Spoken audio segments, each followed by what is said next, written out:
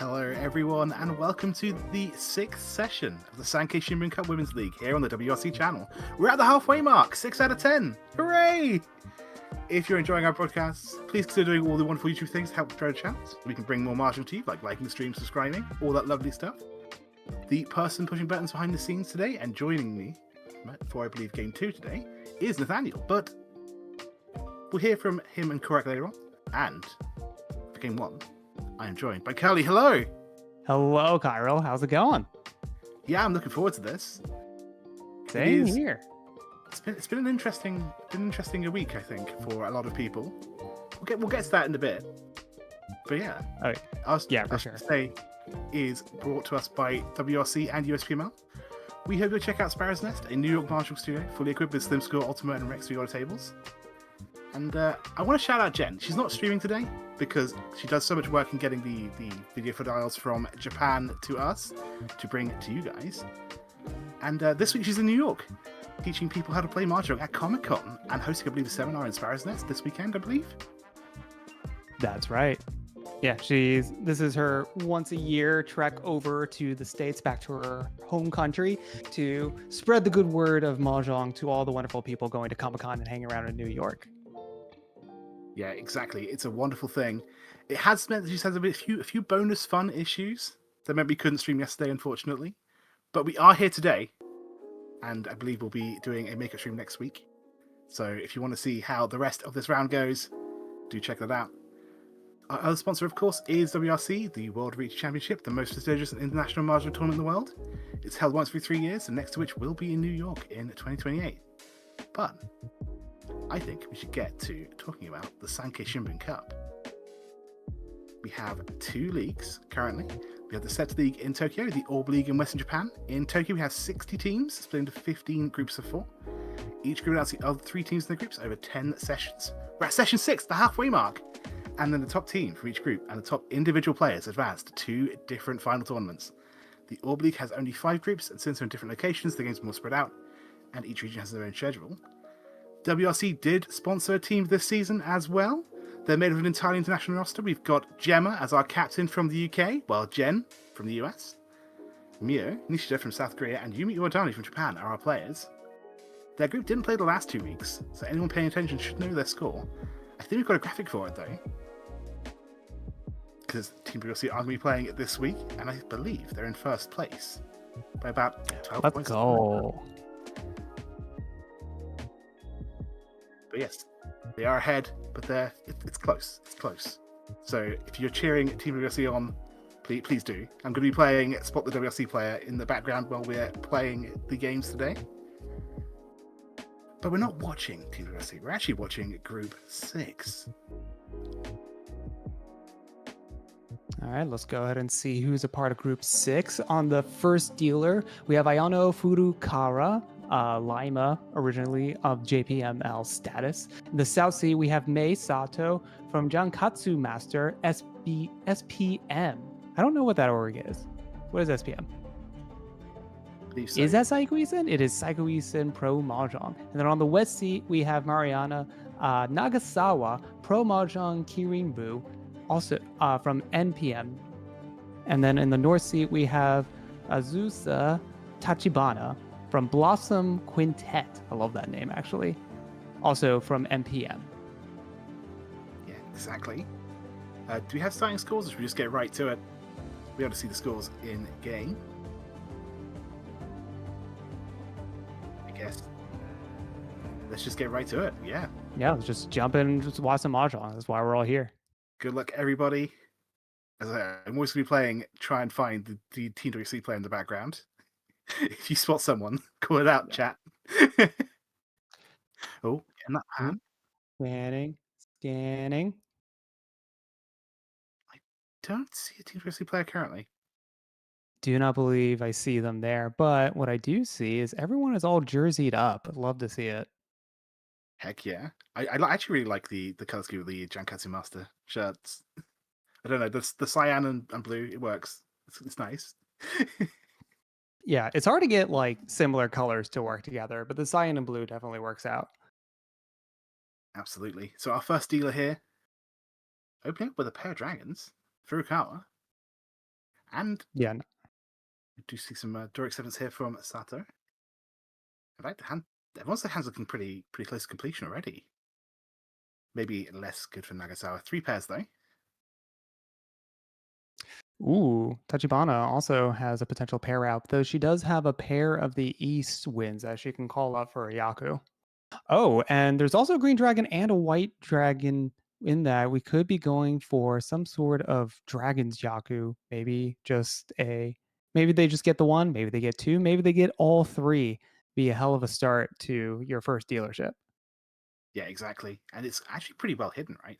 At least for now, the first 2 discards. South 1, not a bad way to open that up. I was saying how we might have a pairs hand, but Nagasawa could be going for a pure double sequence, getting the same sequence in the same suit twice.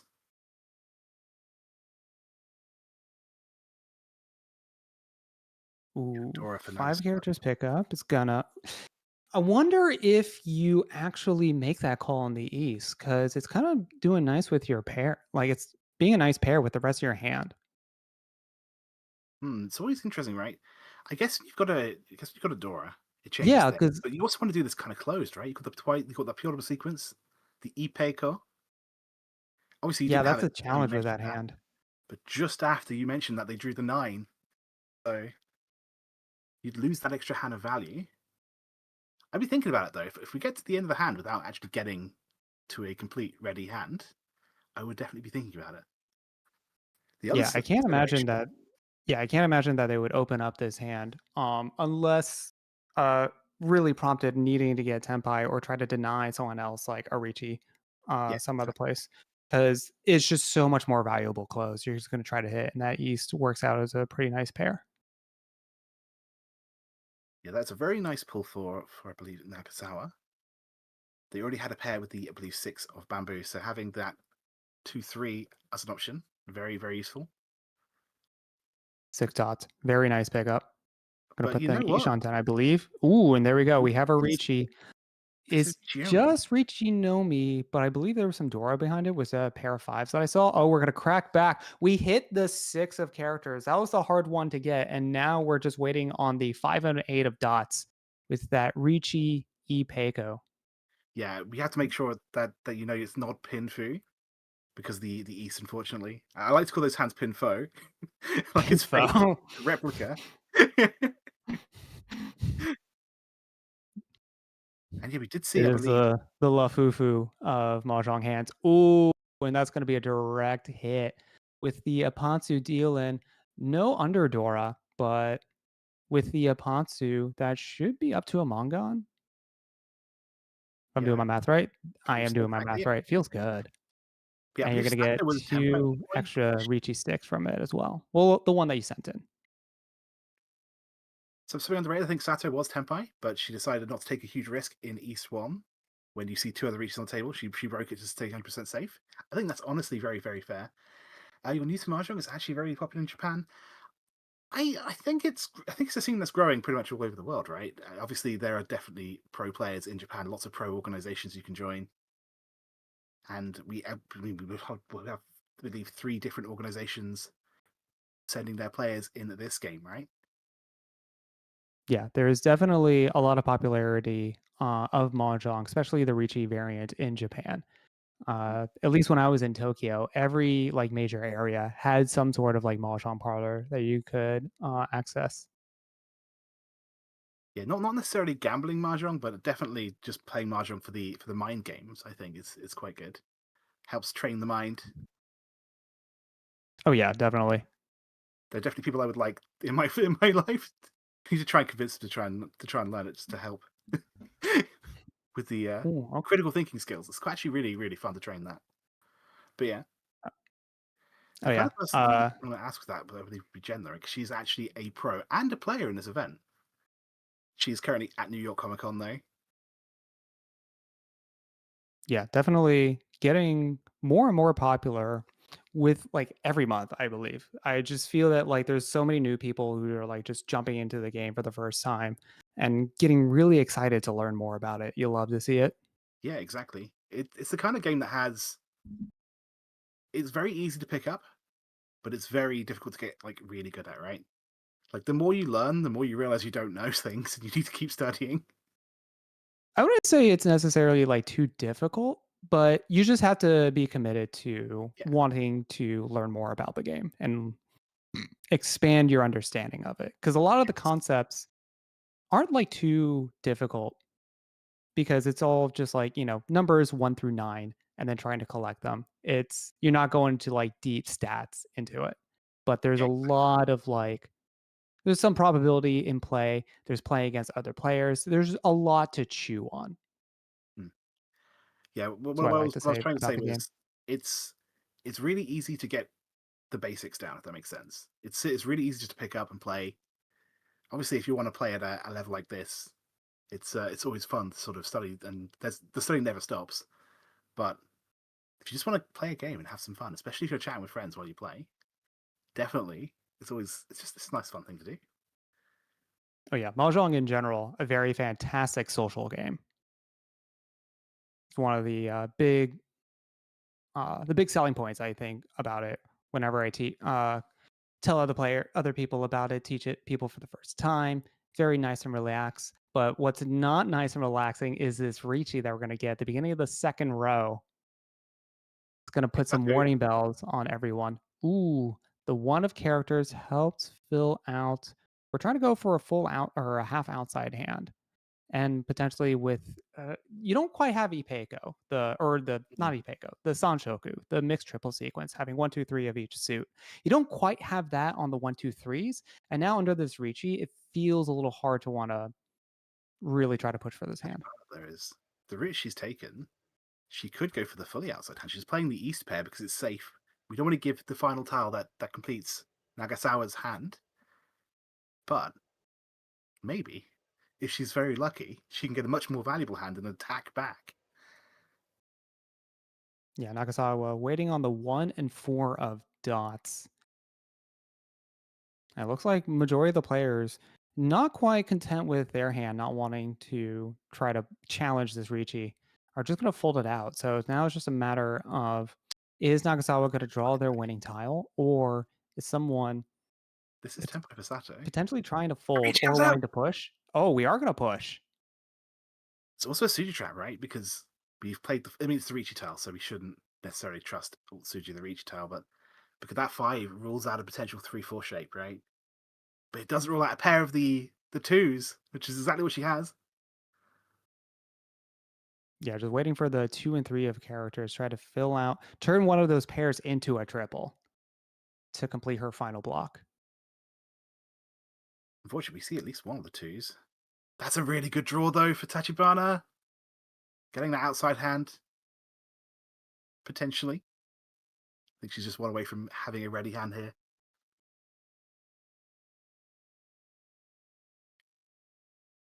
And So that you do have a ready hand, but there's no value in it besides just Riichi. reached Dora. The 6 we just drew is the Dora. So I that's guess. the Oh, it is Dora. You are correct. But yeah, it's not the tile you want to see, right? Because you really Yeah, want to go for an outside hand. It's worth 3 times as many hand. If you can get that, but and once you get that now, you have to play the Dora, which is the scary part, right? You don't want to give yeah, that it to looks someone like else. she folded out, dropping the 2 of dots, breaking up one of her shapes. Camera did a bit of a cut. Yeah, she got out of it. Ooh, there's a 2 of characters. That one's gonna deal in. Yeah, it is a Gonna give a pause. Suji, but it's the Suji of the reach tile, which is always the more suspicious shape, right? I'm always Yeah, very, very suspicious of that because shapes like 1, 3, 5 exist. You cut the 5, you wait on the 2 to complete the 1, 2, 3. In this case, it's actually just a pair, which is even rarer, but does happen. yeah. I imagine Fujikawa now deciding to give up on her shape is just going to be in full defensive mode, not even trying to go for a complete shape or a completed hand. In fact, Especially with like 2 reaches on the board, it's so hard to want to try to push into them. I think this hand's only going one way, and it is to a draw. But it is going to score points for Sato and Nagasawa for being closest to completion, being the one away from finishing their hand when we run out of tiles. Oh no, I take it back. Ooh, Just draw the you 4. found it. The Uradora is the 5 of bamboo. Did not get it, but I think it was just Riichi only, right? So it is. Riichi and Sumo. So you got that going for you. It's not going to be too many points, but a win is a win, and you got the Riichi stick Yeah, and after losing off of in Sato. East 1, you need those points, right? Yeah, especially after the first hit, you got to start clawing your way back. And some points are better than none. And now you do have a dealership. Yes, exactly. Good luck, Nagasawa. I believe their team is currently in the lead, I believe. In fact, yeah, looking at the scores, I think we've got must have been a penalty at some point because we see that the scores don't quite sum up to 0. So someone must have taken a minor somewhere. I believe, I think there might have been a misplay, a chombo, from what I heard from Jen when I was asking her this yesterday. For those who don't know, a chombo is what we refer to as a penalty in Mahjong. There are very particular things that you can and can't do in professional level Mahjong. And if you do one of those things, like you reveal your hand unintentionally, you make an unintentional call or an incorrect call, any sort of illegal play, you will receive a penalty to your overall score. So you can still keep playing. You're not going to get ejected from the game by just doing a misplay, but you will be penalized for it. Exactly. And that's one of the things, right? Even pros do it. Obviously, no one likes to do it, but don't be afraid. It happens to everyone sometimes. So Oh, yeah, yeah, it does happen to everyone. we have a situation Some here more where than others. Hmm. I'm referring to me. It happens Yes. more often than I care to admit. Yeah, I mean, yeah, we've all been there at least once. Hopefully, not more than once, but we've all been. Ooh, try twice back to back. Yeah, this is one of those interesting situations. I think 3 players each have a Dora, and it's a Dragon Dora too. So it's going to kind of slow everyone down a bit until someone draws a pair or someone decides, you know what, actually, I don't want to take this. Don't want to keep this in my hand anymore. Yeah, this is always an interesting spot that I love seeing the pros tackle is when each of them have a Dora that is valuable. How long do they hold on to it? Because after the first 4 discards, hell, even after the first 3, if you haven't discarded that Dora dragon, it's staying in your hand forever. So you got to figure out how you're going to incorporate it into your hand. Exactly, yes. And if you can't triple it up, maybe you try and find a way to get a win condition that allows you to pair it up instead. I don't see one here in Nagasawa's hand. I did see a potential flush, though. The character tiles are very, very wanted by, I believe, 2 players. There's the first Dora cut. Here we go. So I They're think going it's to be the brave easy. one. Let clear the way for everyone else. But also note how the pros don't immediately discard theirs. Because it wasn't called, that means that in theory, maybe the other 2 are in the wall somewhere and you can pair it up. Maybe you can triple it up. Exactly. See, It's always that's always the trick when you're dealing with a situation. Discarding the Dora just gives so much information that really lets a lot of players really play the rest of the hand a lot more safely. Whereas if you don't see any of the Dora out there, everyone has to play cautiously. Speaking of that, Tachibana going for that flush, she's still really far away from it. But, she's going to see the Dora come out. She was kind of hoping to get a complete hand and then wait on that Dora.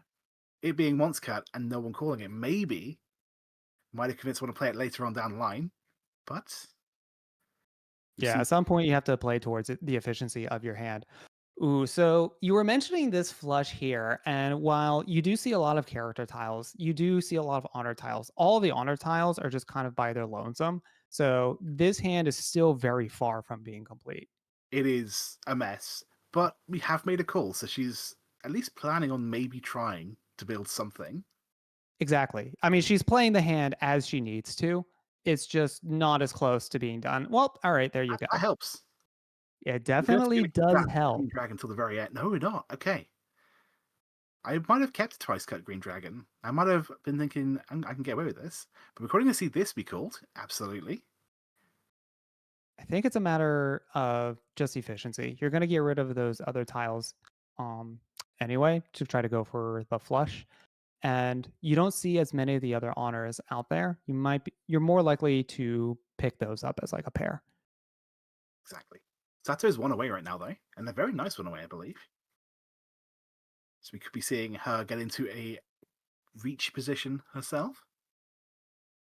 Wow. Oh, interesting. You pick up another character, but it actually doesn't progress you that much.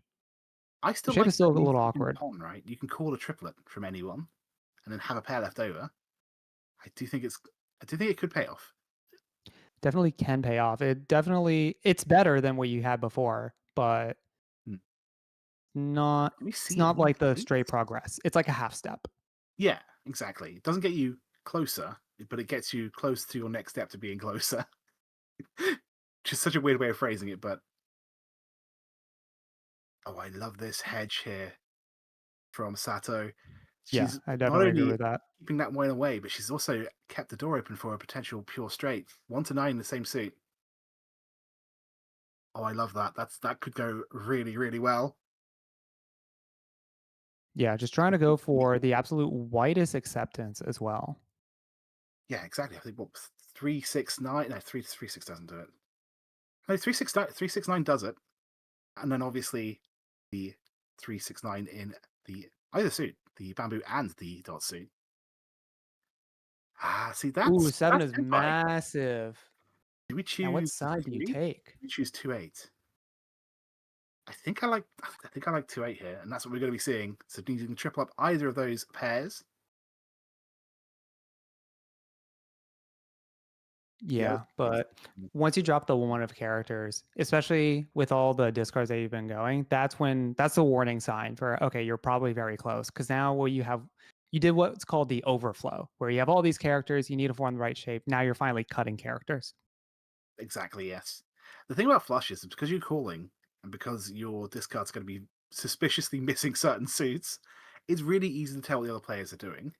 But sometimes just saying, hey, I'm doing this, deal with it, I think has its own value. Yeah, and that value was pushing them off of Tempai. They drew a character tile and immediately uh, got rid of one of their shapes. Now they could pair up the 6 of characters or try to go another route, but now they have to incorporate the 6 of characters into their hand Yes. because they can't give it up at this point. If I drew in the 1-9, the pure straight chance, I Yeah. might play the 6, but there is no reason to just play it. It's just not worth taking the risk. Unless you have something really, really, really good. Ooh, Okay, interesting. Sato's going to give up that triple. It looks like just going to try to fold it out the rest of the hand. Doesn't feel comfortable with her chances of completing it for any value. So just going to go for safety. Might be able to get back into Tempai using that North as a pair instead, but rather not risk it. yeah, I'm actually really excited about Sato having just drawn the 9 of bamboo. Oh, that is actually Tempai. Waiting on the 7 of characters. Cannot win. Do not have a win condition. But just being ready, especially this late near the end of the game, maybe we can claim a little bonus for being one away at the end if this goes to a draw. Yeah, you'll notice that a lot with these high level players is especially towards the end, they're not necessarily looking towards winning the hand, but they still want to put their hand in a ready position so they can get points. Except in this spot where you're drawing all these character tiles and you do not want to drop any of them against the flush player. Yeah, unfortunately, that 9 was the worst thing to pick up at that point in time, sadly. That is definitely time to abort mission. You'll get the points next hand. But yeah, especially in rule sets, because if you're playing online, you'll often see that sometimes the 5s are red, and winning with those gives you bonus points.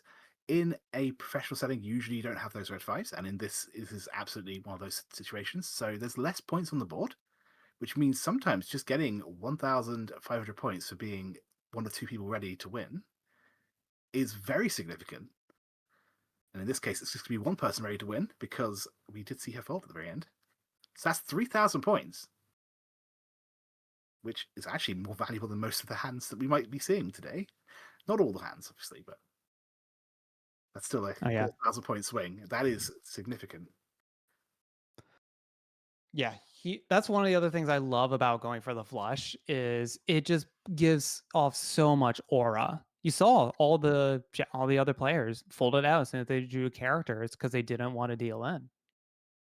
Yeah, And exactly. even though you didn't complete the hand, you still basically got at least over half the value we were normally going to get by completing the hand. So honestly, we call that a win. Yes. And that's the thing about an open flush, right? Like, they tend not to be that valuable oftentimes. Obviously, if you've got a pair of Tribute Dragons or something showing, I think she had one.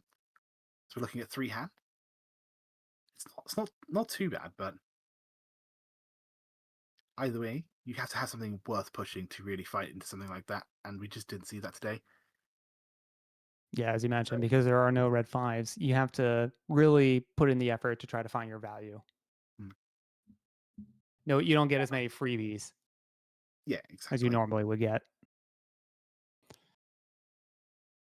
It's another situation where the door is much more middle tile, and we see a lot of players with one each. I'm actually really excited about Sato's hand right here. Not only can we potentially go for that pure double sequence, like 2-3-3-4 is usually a shape you don't want to be keeping sort of mid to late game. It's early enough that's not too bad, but when 4 is the Dora, you want to draw another Dora, right? And maybe Yeah. look at pure double sequence for an extra 1 hand on top of that. There's a 2! One Ooh, away. very nice. Pinfu, Dora 1, maybe if you were lucky, Dora 2 and a pure double sequence. Oh, this could be huge for Sato. Yeah, as you mentioned, if you have that bulging shape of like the 2-3-3-4, getting the 2 or the 4 is very unlikely. So you just want to trim up that shape. But the reward for actually completing it, especially with its Adora, is definitely worth it, especially early on as well. Just like keep it around, see what happens. You can always cut it a little later. Yeah, that's absolutely fair. If you got any better shapes, definitely sometimes just because you can accept 1-4, make 1-2-3, then have a 3-4 left over, or even get the 5 right and have a 3-4-5 with a 1-2 left, so with a 2-3 left over. So there's early on it's good, mid game not so good, but hopefully it's going to pay off today. I want to see that pure sequence with Dora 2. Hmm. Kind of an interesting spot Furukawa is in. Yeah, you're probably just going to try to go for more efficiency on this hand. The 7 pairs was a potential route, but that feels a little too desperate at this point. Yeah. 7 pairs is usually a hand that I go for when I'm trying not to deal into anyone else. I'm trying to stay safe. There's another pair, but not for the player we're talking about. Yeah, at this point, they're just trying to figure out how to maximize their draw and discard efficiency. Try to put themselves into a ready hand as quickly as possible. The hand's going to be And probably all inside no matter which way we look at it. So the question is, how quickly can we get to it, and can we get to it close without calling any tiles? And it's getting lots of side grades that slightly improve the weight, but not actually getting any closer. Another miss for Sato. they're going to hold on to East. They haven't seen any of them discarded. Except for the one that they discarded earlier. So that's probably enough of a window uh, I think it's to just know that it's a safe tile. yeah. Yeah. Oftentimes, it's having something to react with. If someone's going to be like, "I'm 1 away from winning. I'm going to play this reach," which we actually might be seeing right Hmm. here. There it is. Waiting on the 3 of bamboo only for, I believe, reach Dora 1. Oh, but we have a pick. Oh, all right. We completed that bamboo shape, but it looks like we're going to cut out that character and respect the Riichi. You'll see this a lot with the professional players. They will try to make sure that they don't have any possibility of dealing into the Apatsu, the 1 rotation Yaku, after a Riichi. They very much respect it. Yeah, I mean, honestly, sometimes it's the difference between dealing into about 4,000 ish points and an 8,000, right? It's huge sometimes. So just being Yeah. safe for 1 turn, and it doesn't really affect the efficiency too much. We're just getting rid of one of our pairs. I think we already had too many pairs in that hand anyway, so we had the 5-7 shape. left over. This is unfortunate for Sato. I've been there when you've got a really nice hand, you're one away from being able to reach yourself, and you just don't quite draw it. Yeah, you're just a little bit too stalled out. The eight's reasonably safe here because we see 3 of the 7s, which means it's unlikely that our attacking player here has the 6, 7, the last 7 remaining. But unlikely doesn't mean impossible, so we are being safe.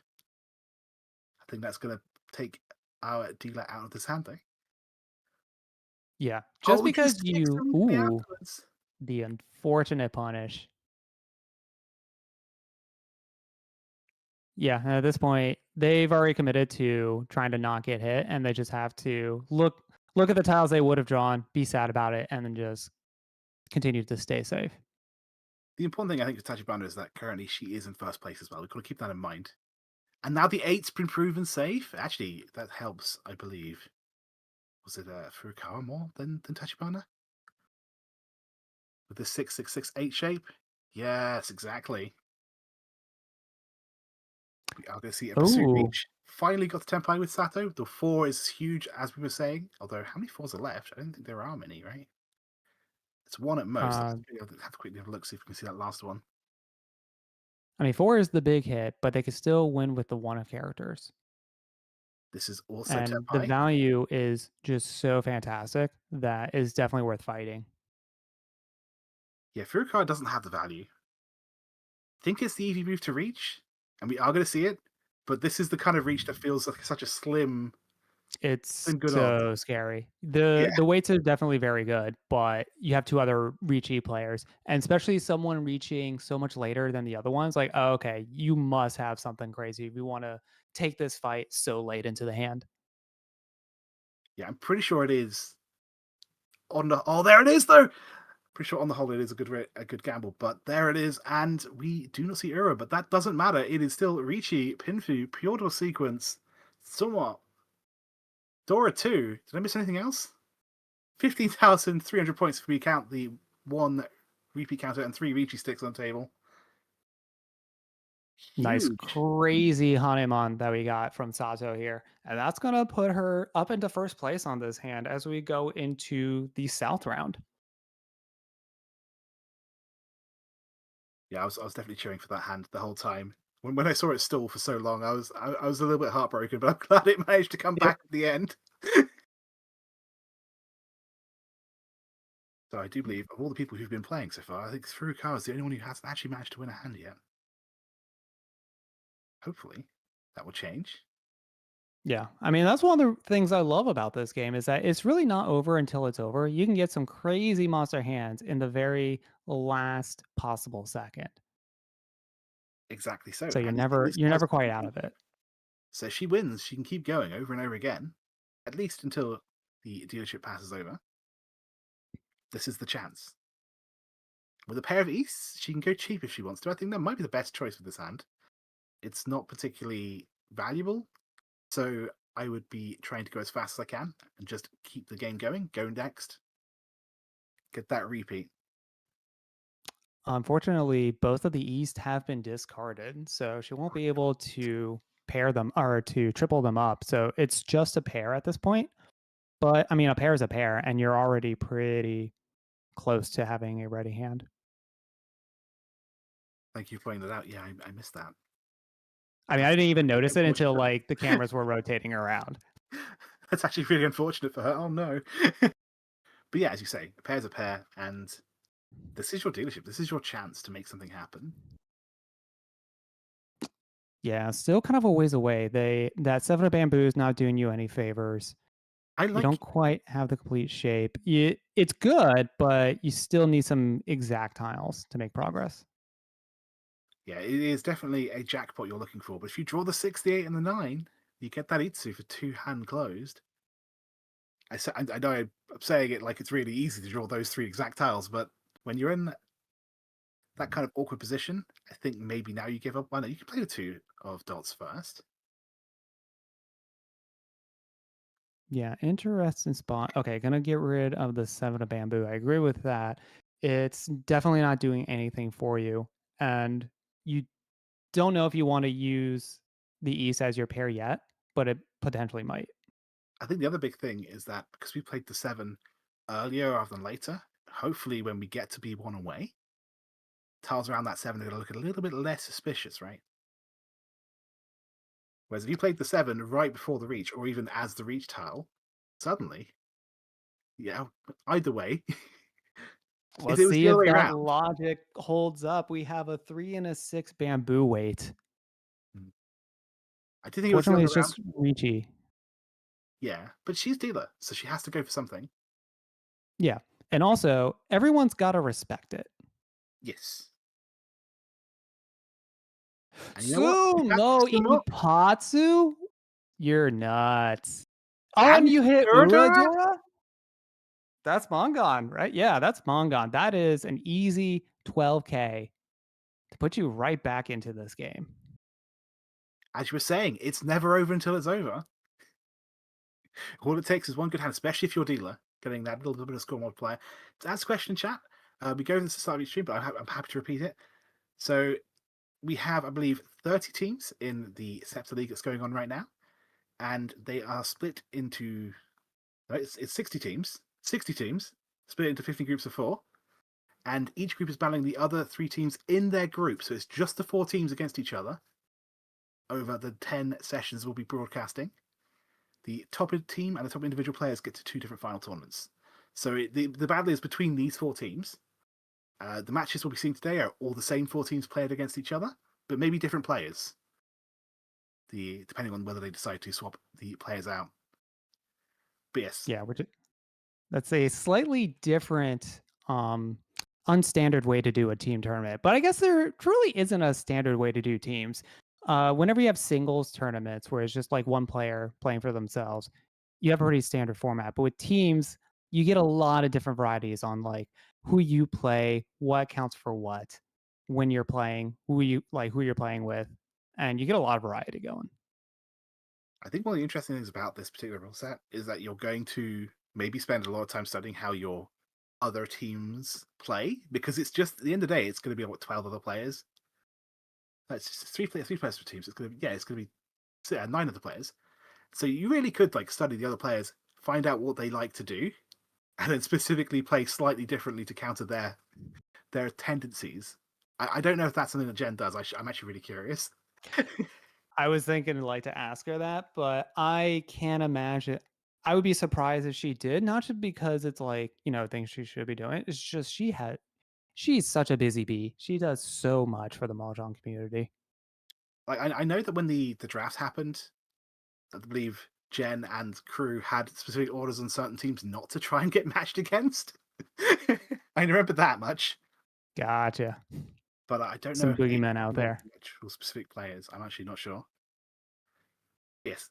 So as you can see, the scores here right now we have above each name the team score. So as it stands, let's say look at Team Laima. They currently have a score of 58.2, and if the game were to end right now with them in second place, they would end the game with a score of 69.6. But it's all about being top 1 in your group. Yeah, and that is one of the benefits about this particular structure is you have a lot of control over your own destiny. You are taking these points directly from your competition, and you don't need to like hope that another team across the table, like across the room, does well to put you in a winning position. You control your own fate. Exactly, yeah. Every point you win is a point that someone else is losing. Ideally, the person above you. Yeah, it makes me like this style of team competition a little bit more. Although whenever I do team tournaments, one of the benefits that I like is the variety. Ooh, she cut that 4, 2, and 3 dots back to back to back. Kind of unfortunate. Get rid of the 4 and then draw the 2 and 3. You hate to see it. It is going to mean that everyone else wants to keep their low dots as well. Except for Nagasawa. Yeah, I was thinking for a second, could we go for maybe a mixture of sequence 1, 2, 3? But no, we don't have any of the low bamboo tiles there. Nagasawa's just trying to get to any hand that she can win. She's got a long way to go to climb back in this game. And one thing to keep in mind is that if you actually look at how the first place bonus is assigned, there is a huge bonus for first place because everyone puts, I think, 5,000 points into the pot at the start of the match. And that 20,000 point pot goes to first place. So it's always worth, if you're in, say, Tachibana's position, not just aim for second, but to go all the way for the top. Yeah, that rule of the bonus pot, commonly known as Oka, if you ever see that out in the wild. Okay, we got a pair of green dragons. We could maybe do something with that for a little bit of speed. It's interesting that these last few discards, players been holding on to the honor tiles. Oh, okay, we're just going to go for the Riichi. Right? That's right. 5 Tenpai waiting on the 5 and 8 of dots. Hey, reach pin For for 201, nothing wrong with that. exactly. It's simple but honest work, building a nice little pin for you. Oh man, so my local club has been meeting up with a bunch of other mahjong clubs for a bunch of different styles. So I've been playing some Hong Kong, playing some American recently, and I didn't realize like how much like my mahjong style is ingrained in forming pinfu, which Yeah, is like not quite a thing in Hong Kong. So really having to reshape like how I value tiles in certain shapes. It's kind of crazy.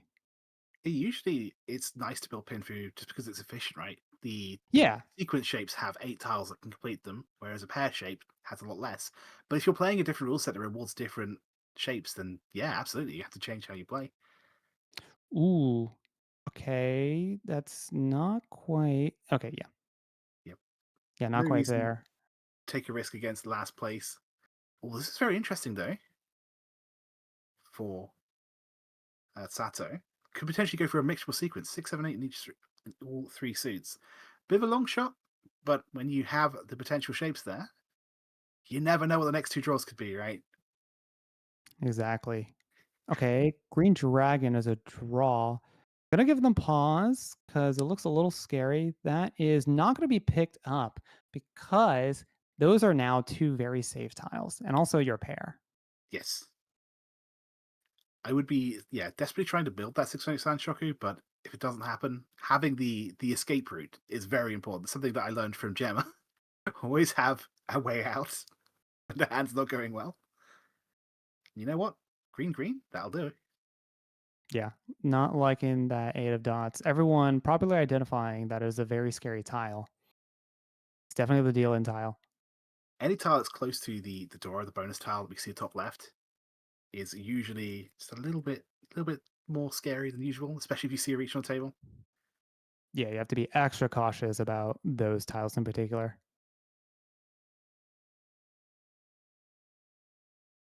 And yeah, this is bad news for Tachibana. Yeah, she's got a. Oh, is she out? We'll see. We'll see. Okay, the 2 of dots passed. Let's see. I mean, I can't imagine that like the 5 or 8s are coming out at this point. That is There very has to be interesting, other safe tiles. It's a little harder to see the discard pond and really get a sense of it from this angle. though. Dora has been played by the Reach, so I'm not saying it's going to necessarily convince people to play the 8, but at least you know they don't have like a triplet of Dora, right? You've seen a Dora. It's some information. It's not great, but Yeah, how bad could it be? it might, sometimes the information like that actually convince you to make bad decisions. I think this is obviously green green. I think it's just over. You can still get back to Tempai, even if you play green green here. No, okay. Okay, gonna risk it a little bit. Oh, but we have a sumo on the 5 dots and gets an underdora. Riichi, sumo, I believe it was Pinfu, and 2 Dora. That is going to be a Mongon right there. 8,000 points. Yeah, Nagasawa's had a bit of unfortunate luck. I think she's been in Tempai plenty of times. She's reached, which locks your hand in. You can't change what you discard once you do that. But it didn't pay off a few times in a row. But now, maybe in South 3, when Shiba gets our last dealership, we could see something exciting. Yeah, I mean, Nagasawa's position was always going to be a 2-step process where you got to get the big hand, like a decent hand, of like 8,000, and then you got to do it again. So she did step 1, I just gotta lock in for step 2. Yes.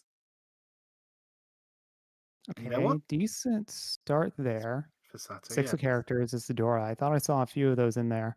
They didn't quite have their hands sorted quite yet. I Still think I working on saw my 5, unsorted 5, play. 6, which is like nice, but also we don't want to be relying on the pair of fives when you've got the 6 as bonus. This is this isn't good. Actually, I was gonna say this is amazing, but actually we have way too many honor tiles that are just sitting there as one-offs. Could easily change though. Just have to pair up some of them. Ideally triple up some of them. That'd be even better, but we'll see. Yeah, everyone actually has some very interesting character shapes, and they're definitely incentivized to play them because of the Dora suit. Yeah, we didn't want Interesting that to one see boundary how in the they play first out. 5 of dots helps make that 4 a lot better. Going to cut the 9 of dots and most likely the 8 right after. Get rid of that shape. Looks like the player closest to winning this hand is going to be Tachibana. I think she's already won away. Although she is waiting on, I think, 4 shape. If that does fill in, though, it's going to be a nice pin for you. Oh, no, it's a 3 of bamboo. Sorry, my apologies. This is an interesting situation, right? Because you could keep the 2-4-6 now, because you've got the 7-8-9. Or you could keep the 2-3-4-4. I think I like keeping the 2-4-6. Yeah. Is that what we see here? I In like ideal keeping those shapes just because I just hate making the decision of like choosing one side or the other because I'm just going to guess wrong. And when I do, it just tilts me. I get that. I get that. So in some scenarios, it may not be like the most statistically correct play, but sometimes you just got to make plays to make sure to preserve your mental. And what a pickup. And The dart. not gonna go for the Riichi there because Do you the have 3 of always bamboo is not a fantastic weight. Wants to try to go get a little bit more value, Yeah, the other option or at was least, reaching yeah. and cutting to 6 to try and roll out that 4-5 shape, and then hope that they don't notice that you're on a 2-4. But I like the Dharma here. It's from Tachibana, who does need points to try and get into first place, but she doesn't need too many points. Yeah, and you have so many upgrades, and you're still like able to win if someone discards it. Yeah, exactly. I also, yeah, I'm thinking about the 2-4 mixture sequence, but we'll see. Maybe that's too much to ask. Maybe when I look at that, I'm like, that's really far away, but I kind of want it though. But it's really far away. Yeah, you can't be too greedy with the Yeah. shapes that you're trying to go for. You have to also go a step backwards to actually get that, unfortunately. But yeah, I One of think bamboo close, but not gonna do it. underrated shape 2, 4, 5, 6, 7, 9. Technically two-sided. You can draw the 3 or the 8. Sometimes it's hard to notice in the heat of the moment. Oh, this is a really good draw. This is one away Okay. for Yeah, just Nagasawa. one away. Oh, She but does the deal in. Sato, the 3 of She, bamboo is gonna deal in. it's cheap, but it's not what Nagasawa wants to be seeing right now. She does not want to be losing points in the position of last place. Okay, so to describe Mahjong at its simplest terms, you're just making sets of 3, essentially. You're picking up a tile, you're putting a tile down, you're trying to make 4 sets of 3 and a pair. A set can be the same tile in the same suit 3 times, or it can be like a sequence. Like we've got the 7-8-9, the hand on the left here we're building up. If you can do that, usually when you're one away, you can do a thing called Riichi, which is why we call it Riichi Mahjong. It's like making a bet to say, hey, I'm about to win. You put a stick down, you lock your hand in, and hopefully, if you draw it, you manage to scoop up lots and lots of points. Yeah, There, I like to equate it. We like to equate it to it's a combination between poker and gym rummy. Gym rummy in that you're trying to form melds or tricks, collections of threes, and poker in that you have to assemble certain patterns within those sets of tricks.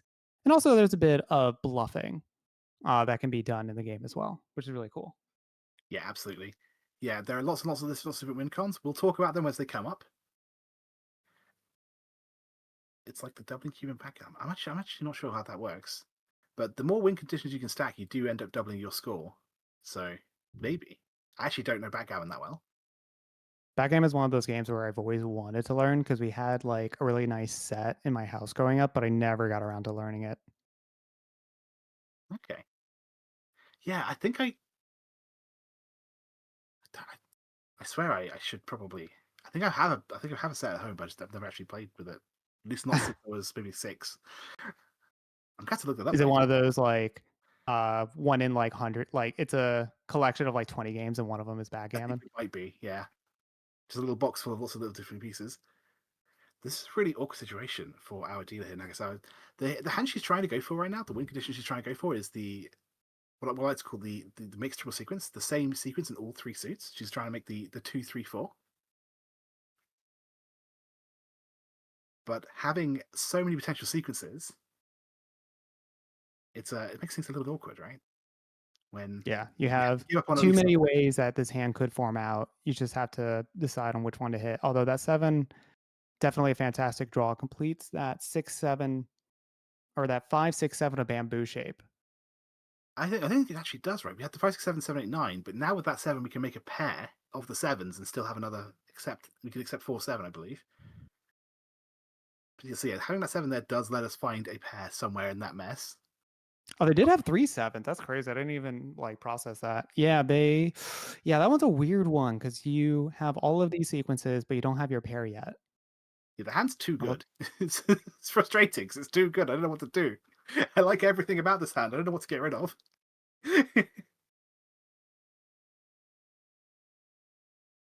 But the ideal world is we draw either the 1 in all 3 suits or the 4 in all 3 that suits. doesn't quite help. So Yeah, that's too awkward. I think at it's this point you're probably just going to drop the 8 and 9, uh, and then try to complete out those lower sequences to try to go for the mixable sequence as you mentioned. Yes. So if we're likening the mahjong wall that you see built up that they're drawing tiles from to say like a deck of cards, there are dragons and winds, and they're kind of like the royal cards if we're talking like sort of playing cards here. And what that basically means is that they are a little bit special. The blank tile is what we call the white dragon.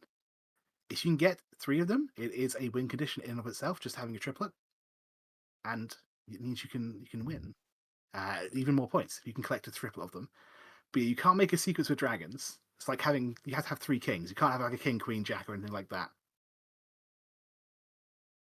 Yeah, the white tile, the blank tile is not a wild card, as a lot of Yes, people initially think when they're first playing. like the 2 red tiles next to that white tile in, I believe, Sato's hand. That's the red dragon. All dragons are basically the same, but barring 1 or 2 small specific win conditions that never come up. So you don't need to really know them as a beginner. But yes, having a triplet of dragons is going to be worth bonus points. And yeah, we might see someone call the red dragon if it's played. Maybe. I'm not sure if that's a hand we'll be calling with. Oh, this is the worst case scenario. Let's talk about that same sequence in all 3 suits. We got the 1, 2, 3, and then we drew the 2, 3, 4. Not the same sequence. It's still all sequences though. Got that pin to the win condition, so it's perfectly fine. And with The unfortunate thing is that you can't discard that 4 to try to hope for a better, try to go for the mixed triple sequence, because then you're going to put yourself in Furitan and not allow yourself to win off of other people's tiles. So you just got to take what's given to you and just hope that you can win off of it. what hand that's 1 away from winning, it might not be as worth many points, but it's still 1 away from winning. So you got to go for it, especially when you are the last. Well, you're in your last leadership as Nagasawa, and you're in last place. You got to start taking some risks. This is a really interesting hand from Tachibana, though, with 2 of the bonus tiles, that 1 of darts. She's going to want to attack a little bit. Has worth a lot of points to win. Tachibana made a very early call earlier on this to try to basically lock herself into trying to do like a flush. And it's starting to work out a little bit. She was drawing the right tiles. But it's going to be a lot harder to do now that you know that one of the other players is one tile away from winning. Can you push your hand to try to complete yours? Yeah. The decision on Tachibana's hunt was really tricky because of that bonus tile, that one of darts, right? I think that you really want to win with it. You don't want to play it and give it to someone else potentially. So trying to claim those points. This reach is going to pay off.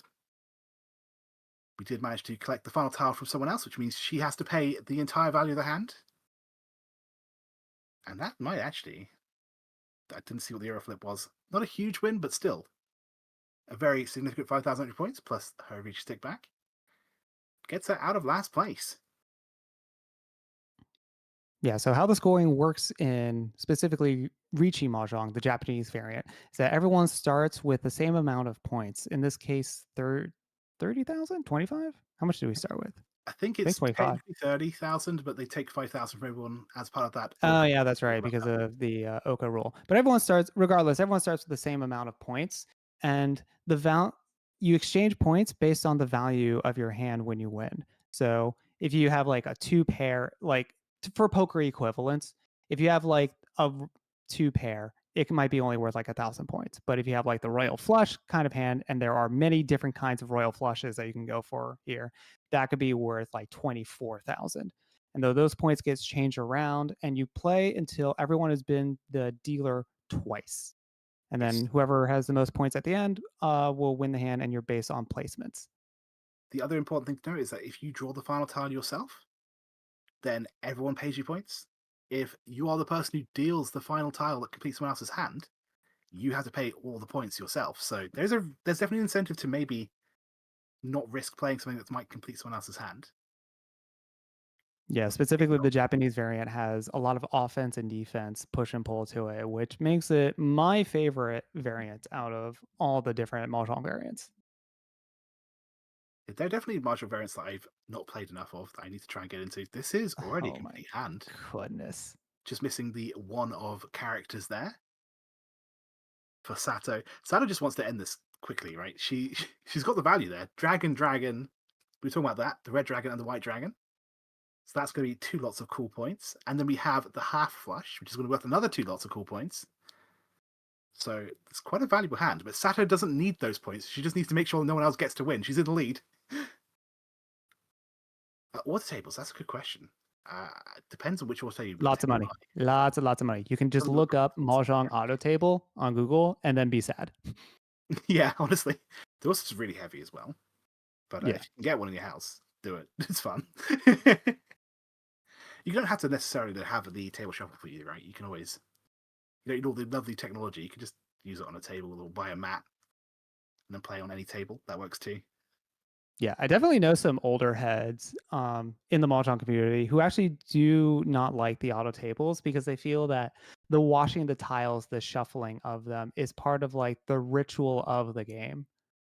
I mean, interesting that she discarded the 2 instead of the 1 The one to on the try to front, go instead of going for the wire to weight. She went for the one that is less valuable in other people's hand and potentially more likely to come out. definitely would have been interesting to see, yeah, either obviously with the 2 discard, we only went on the 1, but if we discard the 5, we'd be waiting on 1 and 4. If we discard the 1, we'd be waiting on 2 and 5. But the reach, it's the reach, right? But then, having said that, I don't think there's anything that suggests the 2 is safer to the reach than the 1 would be. No, she discarded and then there was a Riichi, I believe. Oh, Jen's in chat. Hi, Jen. Yeah, this table's really expensive. $5,000 US. Oh. She. Yeah, exactly. I said that if we had discarded the 1, we would have won on that 5. Sato, at least, would have won on that 5. So yeah, I think Yeah. you're right. I think it was just maybe just a little misplay. The pressure, the reach, getting a little bit scary. I don't know if it's I don't think it's a misplay. I think it's uh you're playing to the table. Mm. Uh the 2-5, yes, statistically, you are more likely to draw the other tile. The other tiles on the 2 and 5. But you might get someone on the one of characters. Maybe, yeah. I think that's very you're playing against the player, you're not playing against the math kind of play. Yeah, shout outs to Jen teaching at Comic Con. That's awesome. Hi, Jen. She's also the one who provides us the footage from Japan to commentate on. So thank you very much. And also a member of TWRC playing this event as well. So you might get to see Jen play. Oh yeah, if you stick around, I'm sure one of these other days you'll hear her on the commentary. Ooh, we have a red dragon. We're not gonna go for the con. Yeah, under the opposing Riichi, may give them a lot more points than you get off of that con. So definitely see not going for it. Yeah, I think if Sato was in last place, if Sato was in Furukawa's position, maybe I would take the Khan. Just because I really, really want to win points, but she's in first. And maybe in Alex in chat, place. I know the exact portable table you're talking about, and I've seen it's definitely a very small portable one. It's kind of cool, and we had someone show it to me, and they needed to have 3D printed. Oh no, 3D printed like rails to make it work. And unfortunate, the two characters was drawn, had to get rid of, and then we get the Sumoko from Nagasawa. Well done, Nagasawa. Yeah, honestly, that's what happens, right? If you get that reach, you manage to maybe delay someone else from getting that their own winning hand, and you score a very, very nice, not Mangam. It might feel like Mangam, but not quite, because she is the dealer. She has a few extra points. Puts her in first place. So it's I was very about interesting. to say it. More importantly, she did get the first place off of that win, or at least she has it for now. The game is still going to go on. She needs to complete her dealership, so she needs to play until someone else wins, and then Tachibana is going to get one last dealership, and then we'll be done. Yeah, there is a time limit, but I don't think we've hit that yet. Come to Wisconsin. Oh, that's an invitation. There's got to be a group of Ooh, 100 players around Wisconsin, right? Is there there? most likely is. Let's see if I can beat Jen to it. So in America, we have a organization called the American Riichi Association, where all the local clubs that get started up have banded together to share information and have one giant like organization with amongst each other. And then going to the website portal.narichi.org will take you to a map of all the local clubs that have joined the American Riichi Association. There are a lot of pips on this map, as you can see if you click the link. So there you can see if you have a local club if you're in America.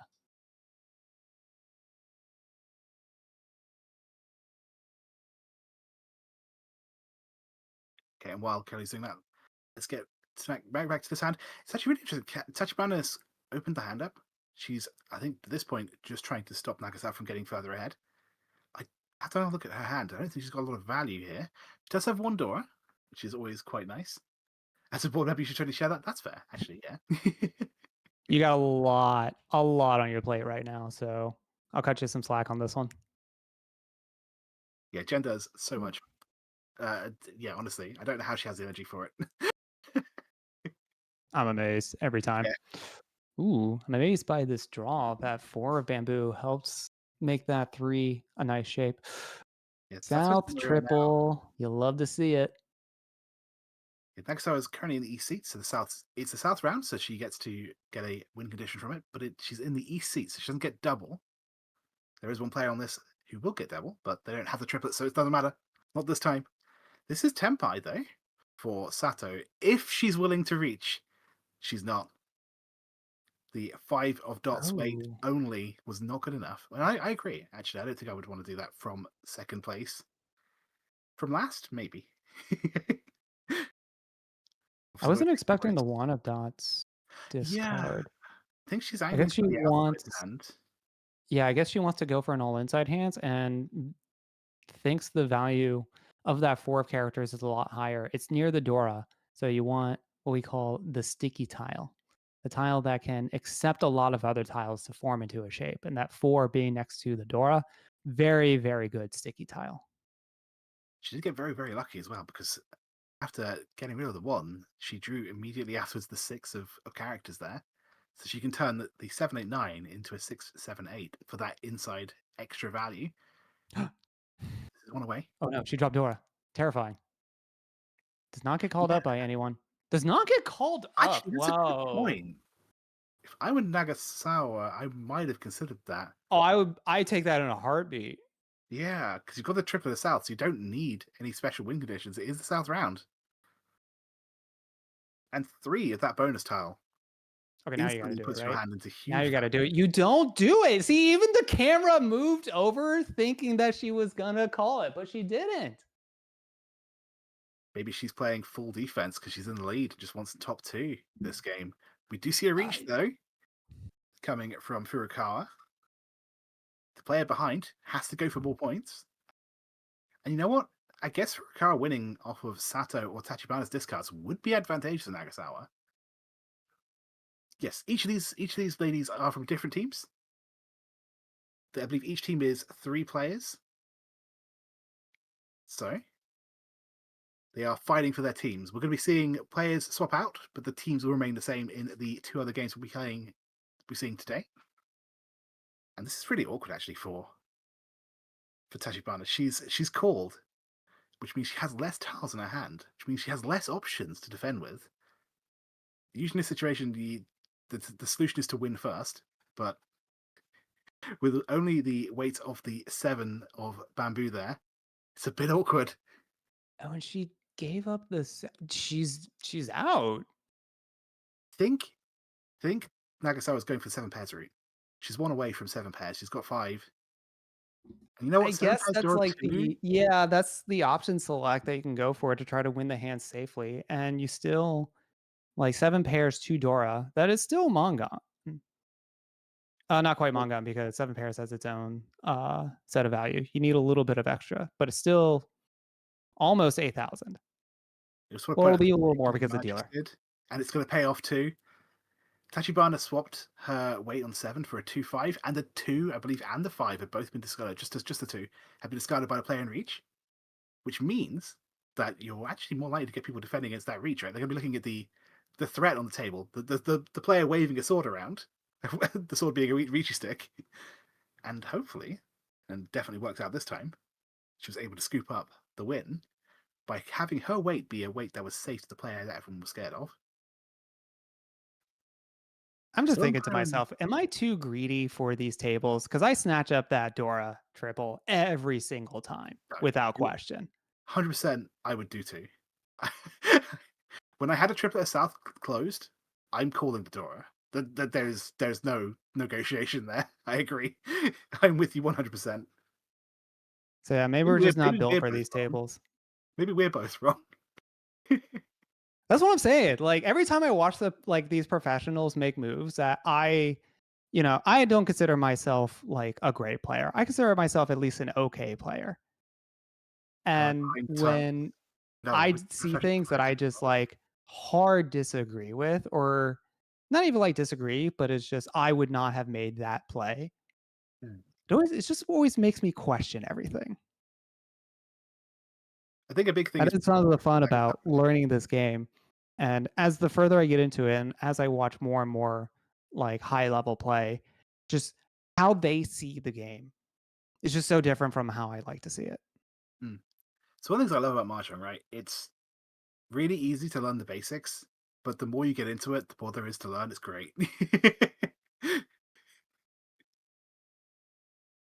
Okay, so Sato's probably going to be just trying to win a cheap-handed. This is the all last. This is South 4.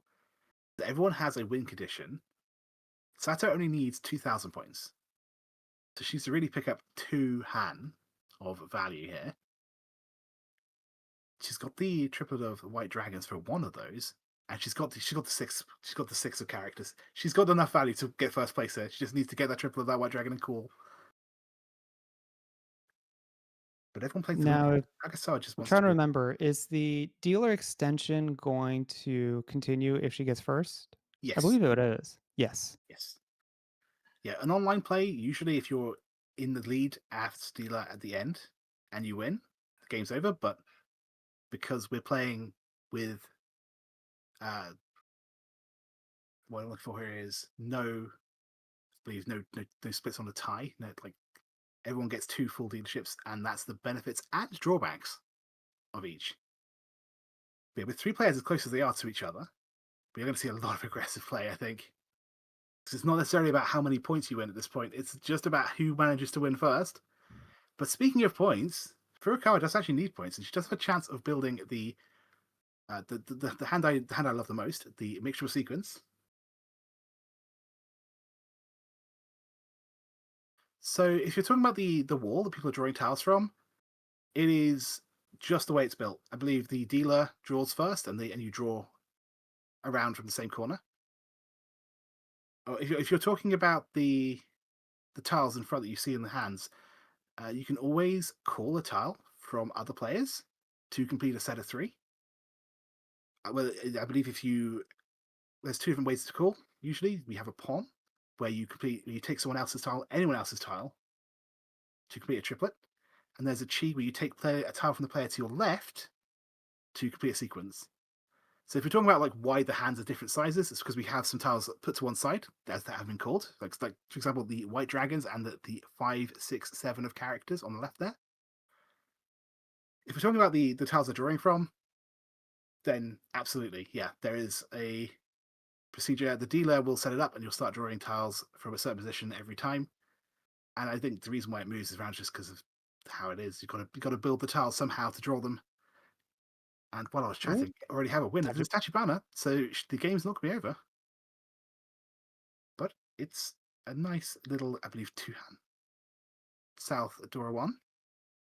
Don't think that's enough, depending on who dealt in. If it's Nagasawa dealt in, I think it's enough. But I think, yeah, it's still going to be Nagasawa in first place. No, I'm wrong. 200 points. Ooh. So you can take someone else's discarded tile to complete a shape. The hand is then considered open, which sort of it makes sometimes winning certain win conditions a bit harder or impossible, depending on the win condition you're going for. I would recommend, if you're playing first, to not call, just for the first few hands, to try and win a few things, and then try and get the reach is the more important one. No, it's good. No, they're definitely We never love these complain. questions. Yeah, exactly. Yeah. And one of the drawbacks to making calls is that, yes, you lock in that sequence and it progresses your hand to a winning hand a little bit faster. That sequence that you have is locked. You can't swap it out for anything else. So the tiles, you have less tiles to play with. And so if someone else declares Riichi and tells the table, I am 1 tile away from winning, you have fewer tiles to choose from to discard, because you already locked in that one sequence on the call. Yeah, So exactly. that's the given, one of the give and takes of the game. One of the scariest things you can do is call 3 times and have 3 tiles left in your hand. You see a reach, you're like, what do I do here? What do I do here? None of these tiles are safe. I'm going to deal in and have to give this person a load of points. So yeah, exactly. It's all risk versus reward. So yeah, as a beginner player, I would recommend to not call, at least the first few wins. Once you've won a few hands and you see like, oh, okay, so I can go for this thing and get value, or I can go for a flush and get value here. Like once you get a feel for some of the win conditions, and then you know which ones you can do without wild calling and which ones you can't, then you can start calling. But yeah, usually if you're going to call a tile, you need to have a plan in mind. You want to build something with it. You don't just want to have a shape, because that doesn't always work out. Exactly. You got to go in with a plan. And now Furukawa really think about what their plan is there. A lot of ways they could have taken that hand. Yeah, Furukawa, if she wants to get out of last place, it's not too difficult. If she wants to go for first, it's a big ask. It is a big ask. Let's have a look at her hand Yeah, again. Furukawa, not in the grand scheme of the league, not under too much pressure. Yeah, you want to try to knock it 4th place, but if you notice the scores that you see on the very top of each player's hand, or each player's score, you have the start and total. The start is their overall team score starting this game. and the yellow is the total of what the total would be if the hand were to end or the game were to end right now. With the diamond also being representing negative. So Furukawa, if the hand were to stop right now, is at plus 26, which is not too bad compared to everyone else.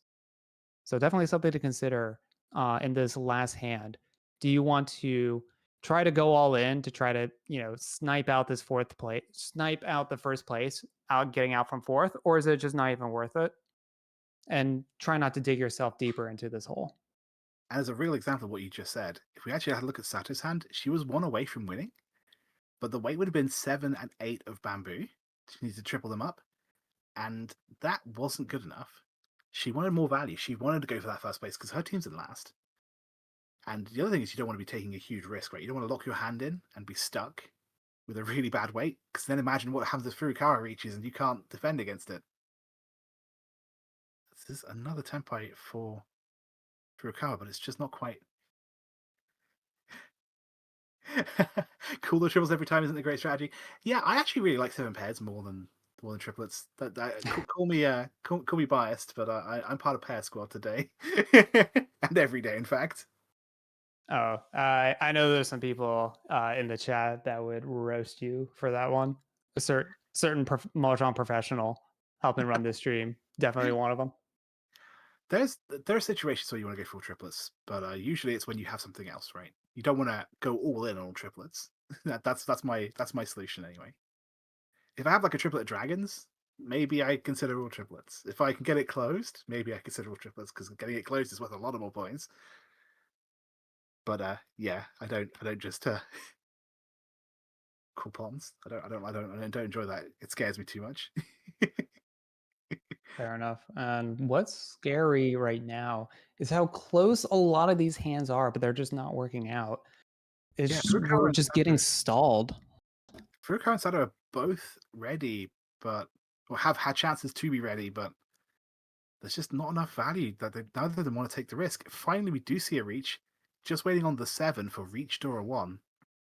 I don't think it necessarily even overtakes unless Sato's the one who deals in the 7, but It might if you just hit we can always the Peridor. That's assume true. like if you hit it on a Ipatsu Sumo, which is probably not going to happen, Sumo being drawing the tie yourself, Ipatsu being within one rotation of the after you declared Riichi. Doesn't seem like it worked out there, but I'm Yeah, not seeing too many 7 of dots out there, I think I see which is the 3 winning tile that she needs.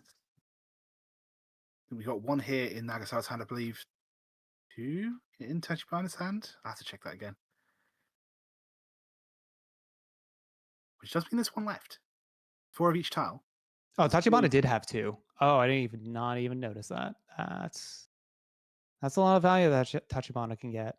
Although discarding this white dragon, I mean, you discarded it twice, it's probably fine, but you never know. Sometimes people can be on really weird, tricky weights. Yeah, I think that's exactly why we did see Tachibana call the 3-4-5 shape. Her hand's really far from completion, but because she has those 2 bonus tiles, and she doesn't really want Yeah, just try to Furukawa to make it be a work. Yoshi's dealer. That's the other thing as well, right? If Furukawa sumos, because Tachibana's the dealer, she has to pay slightly more points. And slightly more points might be the difference between keeping that first place and getting second. So Tachibana's like, I can't let you win this. You can win off anyone else, but don't win off me. Or don't draw it yourself. Yeah, a lot to consider here. And just gonna give it up. Yeah, just gonna walk away from it. Doesn't want to risk it. The 8 of dots looked too scary. It's near Dora. It's also, if you You just look don't. at the discards, right, in general, how many dot tiles do you see discarded by anyone? Yeah, there's just not that many out there. So like any sort of dots looks very scary. That's one Yeah, of the cool things about specifically Japanese mahjong. They have to have their tiles organized, and you can't win off of someone else's tile if you've previously discarded it. So you can use your opponent's discard as a roadmap to see what their hand could possibly be. And that's why you see so much pause a lot of times when they draw certain tiles, because they're looking at their opponent's discard and thinking, okay, what could they have? based on what I see, this tile that I drew looks very scary. They probably need it. Yeah, And do I genuinely, want when to I play risk? Mahjong, I'm spending 2/3 of my time looking at the discards of the other players, thinking, okay, what does that say about what they're doing? Because every discard tells a story, as you say, a literal roadmap. Yeah, I like that actually. I'm going to use that in the future. Oh yeah, yeah. You can take that for free. Thanks. Yeah, yeah. All yours. I'll credit you when I say it. Don't worry. Oh, so this is a Ooh, nice. okay. We are Tempai waiting for the 4 of dots. Not gonna do any. Not gonna try to go for a Riichi. I think we're just, if we win it, we win it. It's kind of cool, but just hoping to just get the end of the I think exhaustive draw payments. Sato's gambling on the fact that Tachibana knows that she needs to be ready. She needs to have a winning hand. Because if Nagasawa has a winning hand at the end of this and Tachibana doesn't, and it goes to a draw, then the game is over and she's not in first place. Unfortunately, fortunately for Tachibana, both her and Nagasawa weren't ready. But Sato does manage to claim a little 1,500 points, which is going to matter. At the end of the day, 1.5 points is still 1.5 points for your team. You never know how things are going to go. But that will be Tachibana in first place, Nagasawa in second. This is such a close game. One This above really 30,000 was. points. Very, very thin margins that we see at the end of this game. Not too much movement on the point scores. Furukawa's team gonna go down the furthest, but still looking pretty okay on the overall standings. I think this game was decided when Sato did not take the 2-5 of character weight. I think genuinely this game was decided at that point. Because Yeah, there on were. the hand, but more specifically, if it was who was it? It was, I believe, was it Tachibana? I think it was Tachibana. If she didn't win that hand, she would not have gotten first place. So Yeah, definitely would have it's changed interesting. things up. But yeah, But I had to you go never look at quite it. know. The decisions that you make early on may cause things to play out a little differently in the game. The flow of the game kind of shifts around with every draw and discard and every decision made, which is why I love the game so much. No two games are alike, ever. Yeah, you never know exactly what's going on, but you can sometimes get a good enough picture to make an informed decision. It's such an interesting game, sort of trying to spin 4 plates at the same time. It's always fun. But yeah, what a close match! That was really tense, especially near the end there. And everyone got to be in the lead at one point, which is always a nice thing to see. I think literally we had Yonashiro, not Yonashiro, that's Nagasawa in the lead to begin with, then Tachibana, then Furukawa. I think May got the 13,000 point dealer win, shot her ahead. Furukawa got back into first, then ended up in last. Like, it was such a swingy game, even though the scores ended up being really, really close. Yeah, sometimes you get some major blowouts, and the really close games where you really need to consider, okay, it's not just whether they have like a 8,000 point hand, a big hand.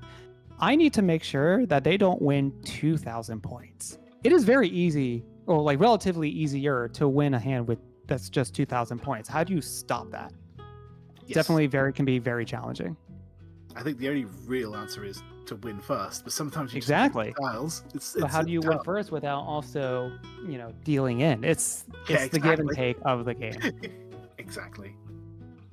But yeah, we have, I believe, 2 more games for you tonight. And I think you're swapping out for game 2. Yeah. Yes, I have. I actually have Mahjong to teach. I'm not going to be in New York doing it, but a local convention has us teaching all weekend. So I'm going to be jumping off here, jumping on a train, and start talking even more Mahjong. That's awesome. So yeah, go find Kurly. Ask him how to play Mahjong. That sounds amazing. But all right, I believe for game 2, I believe it's Nathaniel joining me today. Hello. Working behind the scenes, pressing all the buttons, doing all the lovely streaming stuff. That was such a close game though, right?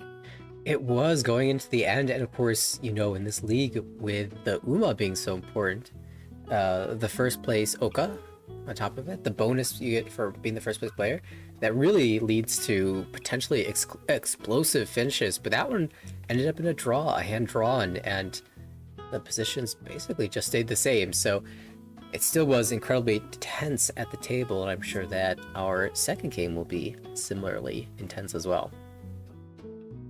Exactly. Who do we have playing our second game today? Game number 2 will, of course, feature the same teams, but a lot of different players.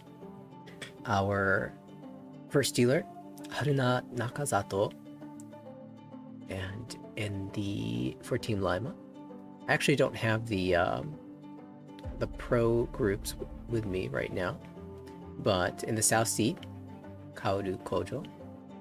In the west seat, Aoi Yonashiro, and in the north seat, Yuki Takeda. Is it a sampling again of leagues, all the different pro organizations? I believe last time we had a sprinkling of NPM, SPM, just all over the place. Might be the same as well here. But we will have game number 2 starting momentarily. Actually recognize a lot of the players that are going to be featured in the games this time around from the previous season of the Sankei Shimbun Cup.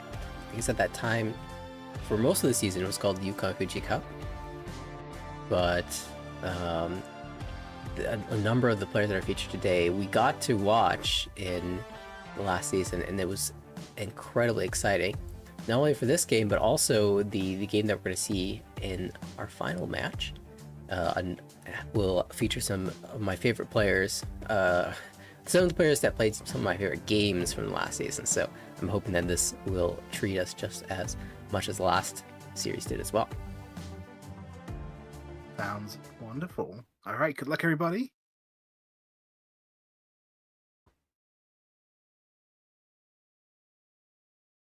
Yoroshiku onegaishimasu. Exchanged.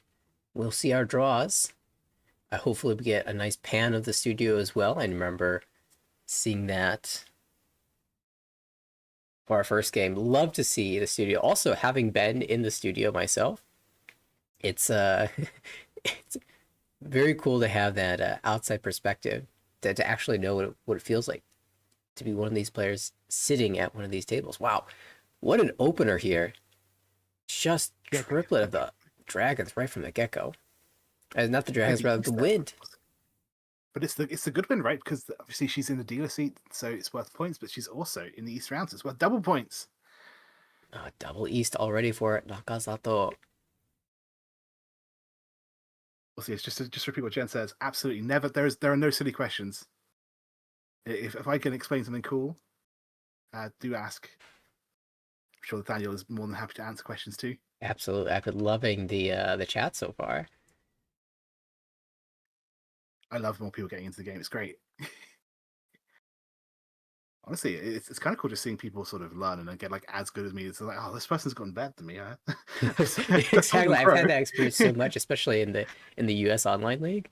I've been in there since season 1, and at this point, there are so many players that have joined the league much later than me who have climbed up to the top ranks. That's like, I got to watch that journey. It's been so cool. Yeah, exactly. I kind of feel a similar thing for the Jankatsu League that I run in the UK. We kind of just stole your American Riichi Mahjong League rules. It's fun, yeah.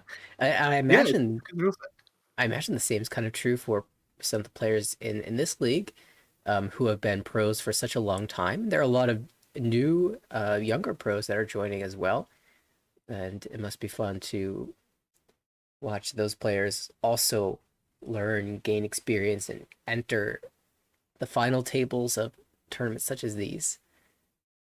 Yeah, I think we've had some interviews back in the day when Jen was able to get them for people, and to some people this was like their first televised league, right? Exactly. So, yeah. Very cool. Always good to see. And these hands have been really awesome as well. We saw, of course, the East triplet for the dealer. That is the dealer's win, so they're happy to have a triplet of those.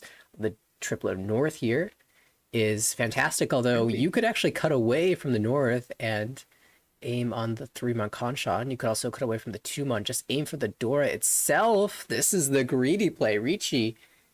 I like it, though. I will say we haven't seen any Dora played by anyone yet. Obviously, it's the 4, so it's a bit harder to justify that no one else has a pair of them. But if you manage to pull it, it's worth so many points. In the end, Takeda will need a pair of the Dora in order to complete this hand. This pair's lacking. Oh, the North, and thus the 4th one. You can call Khan, even while in Riichi, when it doesn't change the weight or any of the structure, the shapes. We had opportunities to Khan in the previous game, but I think it was the player in first who had the chance. They refused. No content game 1, but we're here to see it. I'm here for it. One of the things about Khaning, though, is to new players, is it's what happens when you get 4 of the same tile.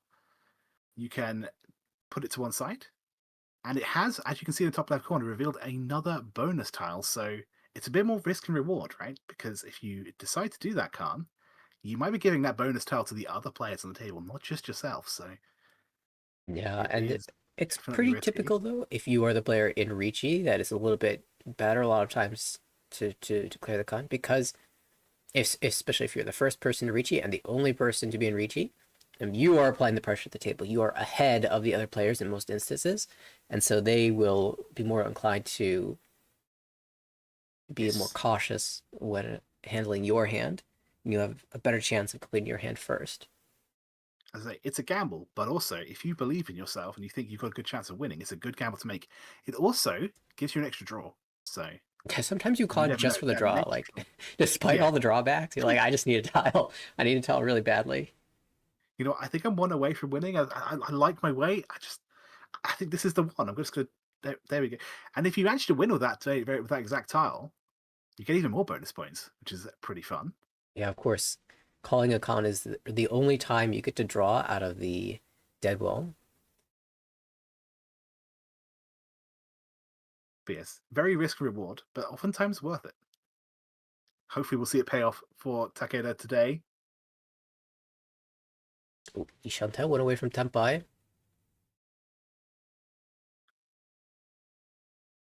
Still, it's going to be tough for anyone to play against this Riichi. And how live is the 4-mon looking? I know I saw one here. Yes, I think that might be the only. Let's have a look.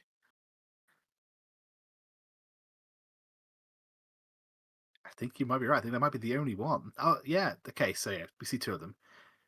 One thing to keep in mind, if you are new to the game, there are 4 of each tile. So if you see 2, that means that there's 2 left. And two of the Dora tiles to be left in the wall is pretty promising. Yeah, it's honestly quite a rare thing that happens. If there wasn't a reach on the table, Yonashiro would be very, very excited about this hand. 1 away, but potentially an upgrade to a 6-7-8 mixture sequence, the same sequence in all 3 suits. But we've got that 5-6-7-7 in characters, so not quite 6-7-8. Oh, second Dora. If there wasn't, wow. Okay, 1 left. Kojo will not want to play this out. Just going to continue folding away. Tempai found. What do you do? 7-mon is not such an easy play. It's CG to the Dora. 6. So Riichi. Okay, so 4-7 is what we're looking for. Obviously, really nice to accept the Dora as well. We don't want to ever reach and have to discard it. So being able to win on it is good. This is also Tempai waiting on 4-7. Everyone wants the 4. Yeah, 3 players waiting for the 4, 2 players waiting for the 7 as well. I guess we should talk about the head bump rule. Yeah, well, I guess that can only happen if Kojo discards it, because all the other players would sumo the 4. But if she does drop it, then although 3 players would declare her own, only the next person in drawing order would get to be able to win off of that tile. Yes, exactly. It depends on your rule set. Some rule sets will let everyone get the win. Sometimes it's only 1 player. I have my opinions on what I prefer. But it's not about what I want, it's about what the rules are, and Oh. we could see a situation Oh, here no. where the 7 gets taken, but only the player next in line gets to win on it. So Takeda was the one to drop that. She was the north player. That means it'll go to the east player, Nakazato, who gets to be the player to win double east, Riichi. And how about Ura? I'm not seeing any. Not seeing any. I think that actually is the kinder of the two outcomes. If Kojo managed to win, I think she had. Actually, did she have? No, she didn't have any Dora. It was bad either way. Hard pressed to figure out if she had the Ura or not. But wow, that's so unfortunate. You draw the one side that you can't use. Everyone needed the 4, but 2 players had a slightly better weight, and that ended up mattering here. As Takeda will deal into the 9,600 dealer hand. The dangers of cards. Sometimes you have a really good hand, and there is always a risk. Usually it pays off more than the risk, but unfortunately this time it didn't quite work out. Yeah, in this case, the con didn't even make a difference in the scoring, but... Oh, east first cut.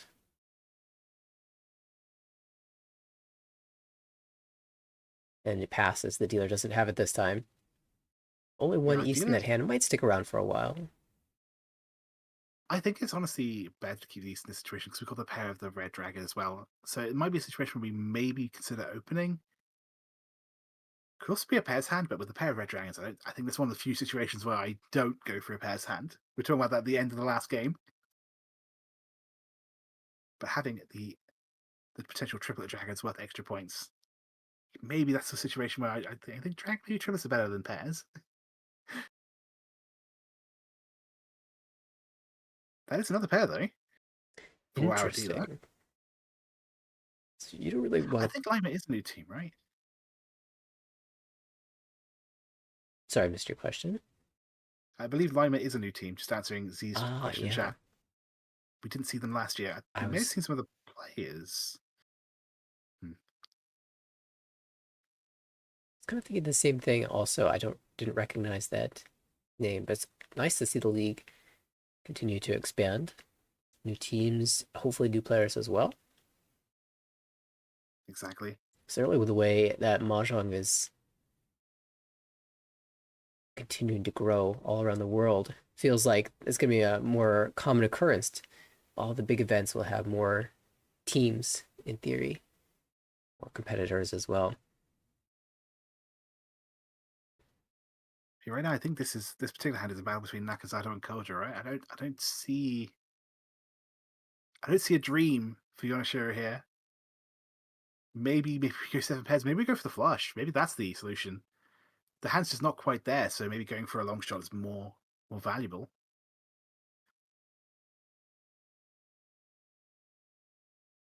But this is one away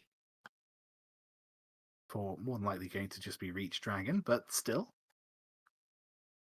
Also, all sorts of good things can happen when you Riichi. We didn't see any Ura in the last hand, despite there being 2 indicators. The underneath tiles were not beneficial, but certainly Riichi would be huge here, and here we go.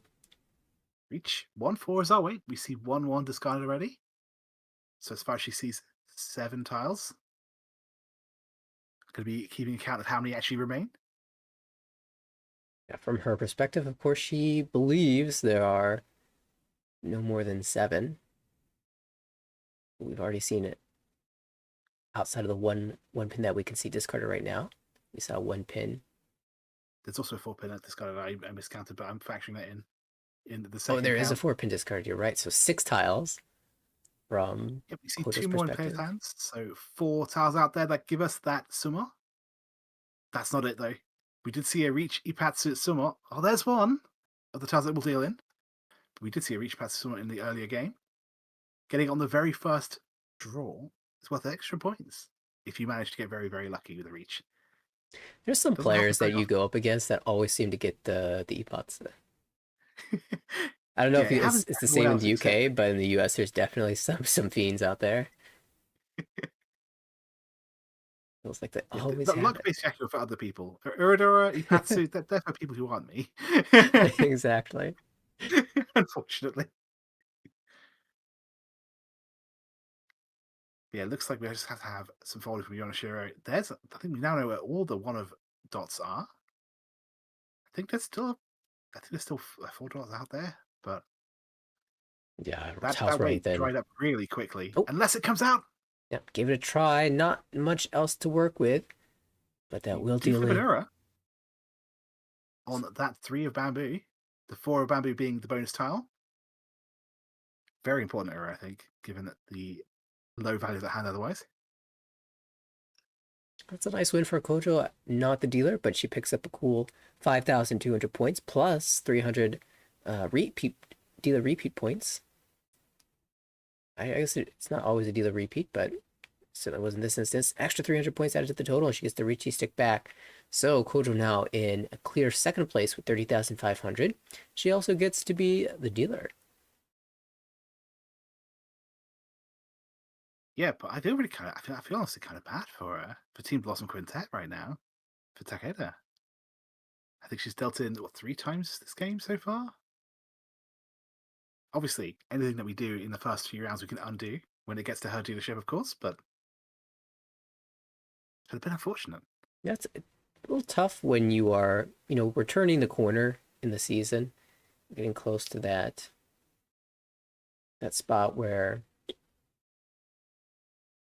start to think about your final placement. And of course, you really need to be the top player, or not top player, rather top team in your group. There is a small chance that a bonus team gets in, depending on how close you are to the top team in your group. But with the gap that we see currently in this division, pressure is starting to mount. So if you fall down behind early, you certainly are feeling a lot of individual pressure to fight back, and it can incentivize taking fights you wouldn't normally take otherwise. Now, in this instance, there just wasn't a lot to defend with, so not much, exactly. Not much option. But as you say, where there's a dealership, there's always a chance to make a comeback. Kojo right now is trying to use this dealership to overtake into first place.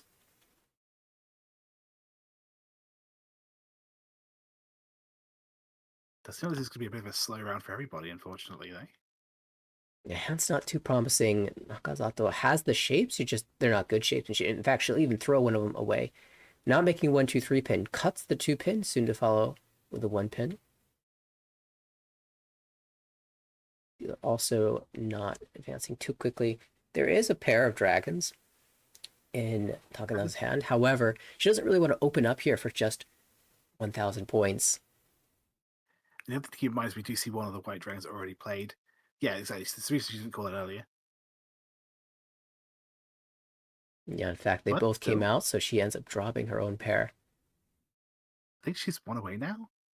Granted, with a pair weight, so it's not the happiest thing to be waiting on. But 1 away's 1 away. And it's faster than everyone else's hand right now, at least. Yeah, we're starting to hit into the second row, and so you expect the fastest players will get to Tempai in the next few discards. However, everyone is kind of slow right now.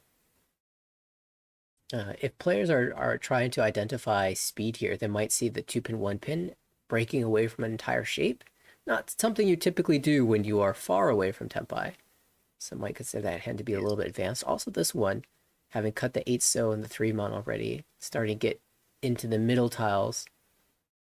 Discards. Interesting choice here because there's a 1, 2, 3 Sanchoku opportunity, but 5 so is a generally good floater. The 7 mon accepts the Dora. We'll cut the upper pin shape and say, I'll find my block somewhere else. Yeah, honestly, I like that. Like, if the value's not, if the speed's not coming, you could be more efficient and go for just maximum speed, but sometimes when it's not happening, keeping the long shot, keeping the potential big payout, I like it very much. This is just kind of awkward. I mean, the East is slow, but it's also probably the safe tile that we're keeping in case things go wrong, which we kind of expect at this point when the hands we got to the end of row 1, and haven't quite made it there yet. This is pretty funny. The shape is back. It was an 8-9 waiting on a 7. Now it's a 6-8 waiting on the 7. I think you can still cut the 8 pin and follow through with your previous play, and having the 5-5-6 shape allows you to incorporate pairs better. It increases your weights. I think it's fine to be consistent and make the same discard pattern. But in this case, she goes back to holding out for the 7-pin, and there are some benefits here still. Discards the 2, so gives up on the 1, 2, 3 chance.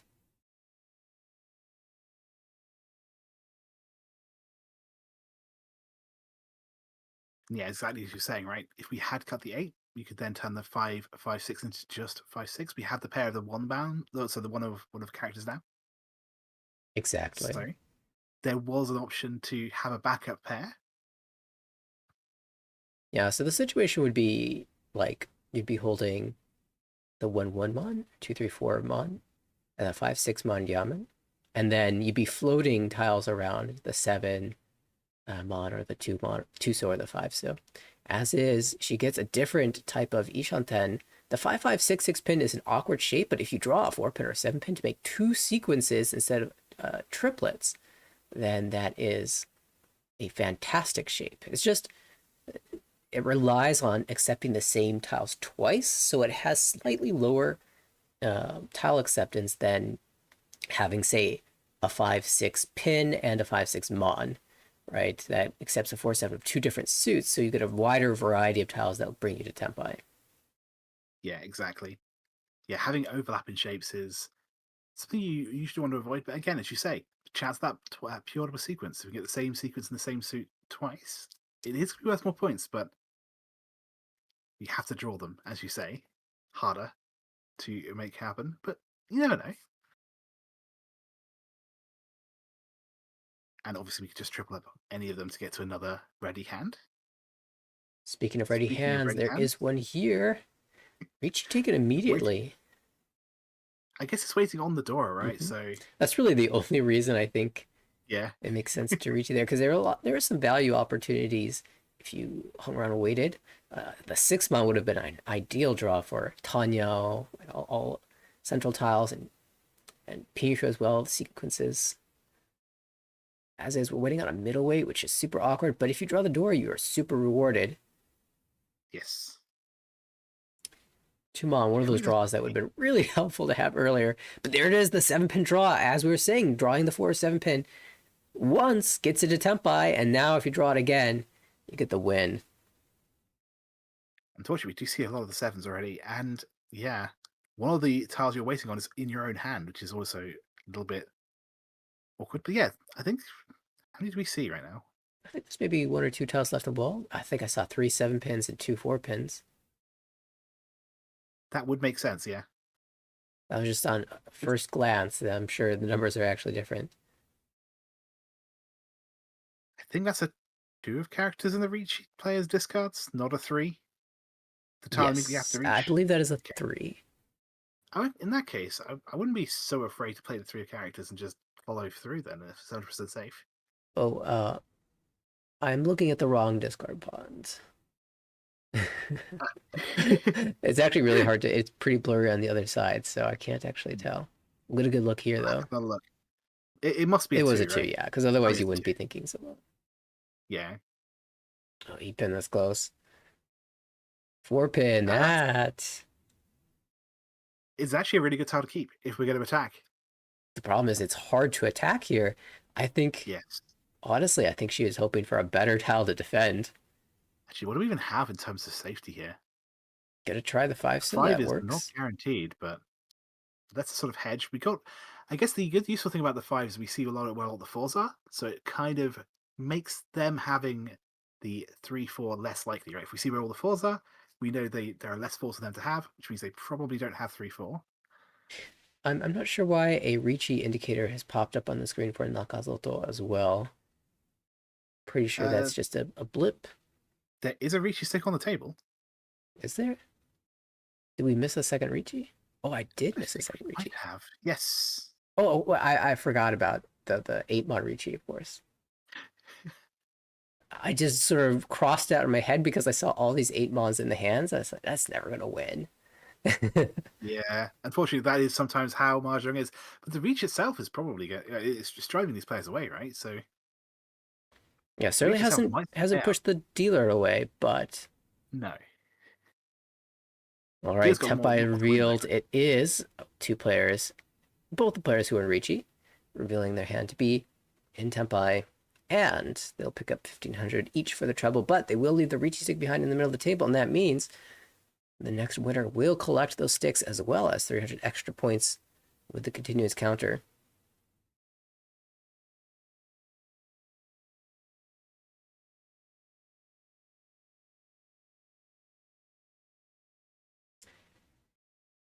You know, when I'm the dealer and I've got a good chance there with Riichi, Pihu, potentially Peiko, I've got a diamond weight, and I'm chasing another player and they reveal a Kanchan, I always feel like, you got away with it this time. Maybe not next time. I had the better weight. That's fair. the amount of times, yeah, just thinking in your head, oh, never punished. Kojo starts out with 2 Dora. She really would like to win this hand, but look at all the Mon tiles for Yonashiro. And the pair of the West as well. Mm. Obviously, you're going to go for the flush. You want to just have... I mean, ideally you want the full flush, but I'm more than happy to accept a pair and or triple of the West if it means I get to win. Definitely would prefer if it was her own seat win, but, you know, can't complain too much. There's the West. We'll see if it's an insta-call. It is. Oh, okay. I might not have called that. I might have tried to get the flush closed. I might have had a bit more faith in my own hand.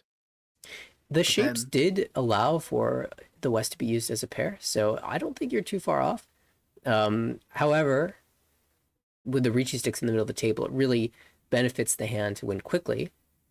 That's a very good point. 2 Riichi sticks, 1 repeat counter. That is going to be 2,300 points to manages to get the next win. If you're a player that values winning 3,900 points, then winning a 2,000 point hand alongside 2 Riichi sticks and an extra 300 points of Honba is basically the same thing. Yeah, honestly. It's always an important thing to keep in mind. Does anyone have to put a hand that's worth pushing in to stop? Wow, that's a third Dora. So yes, is the answer to that question. Do we 6-pin immediately now and just play the strong shapes everywhere? Or does she want to disguise a future 1-so-8? I think with the 1-so being once cut, I'm totally fine just playing the 6-pin. Yeah, honestly, I think that's fine. I want to maximize any upgrade chance, and even though we see 1 or 2s already out, drawing the 1, 2, 3 would be perfectly fine in my book. I want to keep that path available. Big 3-mon draw. That really opens up the possibilities for Yonashiro. Now we have acceptance of the Dora now, thanks to the 6. And draw in the 1, 2, 3. Preemptively cutting this 7-mon against the flush hand. There, I always wonder, you know, is it better to hold that for as long as possible against the flush, or to get it out sooner rather than later? She opts for the latter. Immediately into Tempai now. Which weight to take? The 2-so Kanchan weight or the 1-so North Shampon weight? I am willing on 1-so North here, I think. Both tiles have been cut once, so there's only 2 potentially left. But at the same time, I think the odds of someone playing the North if they draw it's pretty high. It's not your wind, and it's once cut. Yeah, the flush player, importantly, has discarded the North as well. So if you're thinking about safety, it is safe to the flush, where normally that would be a little bit dangerous. And it's tough to expect the dealer to be waiting on that. As you said, yes, exactly. It's not her wind. Having said that, you've got to draw it first. And as you say, there's only 1 left. So we'll see. We'll see. But I think if it does get drawn, there's a good chance. Obviously, a player here is not going to be playing a once cut North over a 100% safe tile if they are folding. Here's a really tricky thing here. The 3-pin, Suji to the 6-pin, but not really safe, because if dealer had a 1, 2, 4, 6-pin shape, it's very natural to start with a 1-pin there, holding the 2, 4, 6 shape. And remember that long tank that she had, the long think, before cutting the 6-pin? That could have been a preemptive discard of the Ryokan shape to confirm the Dora and set up the Suji ahead of time. So it's not even a guarantee that the 2, 4, 6 shape got filled ahead of time by the 3-pin. In fact, it's pretty unlikely that that's the case. So I think, the 3-pin is definitely not super safe, but it'll still probably come out on Tempai. Yeah. It'll come out, but only when it's worth the risk. Right now, it's a little bit too scary. Even in the Because we've instance that you decided draw to another tackle. dangerous tile, you still might throw it out ahead of that other tile. Forso. Speaking of dangerous tiles, maybe you say, this Forso is too dangerous for me to cut later anyway. Yeah, we'll start with the Suji 8-mon. What's our call here? Is it Yakukai? No, it was the West, right? It was the non-suited wind. So can't win without the flush. Right. You know, maybe one tile you can push, and 2 tiles is just 1 tile too many. Honestly, yeah. I think that's just, again, general good rule of thumb. Unless you've got something completely crazy. And even then. But you never know, right? It could be that someone else plays it. It could be that we see Kojo draw it herself, and then suddenly it's proven to be 100% safe because she didn't win on it. I appreciate the water sip after drawing the south, what would have been a 1-mon, 4-mon south wait, where south is her wind. You're just like, I could be Tempai right now. I'm not going to think about that. I have to believe that the decisions I made up to this point were correct and justified. So this is technically Tempai, if you can jam the 3-pin. We do have a win condition, though. So, yeah, taking a bit of a step back, it's not worth taking the risk just yet. You can get back into Tempai with no win condition and still get the payment that draw, if it goes to draw, but no reason to be taking huge risks for just the Tempai if we're not willing to take the same risks for the flush, right?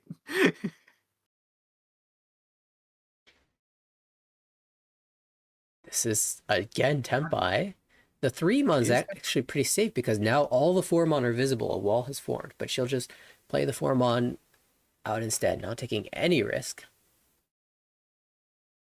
I can respect that. You can still even get to Tempai, right? Absolutely. Just play the 4-mon.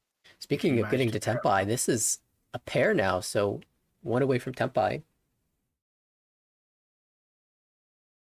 The White Dragon is actually live this hand. It was the last hand it was twice cut. I take it back. Right, but you might think that it's being held by the flush player, and that the flush player is folding, so you could convince yourself to cut that, or at least have that in the back of your head. Speaking of Tempai, the 4 is safe. We can cut the 4 of characters here and set ourselves up for a pair of the 3 instead. Yeah, that's fantastic. You'll end up cutting 4, 4, 4, and you draw around any tile around the 3-pin will be Tempai. We do finally see the North. It has been drawn by Takeda, the player in last place, who's probably most incentivized to attack, but probably not this hand. I'll stay safe, Takeda. As cool as this hand is, and it is very cool from Kojo, I don't want to see last place lose even more points. I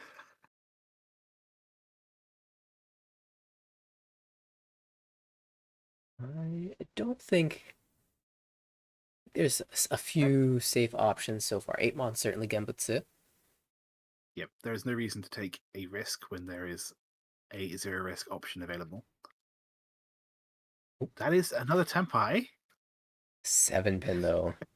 Yeah, exactly. On the board, all the 6s are out, but she doesn't want to test it.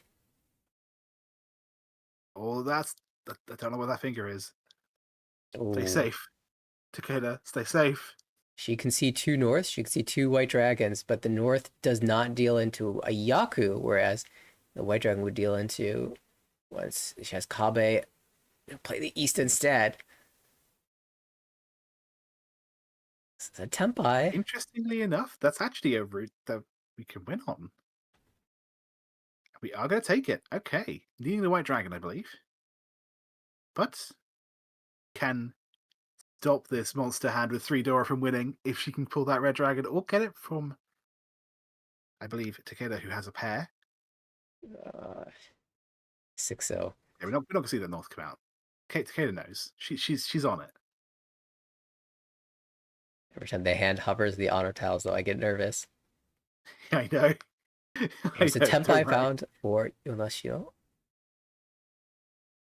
Again, no Yaku, but again, doesn't matter. Just gotta get one more tile through the 4, so we'll go.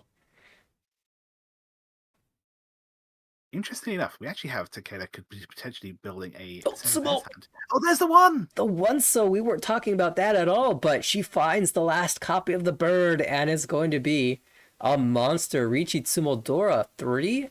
No Ura, but 4,000 all for Kojo. She gets the Riichi sticks. She collects 100 extra points from each of the players, totaling up to 300. And Kojo now takes the lead. As you were saying at the start of this game, not every game's a blowout, but maybe this is going to be what we see today. We're still only in East 2. We're still only in East 2. There's so There's much still game plenty left. of game left. But for now, Kojo keeps the dealership. We'll see her try to pull another one of those hands. You know, this really is the difference between players that get first and players that get second. Honestly, it's just if you can win the Mongon on your dealership or if you win it as the non-dealer. And when you've got that Dora 3, it's almost a crushing amount of pressure. It's like, you gotta win this. This is the hand that can win the game for you. And it can sometimes be very soul-crushing when you don't manage to win with that. Exactly. it's not really pressure because you could win. It's pressure because you might not. Yes, you might exactly. not win with the Dora 3. So as I just say, this hand is too good for this world, and try and rationalize it. You know, the hand was too good. Of course, I couldn't win with that one, but it's never a good feeling. But yes, speaking of though, we have a situation with everyone holding Ghidorah, but it's the East this time, so it is a value triplet if we can get 3 of them for everyone. But no one is going to get a triplet because we see. Actually, it may just be 2 players, or maybe I'm miscounting. But with 3 players each holding an East each. No, it's just 2 players. Okay, so there is a chance that someone manages to make a triplet and gets that Dora 3, just like the last hand. But with an additional triplet of East on top for even more points. Certainly means that it's callable, potentially. Of course, you have to draw it first, and Yes. So many pairs in this hand. Takeda. What do you even want to do? We'll just throw it back and say these shapes are good enough. And if that's the plan, she'll probably end up cutting away from even more pairs. Maybe the south pair later. Unless she plans to wait on that as a shabo. Pihu is planned to aim for in the future. Great 7-mon draw. That means 6, 7, 8 Sancho or 5, 6, 7 Sancho is a possibility. I'm also really intrigued in Nakazato's discards. If it wasn't for the original 9 of Bamboo, I might be thinking it's going for some Orphan or something. We see a lot of middle tiles. It looks like a flush. I don't think she's actually going for a flush, but her discards are telling a story.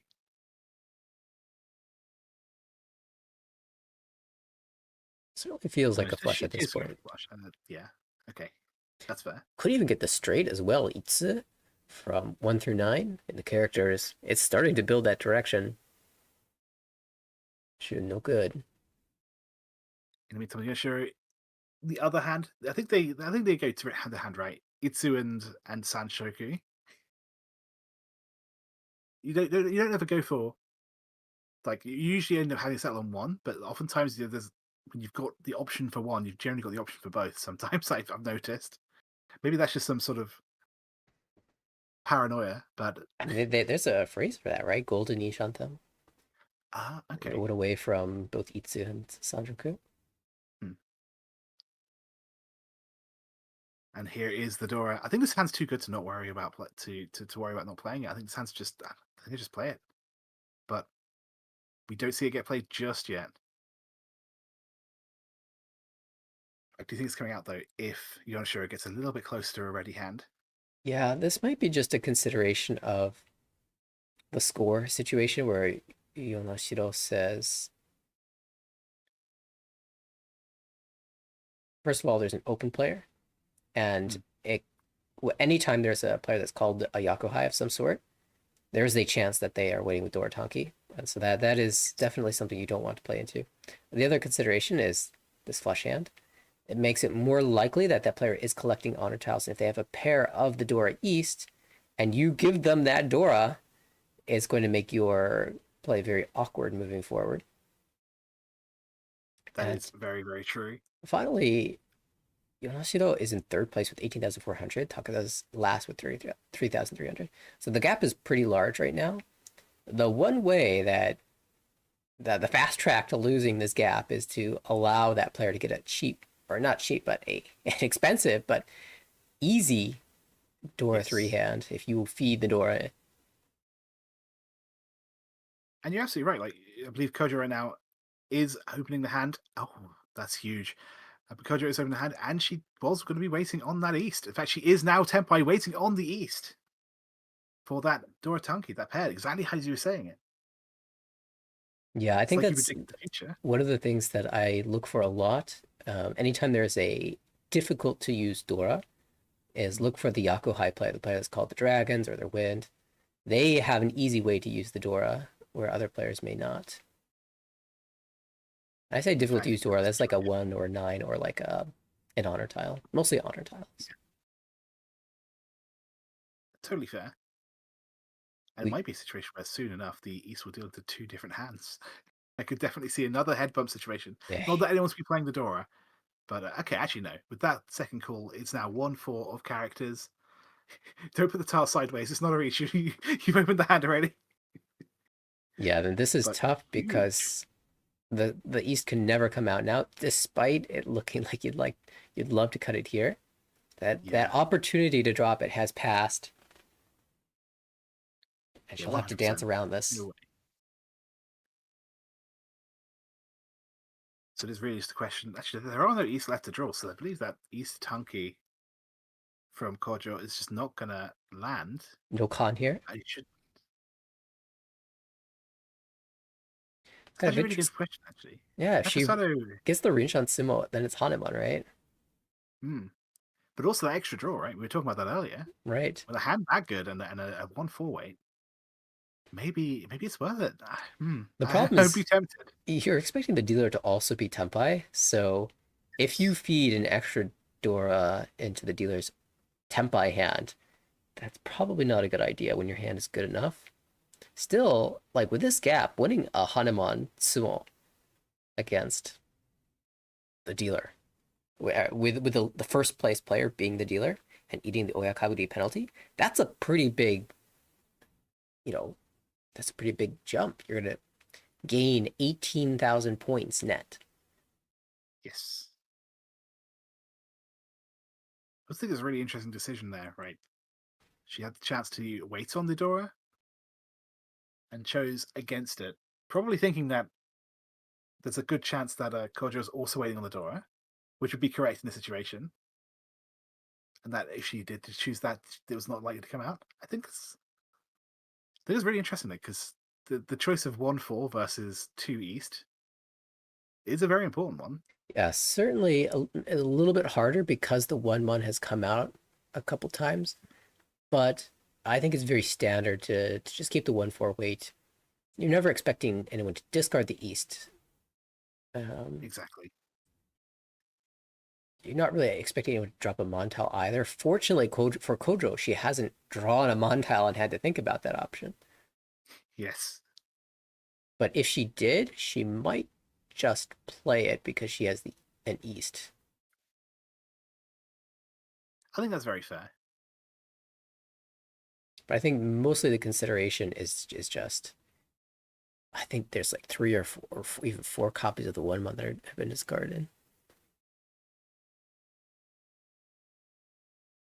Oh, and this is exactly the moment we're talking about here. You can never cut the door here, surely, but the Mon-tiles are just not good either. And with the tank that happened around the 2-Mon discard, I don't want to drop anything around that tile either, so it might just be beneficial for Kojo to fold here. Take her lead and move us on. If it was Takeda with this hand, I could see an argument for pushing, but from first place, I can't justify it. I just can't. But this is one of those spots where I decide I should fold, and then sometimes I push anyway. And in this case, it's going to deal in for 8,000 points plus 600 extra. Yakuhai Honitsu Dora. And that is exactly what we were saying. The swing is more than enough to get Nakazato into first place. Yeah, that's definitely the trick, right? As a beginner player, you start getting feelings about like, does this tile deal in? I've just got a feeling this tile deal's in. So one thing to note about that push for I don't think Kojo normally makes that play with a lead like this, even though it's just East 2. However, her team is in last place by a large margin.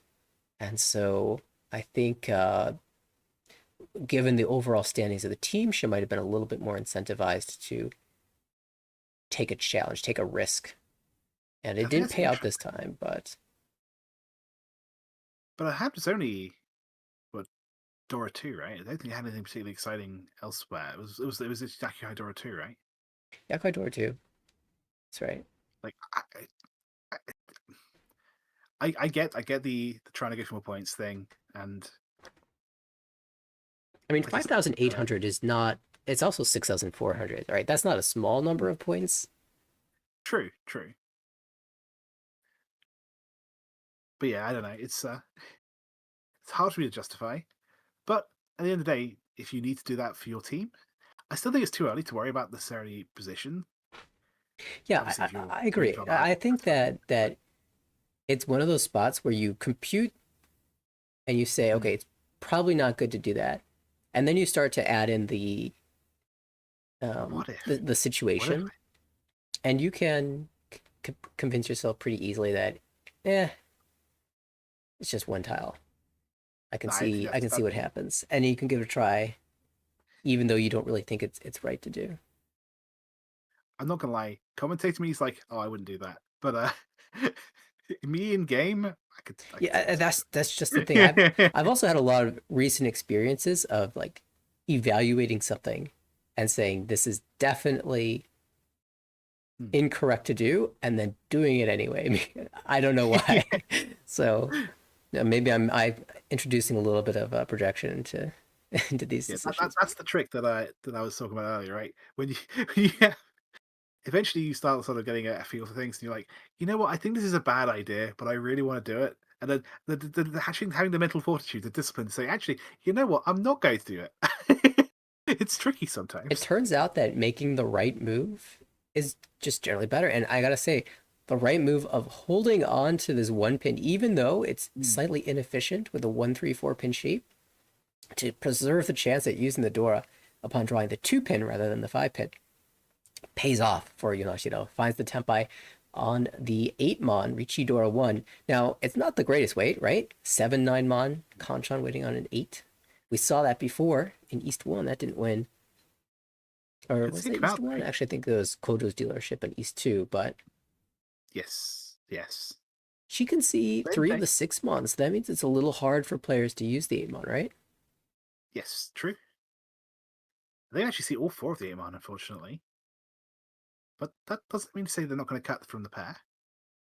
2 players of the pair of the tile deals in here. That's such an early reach. It's tough to defend.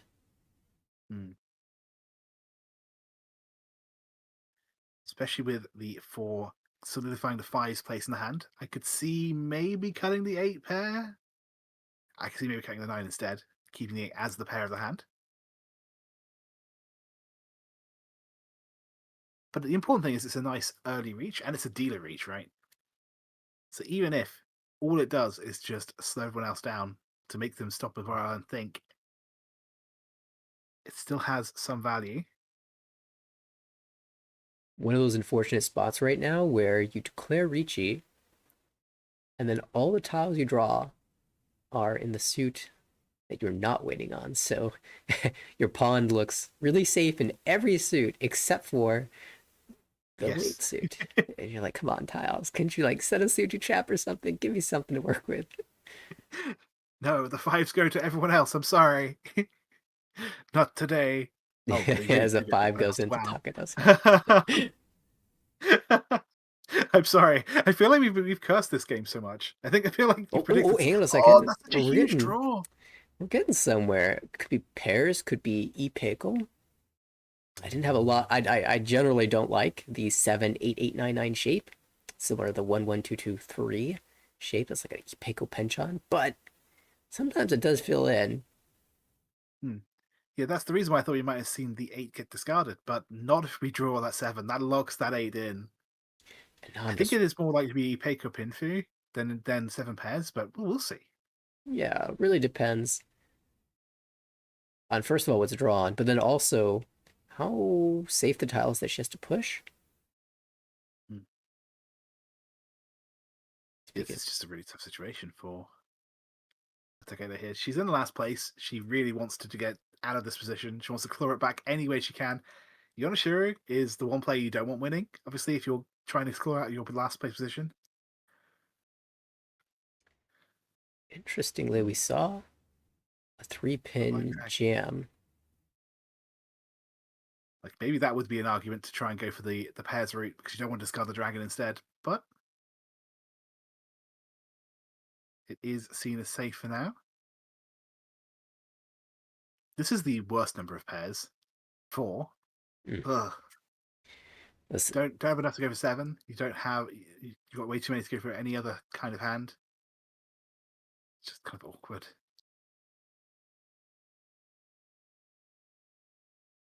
Oop, Dora, that's awkward, to say the least. So this hand will continue to fold.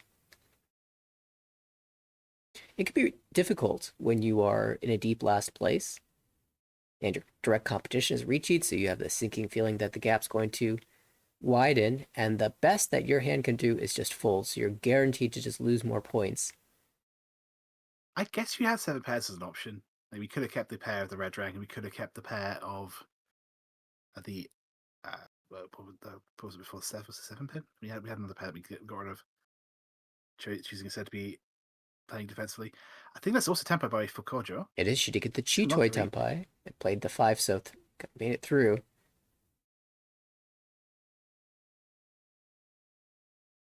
Yeah, I think people are pretty much.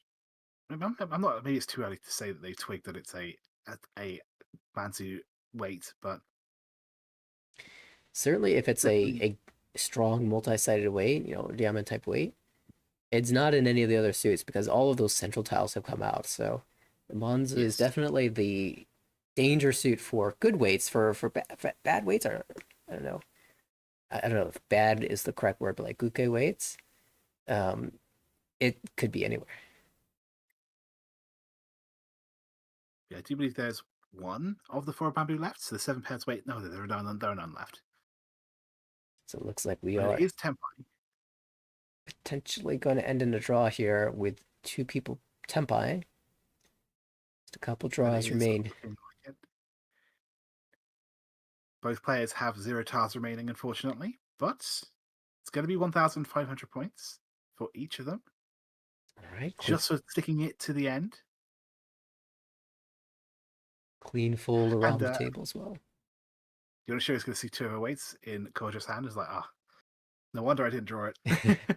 Kojo has maintained this dealership for, I'm sorry, the dealership passed in the previous turn, but Kojo's maintained like a tempai look every single round, and part of that is going to be because the tiles have just worked out in that way, but also she's taken the challenge against Riichi's multiple times and against open tempais as well. In general, has been playing a very offensive brand of Mahjong in this particular game. Yeah, I love the style. The only reason Nakazato is in the lead is because she got the 1 massive win while she was dealer. That's the, sometimes it only takes 1 hand to win a game, but Kojo's been consistently in it pretty much every single. Wow, what does this start? Wow. But it's pretty good. What is this start? All right, time to grab your dream catchers. Is it worth chasing the dream? I think it's always worth chasing the dream. A little bit. Maybe not forever. A little bit. I'll agree with that much. Unfortunately, I think the dream will be dead very soon. We're talking about we're dreaming hard. The rest of the shapes are terrible. Come on, we're dreaming. Talking about one of the max value hands, by the way, for anyone new to the game. We were talking about the dragons earlier. We had the white dragon, those blank tiles, the red dragon, and the green dragon that's currently next to the red dragon right now. If you can get all 3 dragons at a triplet of each and win, your hand is worth the maximum value of 32,000 points. Yakuman. 32,000 is non-dealer, of course. True. Yeah, that's Yonashiro's hand, isn't it? Yeah. Yes.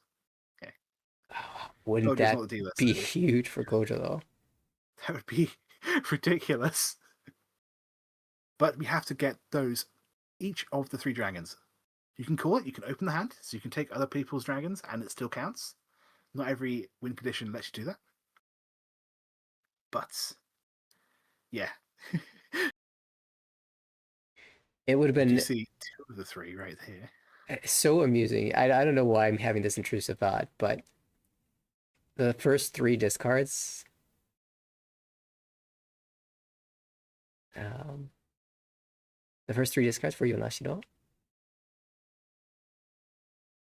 Okay. I'm sorry, for Nakazato have been 9s. And I just had the thought, what if she just like dropped the 9-mon triplet? Like 9 pin, 9 so, 9 so, 9-mon, 9-mon, 9-mon. Like it's so pleasing, aesthetically pleasing. I know it will never happen because 9-mon is 4. Yeah. I couldn't help Yes. it but think that. Another Chatters, I need to rare know if I was alone in that thought. Am I crazy? I might be crazy. I didn't think of it, unfortunately. But yeah, another rare win condition is if you can get the same triplet of the same number in all 3 suits. Very rare, very rare. Not something you should ever chase, but if it happens, it's very fun to see. So it would be a tragedy if we discarded every single 9. Oh, this hand's getting even closer to Tenpai. It's unfortunately looking like a flush as well. Yeah, I think you want to discard the East first. I think you want to keep the 5 just in case. But no, okay. The problem is, yeah, as you're saying, because it looks like a flush, you're probably not going to see the dragons get discarded. Man, Obviously, when 2 have been pulled, the 3rd one's never coming. You have to draw it yourself. But right. to even get the 2nd one is an ask. Oh, No! Oh, and that's going to be absolutely held. It's a big chance. That's the pair in the hand, really. Yes, exactly. Okay. Still, there is a condition Small called Little dragons. 3 Dragons. Small dragons. It's not worth anywhere near as many points, but it's still worth points if you can get 2 triplets of dragons and the pair of the 3rd one. I'm trying to find a world where the happens. Hatsu pair comes out, and it's just not happening. Now there's 2-3-4 Sanchoku chance.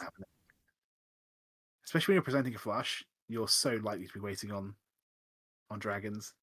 Yeah, I was thinking maybe it'd play a Riichi's and you end up cutting Hatsu, but it seems so unlikely. Big draw. Tuso, Tenpai. That is going to be a reach. And a chance of a mixture sequence. 2, 3, 4 in all 3 suits. If we can get the 2 of darts to complete that, that's going to be a very, very valuable hand. I don't see Kojo folding this. I think Kojo's taking this battle. She's got way too much value not to, right? Oh, it certainly feels that way. We'll see. But it is a really tough battle to make against the Dora 3 hand with a better win percentage. I'll tell you what to draw. You can always play the 9 of dots. You don't lose too much speed. Yeah, you're not losing that much. It's safe to the reach because they've played one already. Well, this hand has suddenly become shut down, and 3 so. Very unfortunate. I do appreciate the fact though, it's not completely over yet, right? You can never cut the Dora itself until it gets cut by somebody else, and you might be saying, well, hang on a second, no one's ever going to cut the Dora against this Riichi, which is true. But the Riichi player could. It's a small hope, but it is something that can happen. If that does occur, then you can rejoin the fight. There's the tune. Oh, well, then that's... We're still sort of taking a safe path. Oh. But maybe saying, I need a pair anyway. If I'm gonna fight this, it's gonna be with big dragons. And if it's big dragons, then I need to find a pair somewhere else, so it doesn't really matter which tile ends up becoming my pair. I'll hold the strong 3-4 pin shape, and then one of these dangerous tiles that I'm worried about will become my pair. I can definitely respect that, yeah. It could be a situation where we have 2 players waiting on 2-5, by the way, as well. It could see another matched weight. Well, if you're interested in fighting, 9 mon is now Suji. It's still the Dora, and it's still unseen, so it's definitely not a particularly safe play. Yeah, my pro tip for anyone starting the game is the bonus tile, the Dora, is never safe. It's never safe. Unless it's 100% safe, you see it in everyone's discards. It's never safe. She'll try it. But it's worth the risk. It's one of those things where if it deals in, you know it's bad because it's at least door 2, but probably door 3. Yes. And now that it's gone through, she sort of, I don't know, I would mentally breathe a sigh of relief. Okay, they don't have the Dora. Little do I know. Little do you know, yeah. They've got 3. They just had it already. This is Tempai. Is Tempai. Are we going to see an attack? No. No, not with that hand. Oh, there's the 2-pin. That's Tempai for the little 3 dragons. It's a Mungon. Yakuhai, and then the little dragons is also 2 Han. How's the fall looking right now? We don't see many bamboo tiles played by anyone. We see 2 of the 2 of bamboo, 1, 3 of bamboo out. Yeah, it's actually it's a jam. There's no sugarcoating it. You have to just take the risk if you're going to go for it. 6 will come out before the 8 still. That would make it not so bad. That's true. But the 6 and 8 were the reach tiles. Yes, she's gonna play it. It goes through. So 6-9 does it. We actually see, unfortunately, the 9s are all held, and the 6s we see 3 of them right here. But little dragons, you gotta dream a little, right? It's such a rare Yaku, and maybe you don't know where the green dragons are. You might even get the big one. But yeah, If the dream had been kept alive, it'd be 8-pin Hatsushaba right now, where the 8-pin is dead. So I think it's fair to say that this is the better option. There's actually a really, really large chance this isn't going to exhaustive draw with 2 massive hands staring at each other. It really feels like it. I want to see the players' reactions. Oh, Tsumo first. We're not going to see the reactions. It's the cheap side, but when your cheap side is Dora 3, Riichi Tsumo. Exactly. That's a pretty good. And, always worth counting the 2 Riichi sticks, the 1 repeat counter, 10,300 points. 2,300 from the pot is actually, it's a lot, right? That is This is a game of two halves, unfortunately. The half of people that have stuff, and the other half of the players who don't, unfortunately. We're only in these 3. Yeah, just now moving to Takeda's dealership. Remember at the start of the game we said, when you have a dealership, you have a chance, and we're just going to wait for her to get to her turn. Well, 30 minutes later, 40 even, we're here. We're finally here. Okay. So we do have, I believe, an 80-minute timer. Then the hand that they're playing will finish, and they'll play 1 more after that. But you might end up getting to that timer based on what we've seen so far in the East round. I gotta say, pretty reasonable hands all around. Look at this East triplet for Yonashiro. It's always fun when you've got a value triplet, because it means you can open, but you don't have to. You can just reach and get an extra hand of value. I think so far in this game, Takeda has done a really good job of taking any chance that taking a chance that she's been presented. She just hasn't been presented with very many opportunities, and this is finally a hand that is normal looking. It's relatively straightforward. Relatively, of course, being the operative word here, and it's on her dealership too. So it feels like there's a little extra confidence in these discards. They've been a little quicker than we've seen from the previous few rounds. I'm liking Yoshiro playing.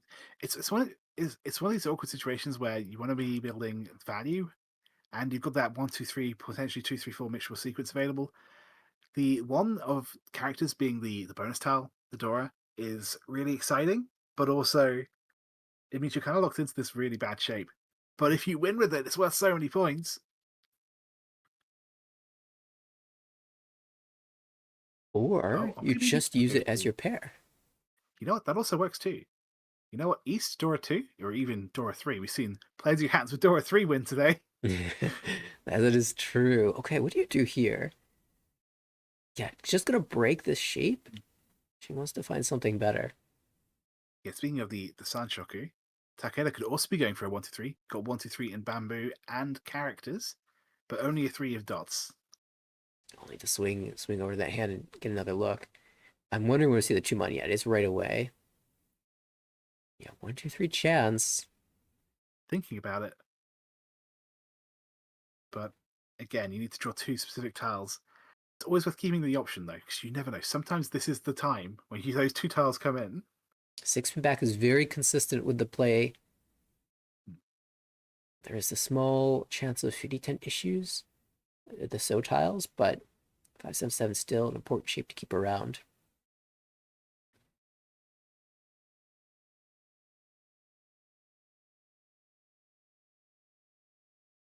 Okay, maybe this is where we give one exactly. Drawing that 5 to get the 5-6 shape is very strong. Yeah, greeting the value until it becomes too inefficient to do so. 4-pin is really nice here. Beautifully shunt them. One away from ready. Yes, so many different ways we can make that pair.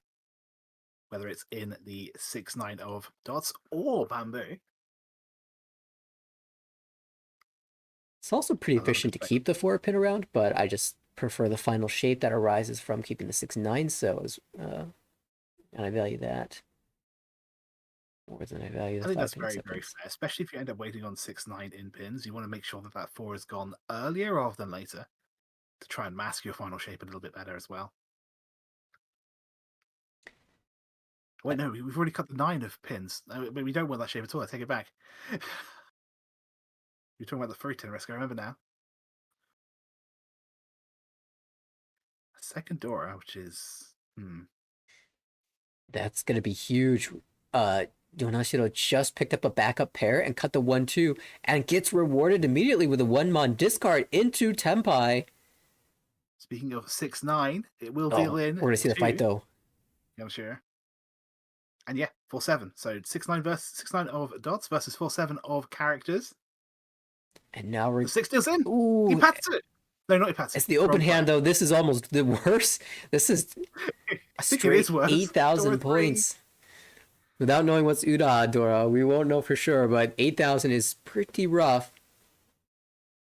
So that's the third time we've seen Dora 3 this game. Wow. I believe. Maybe it's the fourth. And they've all won. All right. If you don't have Dora 3 in your hand, just fold. Yeah, Somebody apparently. else does.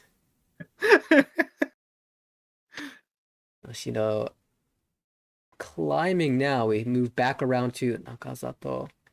East pair again to start? Yeah. East triplet. And Dora acceptance. Triplet. We have to draw it ourselves. But we are in the south round now, so the east is only going to be worth 1 hand. Because the east is not the south wind, surprisingly enough. Last time around, she had the east triplet closed alongside another triplet. Got the 50 Fu Riichi out. I wonder if she'll be able to stay closed for this hand as well. Yeah, I definitely would be looking into that. Unless I drew Dora, maybe I would call the 7-pin. I don't know. It's the weakest shape in the hand, and it is Dora. I'd be thinking about it. But that's the only thing I'd open, I think, so far. Yeah, it's one of those spots where you're like, I will call the 7-pin if it comes out. And the 7-pin will never come out, so I'm not sure why I'm thinking about this. But then sometimes it does.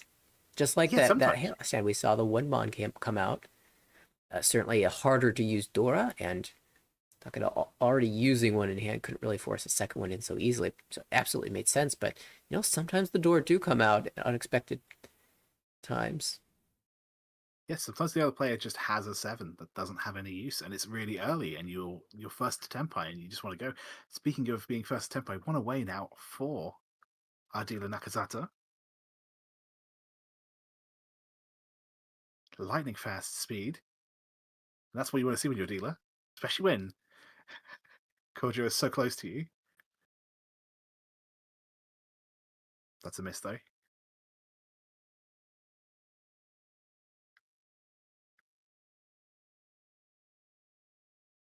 Yeah, it's kind of awkward for Yoshie, right? Having that 7 of dots there. It's the Dora, so you want to keep it, but it creates dependency on the 6, which we don't really want to be relying on. We have to draw that to be able to use it. Too many strong shades for Yonashiro. Just throws the 5-pin back. Had a 1-3-5 pin to accompany the 1-2-3 that was in hand. Is a 1-3-5, a 1-2-3, and a 5-6. So just a really awkward overlay of tiles, but decides, you know what, all my Diablo shapes are just better than this Diankan. I'll keep the Ipeiko alive in the off chance that I draw it, but most likely I'll be cutting the 3-pin and the 1-pin both. Yeah, exactly. Considering holding on to this 3-mon because there's a small chance at 3-4-5 Sanchoku, I love the look. We'll cut the 1-pin and hold for it.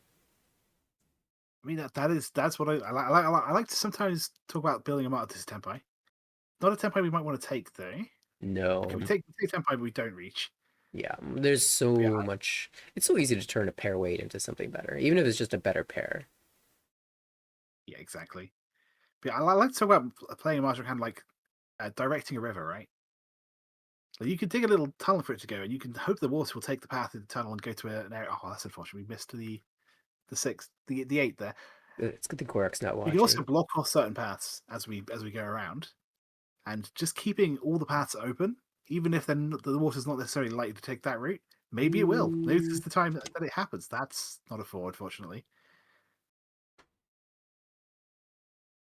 But yeah, it's all about sort of keeping the paths open, because you don't know what routes the hand's going to take. You never know for sure. We finally get a better waiting on the 4 and the 7 of bamboo. This is going to be a reach for our dealer. All right. Obviously, 2 of the 7s are in her hand. So gone. Dealer slam, 3-pin. Well, I guess this is my discard now. Yeah.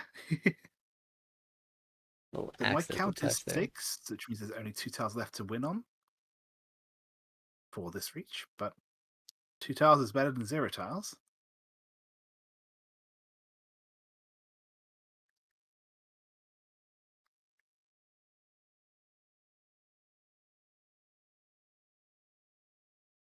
Everyone could fold themselves into path to fight. It doesn't really look like it at the current moment.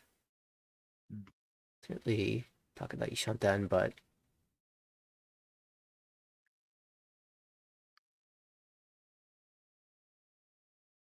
yeah, everyone's just going to be playing this nice and safely. Although, technically 1 away still, even with that draw. If you can get one of the 2-mon or 5-mon through, then the other one will also probably go through. So definitely a little consideration there, but that of course, that's because the 8-mon's already in the discard, so you get Suji or Nakasuji. You can push one of the other tiles. I like what we're seeing from was it Yonashiro? No, it was Takeda. Cutting the 9 of bamboo there. Just keeping the route for all inside. Trying to get any way of winning this hand. And now we know the 9 of bamboo is safe. Maybe we can get some 2 to 8 and still win the hand. Even if it's just a cheap hand, Takeda needs every point that she can get, and there's a reach stick on the table, so it's going to be an extra 1,000. And here's a decision to make. I think it is tempai. It's tempai. It's for if you can jam the 7-mon. Yeah. The other option is playing the. Try it. Okay, so 4-7 of bamboo does it. Same weight as everyone else, and I believe it's still the same 2 tiles, unless I miscounted. But the reach, I believe, Takeda is actually in priority. So if someone does discard 4-7, the head bumper will apply. Takeda will win. Nakazato will not. That's true. One of the reasons why I hate the head bumper rule, because it always happens to be. I never get the benefits of it. I always get the downsides, I feel like. Actually, I haven't seen it that frequently, so I haven't really had the opportunity to form an opinion. I guess that's the other thing, right? You never know if you're headbumping someone else, but you know when you've been headbumped. Oh, hang on a second. I'm remembering yeah, you know what? I don't like head bump. I was playing the finals of a tournament, the final table. I'm dealer with like a dama hand, and the Sotel I'm looking for, like the 5-so comes out. I go to call Ron, and the player on my left snap Ron's like I can't even I don't even have a chance to take a breath and reveal their What was it? Tanyao Toi Toi Chinitsu. Ooh, so it wasn't just a hand; it was a good hand too. Am I? What was it? Tanyao Hirudora closed, like silent. 5-8 was nothing compared to the 16,000 points on my left, and that's why I got second place instead of first place. that one head bump. Yeah, you always remember it when it happens in like a final. Yeah, I was gonna say I haven't been head bumped ever, as far as I can remember. At least nothing serious. And then I remember that one hand. But yes, didn't happen this time. We actually went to exhaustive draw. Takeda has begun her comeback. I believe 1,500 points, but we stay in South One. Nakazato obviously keeping her dealership Had a by really being interesting high pie as well, with the double Yaku high pairs and a singleton. Another dragon. oh, this is kind of awkward for Takeda. I almost want to think about. I always think about Sanchoku, and it's so far away. But I'm like, what am I doing with these nines and the 7-8? What am I doing with it? Can I make 7-8-9 Sanchoku? Maybe. Am I? If it happens, great. If it doesn't happen, I'm discarding this 9. It's going. But I'm keeping it just for maybe 1 or 2 more draws, just to see what happens. You have 3 9s and a 7. You're like, that's 4 out of 9 for Sanchoku. 9 tiles I need for Sanchoku. Like, this hand's terrible, so I better go for something. What could I do? Maybe. This is even 5 out of 9 with the 8.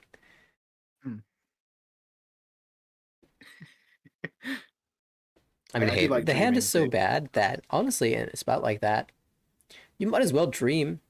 Like if you're going to draw, if you're going to get to Tempai, you kind of have to draw perfectly. And if you're going to draw perfectly, why not draw tiles that give you value? Exactly. Obviously, if the next 3 draws are perfectly suited for something else, change plan. Always good to keep reevaluating. Usually, at the end of each row, if you're the beginner, I think it's probably a good time to think, okay, so what's actually changed since the last 6 draws? It's always a good thing to do. Obviously, there are other points where you should definitely be paying attention, like if someone discards something very dangerous, or if you see a reach or something like that. But yeah, sometimes just after like every 4 or 5 draws, just yourself, well, what's actually changed? Am I in a better situation than I was before? Am I in a worse situation? Do I still feel comfortable with doing the strategy I had 6 draws ago?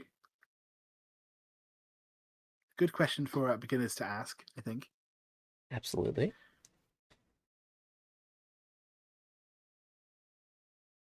And yeah, we are going to give up on the Sanchoku. Now we're at draw 5, which makes absolute sense. Because we did not get any of those tiles that we needed, unfortunately. You know, one of the commentators that's going to hop in next for the final game, something I hear from him a lot is talking about the progress you've made. You know, if you've got if the start of your hand is bad, and at the end of row 1 it's still bad, maybe think about not playing the hand anymore. Even just like prepare to fold. Honestly, exactly. Yeah, I do like to say there are no bad hands, but sometimes there are bad hands. You don't necessarily. I don't like giving up on a hand from the very first draw. I have done that before, but yeah, you don't necessarily have to give up even when you get to the row and you don't have it, but perhaps you focus a little bit more of your attention on and priority on keeping tiles that give you a safe path to exit, depending on who reaches, so making sure that no matter who declares Riichi, you've got a couple tiles that you could feasibly play safely against them, and exactly, yes. a way out. Having 1 tile as an escape route. Oftentimes, playing tiles that are keeping tiles that are safe is going to be less efficient. But if your hand is already that inefficient, then having exactly a few safe tiles, a way out, is always a good plan. This is going to be putting our dealer into Tempai, waiting on 1 for a bamboo. I don't think the value's there, but there are 2 Riichi sticks and 1 repeat counter. So 2,300 points to whoever wins this hand, and being in it to win it, the first of Tempai as dealer, I think is perfectly acceptable. Yeah, we mentioned before, if you think that 3,900 is a good number of points to win on average for a hand, then absolutely open. This is 1,500 points plus 2,300 is 3,800. That's right about the mark you're aiming for. Exactly so. I do think, unfortunately, this particular situation is not that likely to win. We see most of the weights already played. I think my count is 4, but I might have miscounted some. So that naturally is the question as we see a Tempai, so we'll put that question on hold. Do we Dama? This is a very interesting Tempai. Yeah. Each. The thing is, looking at that discard pattern, it does not look like 7 pairs. So I think it's actually perfectly acceptable to Dama there and try and find like an outside tile to wait on. Because, I don't know. If I was thinking my hand was... If it looked like a 7 pairs hand, I would just reach on anything. Are you ready for the But- Ipatsumo? Yeah, I would aim for Ipatsu. Or at least a tile that's more likely to run than a 4. We've been talking about this 5-pin as if it's not going to just win on the next draw. I mean... Ooh, I would love to be 6-pin! wrong. Oh, the 6! It was close! That was so close! I saw the pin tiles, I was like, no way. You've predicted so many things this game. I would have laughed, but I also would not have been surprised if you were... This 4 will deal in there. I've just had so many experiences playing Chitoi and being like, I will wait for a better tile, and then I immediately get the one that I didn't expect to see, and I'm like, well, I guess I'm just getting Sumo Chitoi instead of Riichi Ipatsu Sumo Chitoi Uda Uda for Hanuman. Yeah, that's fair. I think honestly, when I'm doing it, I look at my discards. I go, do these discards look like I'm going 7 pairs? If the answer is no, I'll start trying to be sneaky with it. But if I think, oh, this hand looks so totally like 7 pairs, then I guess you just have to say, hey, I'm Tempai, reach, and then hope that everyone else just folds to you. Yeah, it can be tough because like declaring Riichi is good, right? It's strong. It's a strong play. It can lead to a lot of value. And every turn that you're not in Riichi is a chance that you're losing value. At the same time, every turn that you're stuck in Riichi not getting your win is an opportunity potentially missed to get a stronger weight that has better likelihood of coming out. So it's a balance that almost always,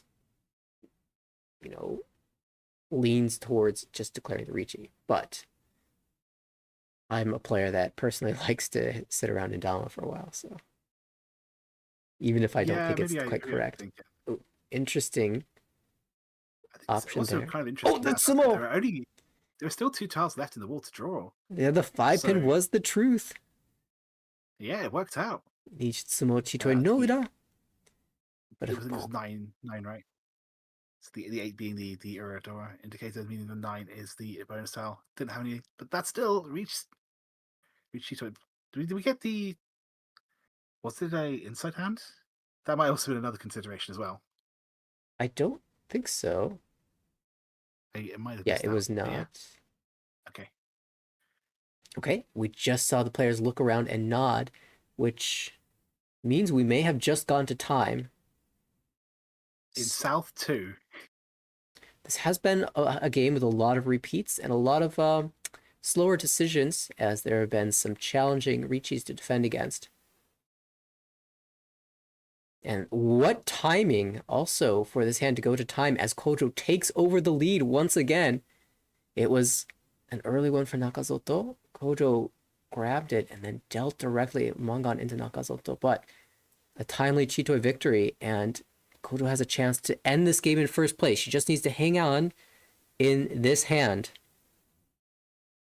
Yeah, I was sitting in a lecture that someone was giving in the UK Mahjong Discord server literally yesterday, right before we were supposed to stream, and they were talking about how the game's never run to time. Don't worry about it. But we've seen it happen so much on the Sankei Shimbun Cup. Honestly, I'm not sure in which venue the presenter was talking about, but I've seen a lot of games go to time.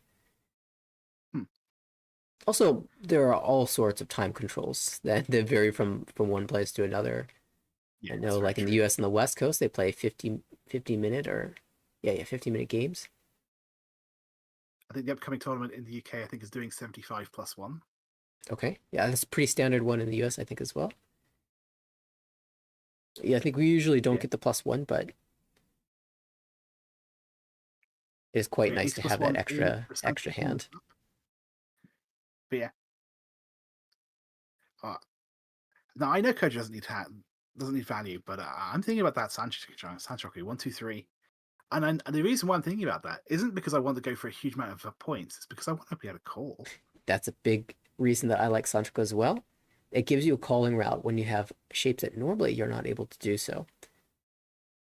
The problem is we need to find a pair somewhere else somehow. How about True. Dora? Yeah, that'd be nice. Oh, speaking of... okay, door acceptance, but speaking of having a Yaku already complete, Nakazato does need a bit more value, though. Yeah, this is value chance. Yeah, we got the acceptance of the 6 of bamboo. We can even draw 2 of them. Exactly. But we have to draw them.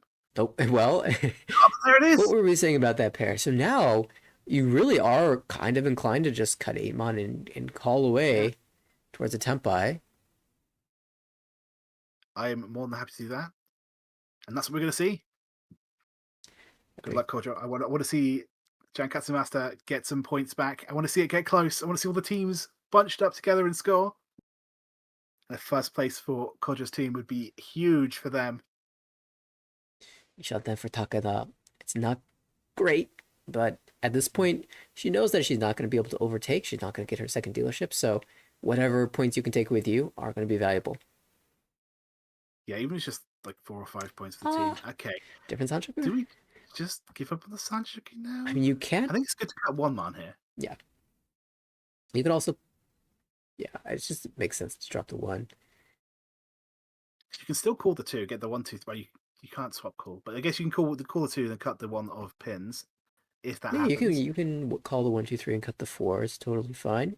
I think we'll talk about it. That it's tough because it forces you into one direction, right? You're talking about the channels. Yeah. It leaves only one channel open, but at that point, you're only 1 tile away from Tempai, so... Yeah, you can also just draw the Tempai and reach, exactly. Although, is that something Kojo wants to do? 2 pin. Oh, there it is! Okay. So, 1 away, and a very, very nice 1 away. But they're not the only player who's there as well. Yonashiro probably doesn't have enough points to overtake anyone, but as you're saying, every point does matter. So we'll see. Now here's the question, right? If you're Kojo, do you call the Yamen and wait on the 2 of characters? Or do you only call the 2 of characters? Oh, I think I would call either, yeah. Okay. The 2 characters seems like a totally fine weight. Like, actually, an actively good weight. So... It's been cut once and a lot of players have cut the 5 already. It definitely is probably going to be seen as safer down the line. I think that's fair. Of course, when you do call the bamboo shape and then cut the 4 of characters, maybe that's like a little bit of a red flag. But still.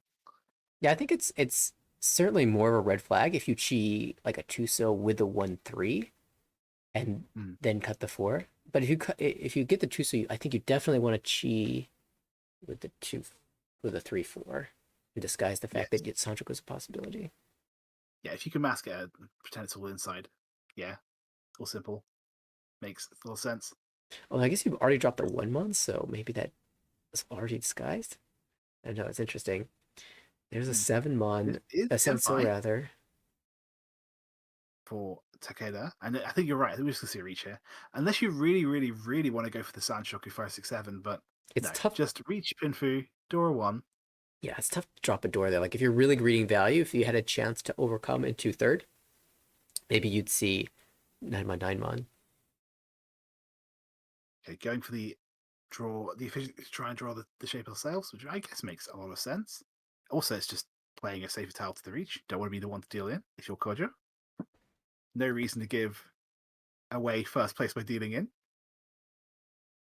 fact, we might just see Kojo completely fold here, hoping that Takeda takes the win and confirms their first place. Yeah, that would be a totally fine outcome for her. 7-mon's probably... Especially after drawing a 7. Yeah, just as bad as the 4-months, so will be a dance. 4-so comes out safely, and we should see the fold. Now, if Nakazato notices this, she might try to play a little bit. We'll see what her hand looks Honestly, like. Nakazawa has nothing to lose, right? She'd have to deal into a huge hand to lose second place, but she could potentially win first, right? So And there's even Dianpeko opportunity. hmm.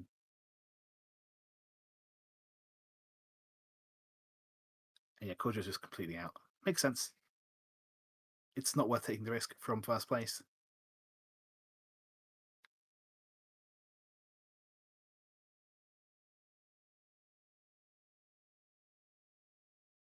But yeah, I'm going to be paying attention to what Nakazawa does in the next few draws just to see if she manages to get to a position where she can take first place. But no, it's too late. The somewhat it's not be big enough to give Nakazawa the first place, but Kojo to be very more than happy enough to take that first. And finally, Takeda manages to. Is this her first hand winning? It is. She's had some pretty poor luck this game, but manages to get above 0 points. Yeah, would love to have carried this momentum forward, but that will be the end of the game on time. Kojo with the first place victory. Nakazato, a strong second. Yonashiro has the third place. What a big hand there to move back towards positive points. Yeah, very good salvage there at the end. Well played to everyone on the table. But yeah, what an interesting sort of series of games. We had a game where everything was really close the entire time, but because people were still winning massive hands, which is surprising. You don't the games ended up being close. Then we had a game where two people got so far ahead. Yeah, that was. I appreciate the Rincha attempt, which did not go well, unfortunately. But I appreciate the attempt. That was a fun game. I'd love to see sort of the all the different scenarios that can happen in a game of Mahjong, and we will have one more game to test out the fortunes and the scenarios that occur. Exactly. So I will be tagging out. So I would love to introduce Korak for Game 3. Hello. Hello. Welcome, Korak. You know, boy, they were stuck in East Round for a while there. They were. Yeah, we were in, I believe, East 1 and East 2. We had, what, 3 repeats each? It was pretty crazy. But proving once again why sitting in North Seed is the worst option, because you oftentimes don't get your second of the turn. Even with pros who play relatively quickly, it can still bite you. Honestly, very fair.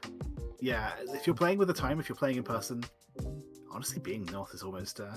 I like being the player in the West Sea personally. I think that's my favorite time, because South 3 is the time when miracles come true. I swear.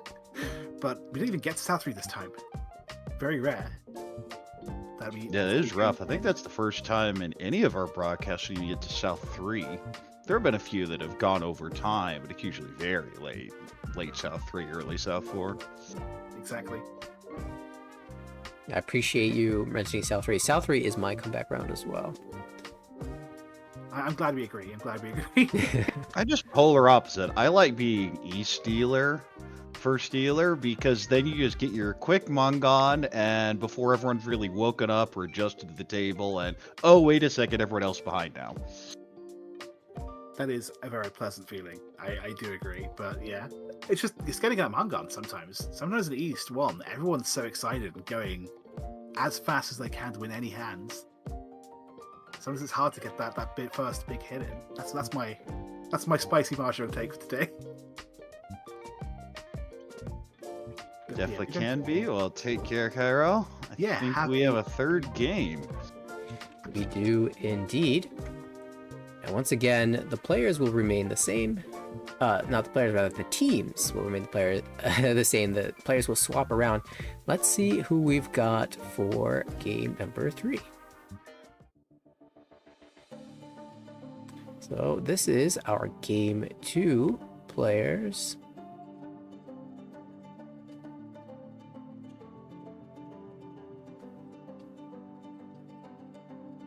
And I think we switch over to yes, I remember seeing a preview of this screen, and I am so looking forward to this game in particular. First dealer, Konami Saito from Blossom Quintet, aiming to make up some ground from that last game. In the south seat, Yoshie Aiuchi. In the west seat, Misato Hana. And in the north seat, Saika Fuji, who we watched in the playoffs last year, the individual playoffs, have some tremendous games. And I'm certain this game will also be quite fun to watch. I think I've seen almost all of these players playing in various tournaments, so I'm really excited to see how this one turns out. And let's get right into it.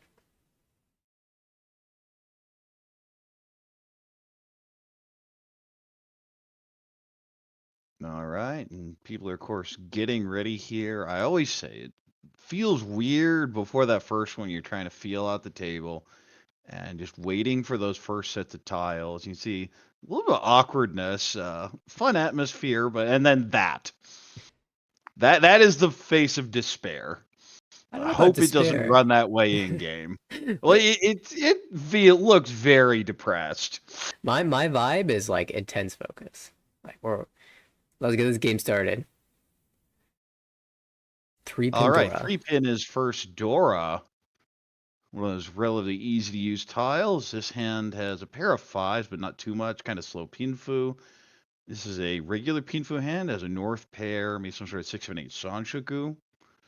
A whole bunch of 1-mon, just like a Riichi Nomi, nothing fancy. And this is similarly a Pinfu hand. Maybe we'll do some shifting into maybe a Junshan, but seems unlikely with a 4-5. So a whole bunch of mediocre to bad hands. It's rough when you like, all right, I'll just start by cutting one of these wins and see what happens. And then another one comes out, like, okay, this is fine. And then you draw the pair, and you're like, I guess we're taking 2 turns off this game. Interesting with the early wind call. We haven't seen too many of those yet this game. Or this series, I should say. No, I believe it was dealer, which is always going to help. Yeah, certainly dealer double east makes a lot of sense. We did see. So if it's a nice, there's already Ishan 10. 9-pin Onko here. Can move the hand a little bit forward, but not as fast as the East call. Now 2 times we can accept the 3-pin Dora with that 4 or 5-5-pin shape. Oh, it's a Shitoi. Is that? It's Ishan 10. Another 5 so, possibly Peiko upgrades. 3-pin fills the Penshun nicely. Now Ramuram and Ishan 10. Wait, no, that's headless because there's an Onko in there. 3 so pair up. 9 so. Wanted the 8, but we'll go ahead and switch out. 4, and yes, this is headless Ishan 10 with an Onko. Super wide Ishan 10. Yeah, notably with the Onko, you can always trim that down to a pair if you ever need. Ooh, and the eternal dilemma with the 5 pairs of the Onko. Do we really start dreaming? The answer is we'll dream at least early. You know it's a 7 pairs hand when your first 2 cuts are a pair. And your second 2 cuts and your third 2 cuts. At least that's how it goes for me. So lots of progress being made. A couple really strong hands that are 1 away from Tenpai. Or Ishan 10. I think everyone's Ishan 10 now. Yes, indeed. Trying to decide, is this when you just get rid of the 7? I would probably cut it about now, but no, we're going to push it. Get rid of the South. And that's just Tenpai. This is Riichi, possibly Peiko. 3 so, 6 so. 6 so is the Peiko. 2. And it does not feel good to draw a tile right by Dora Onipatsu. Definitely not. The Dora indicator, never the ideal situation. Speaking of, and that's even a furry set on the Chitoitsu. Brutal. The 2 players who really want to push this hand and are going to struggle to do so. Another 9-pin. Now, that looks more like at least a Mawashi, but likely a fold. And yeah, throws the 6s. Now Tenpai waiting 3-6.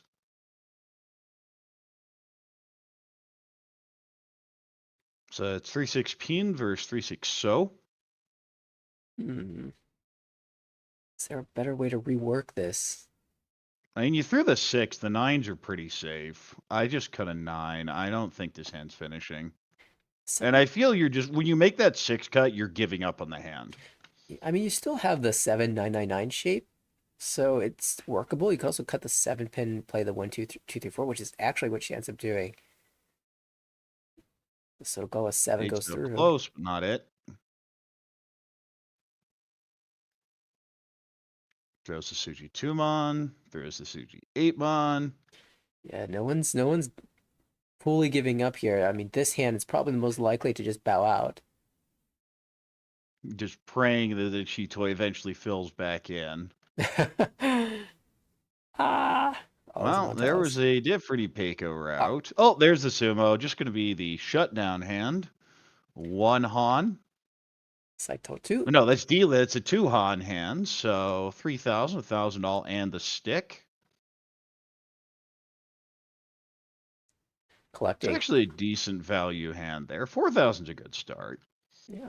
I mean, when the alternative was a Riichi somehow winning and maybe dropping you down 4,000 points by paying a Mangan Oyakari Tsumo penalty. I know plenty of people that would be very sad to take that win because it wasn't on the Dora side. Well, At the same time, you take those. Right. All right, looks like Pinfuan, nice shape in Montu, 3, 4, 4, 5, 7, 8. Also a very nice hand here, and the south pair that is Yakuhai. Maybe not ideal because the rest of the hand looks very Pinfu-ish, but I can also call, and will do so. Just want this hand over with. Ishanten already headless. We have a Hatsu pair here. This may also be a call and go. 4, so it's just Pinfu with the Peiko Dora 2, ideally. 2 pin would really help the hand, though. Who has it 1 bound? so, now double Kanchan headless.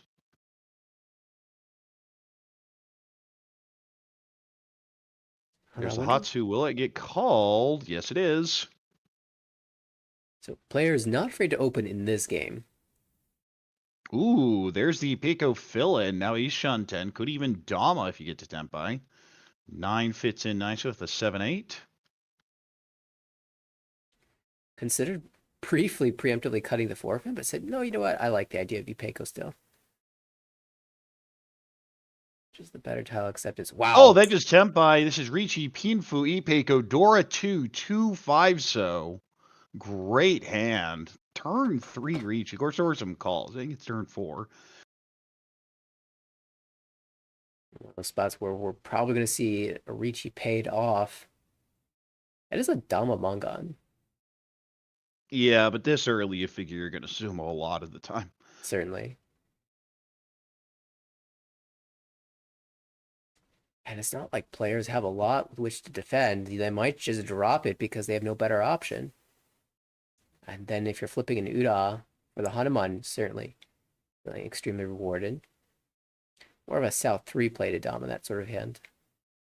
Yeah, this early, especially East 1-1, tons of value. You figure everyone's a little loose anyway this early. You have open hands. You just go for it. I feel if everyone's still closed, there's a much rougher argument on the Dama, but with 2 people open, it's just go. Chuso's actually pretty held, it looks like. One's cut, a couple here. The dealer's hand. So reasonably held as well. Looking at 3 tiles. There's another 3 so. Well, the more 3 so that come out, the better the 2 so looks. Tempted by that too. 1 chance early is actually reasonably safe. Note, reasonably safe is different from safe. This is Tenpai, but won't take it. You can do better.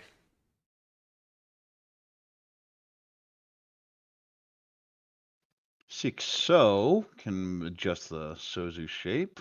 Pay is not it. Now Akutsuki Shanten or double floater. This is also Tenpai. I'd throw the 1, at least. I mean, as you said, it's one chance. And see, And that's the advantage is you have that knowledge of the 3s, so the 1 we know the 1 chance deals in on the 2, but here it seems perfectly reasonable.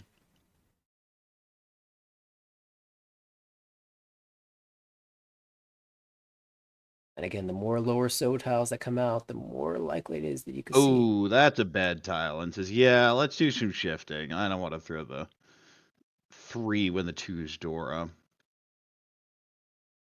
But when you see the 1 so come out and then the 3 so, you definitely understand that the 3 so has something to do with an important shape in that hand. Well, that's Tempai. You can take 2-sided. This is actually a 3-4 weight.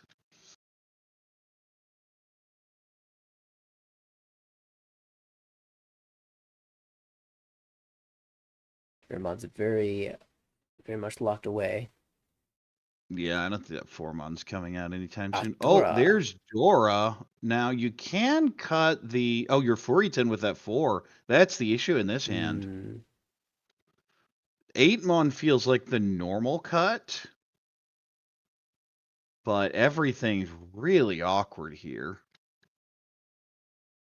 It's super late as well. We'll just play the... Alternatively, if you're really greedy, you throw the 3-mon and say, it's Dora Tonki, let's go. That's the correct play.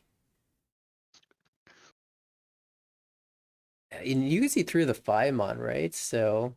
Yeah, it doesn't feel that bad. You do deal in a bunch of penchant, though. Yeah, the Dora penchant specifically. Well, it's back to Tempai. She's going to say, let's go. And yes, this is 1-4, 4-10.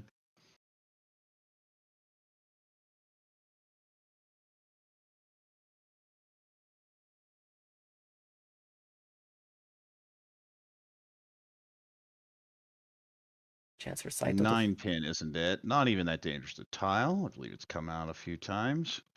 Everyone's trying to get this Tempai before it gets to the draw. Well, the other part of this is people who really aren't respecting the Riichi that much. I mean, they're not pushing anything like really. Oh, well, that was the deal at Dial. This is the do you trust the read? Because you're running out of Suji. How much do you believe this Riichi's expensive? You see the long pause here. Yeah, respect. Ayuchi has a real decision.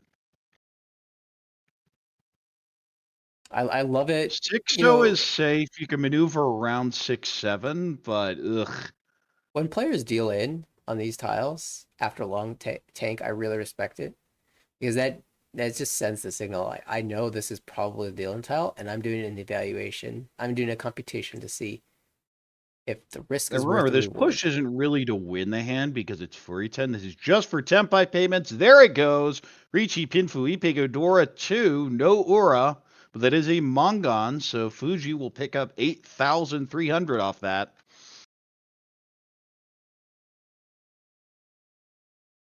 Yeah. What a hand. Everyone stayed with it against the Riichi. Just a little unfortunate draw there for Aiuchi from Tempai. From multiple Tempais, I should say. I danced around for so long. Finally drew one too many dangerous tiles. And that will shift us into her dealership. These two. Yeah, a chance to get some of those points back. 15,700. Not really where you want to start off, but dealer here may be able to salvage something. 1-pin is Dora. And that's a pretty good starting hand. Not real value here, but shapes are decent. We have a south pair here that may be call and go. This is a very nice hand. Few pairs, and there we see the tune called from the 4th player. So everyone has a workable hand. None of these are particularly expensive, but they're all reasonably fast. Yeah, we could see Pom Pom Pom. Just everyone nabbing that. Oh, there's a Dora. Gotta hold that with those south. Well, this may just be Tanya Chitoitsu with a 3-pair up now. I feel that's one of the more controversial hands. Chitoitsu that's Tanyao. I mean, it's totally worth the 1 extra Han, but it feels so good. I mean, you can set up good weights with the Chitoi just as you can, with the Tanyao just as you can with something like a sneaky terminal weight. All sorts of Suji you can play, Sotogawa traps. Oh, 4th 9. I don't think the hand's good enough to con. Maybe if we called this out I don't earlier. either. Oh, but... Oh, well, we're both wrong. Says 32 fu is 32 fu. Give me that. And I need a draw. And I now have a pair. Gonna cut probably the 1-3. I guess the plan might be Dora Tonki even. It's possible. 4-pin... sorry, 3-pin. Speaking of extra Dora, well, that's going to be held for sure. Oh, goodness. This hand's so expensive for Saito now. She has a Mangan. The problem is that 1-4 should be very hard to finish off. Because the 4s are pretty locked in. The 1s obviously aren't coming out.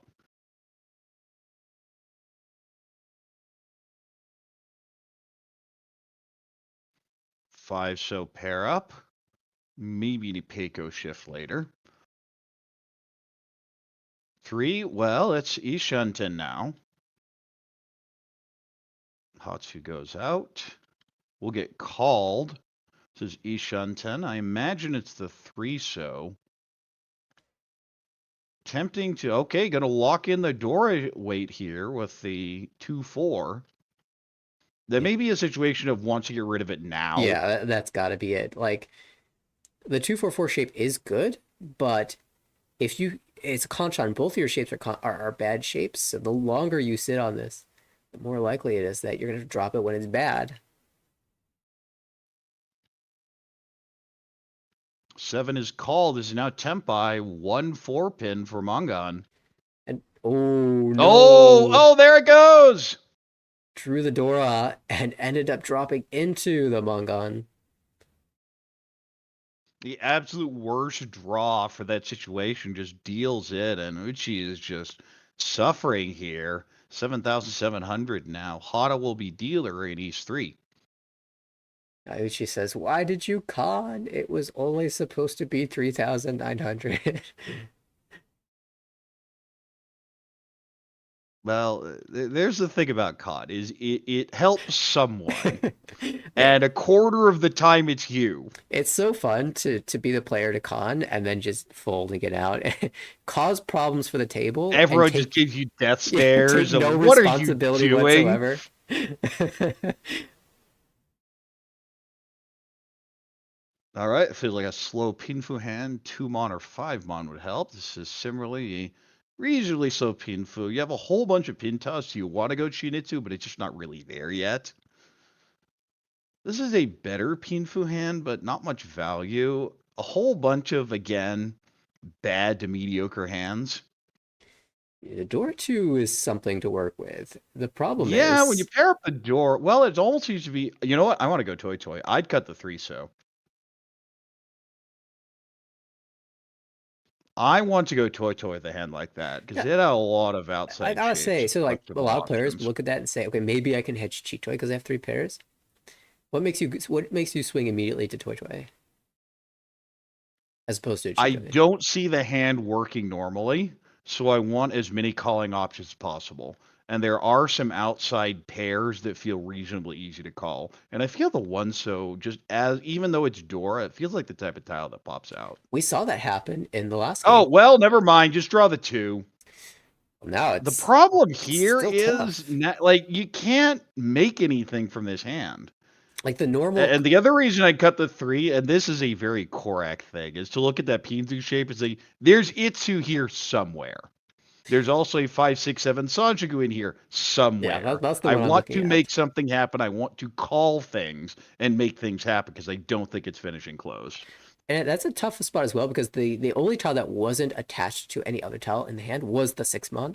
But if you cut the 6-mon, you are cutting the entire suit. You will never be able to accept another mon tile for the rest of the hand. So it is tough to make that call when you have other weak shapes in your hand, like the 1-2 pin and the 5-7 pin.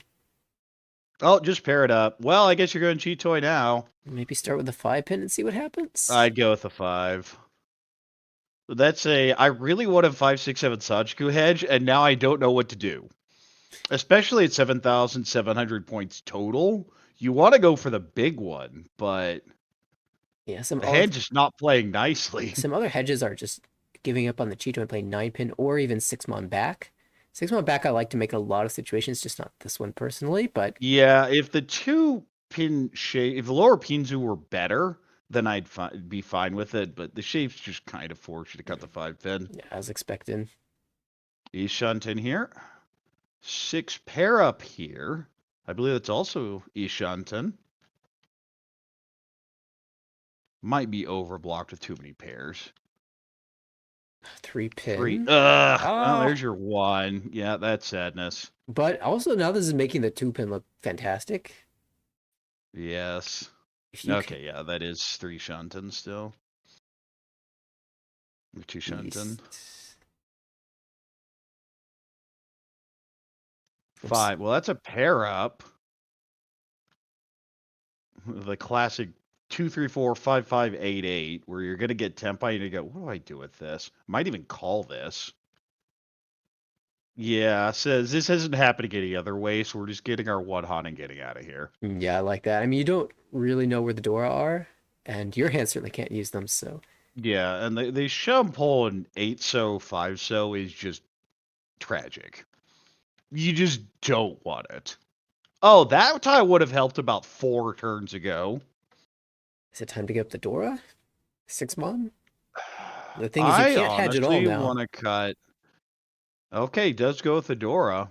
7 pin is like keeps the hedge. Yeah, that's the greedy, the one that I'd probably play here. Again, because I just play the hand completely differently, in that I don't like closed hands that are too slow. Well, in the end, it's the fast. And I have Dora. Doesn't matter. 1 Han, a Tanya will end it all. And looks like that was Hana with the victory. So it's 1,500 and yeah, 1,500 gets a repeat out of it. Hana has a long way to go, and her team has a long way to go. Sitting there, you see right now, if the game were to end at minus 96, so they need some big wins. South Onko, great shape in Kinzu. That is a starting hand. I believe that's Ishanten. Yeah, super fast. This is a pretty nice hand here with possible 2 through 4 Sanshoku. This is a loose Dora, maybe. And you want to go Chanta, but it's not there. I think you just play normally. Oh, this has 2 Dora, so that's the fun hand. Double Dora Yakuhai always feels good.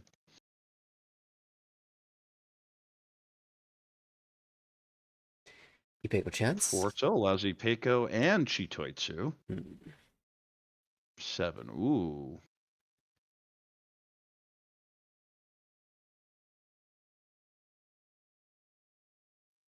East isn't it? 8 pin. All these 2s, 4s, and 8s. 5 upgrades the Ryankan in Manzu. Well, 5, 6, 7, 8, 9. I mean, you always cut the 1, 2 here unless you're just gunning Dora. Yeah, certainly not likely to see a Dora discard super early from any of these players.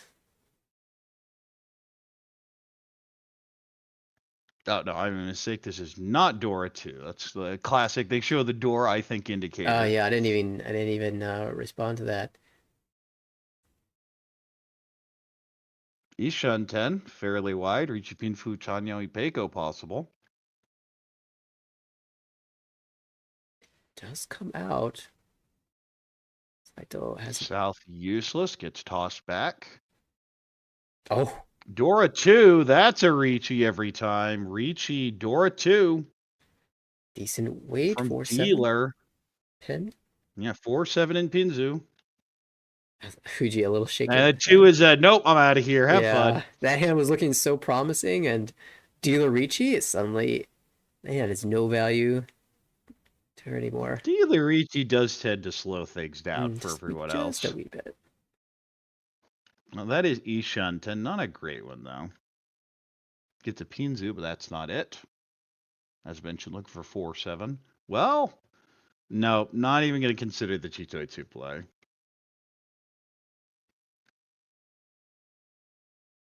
That's a better shape. Yeah, I imagine Chun. Makes a lot of sense there. Gets a 5. That's not it.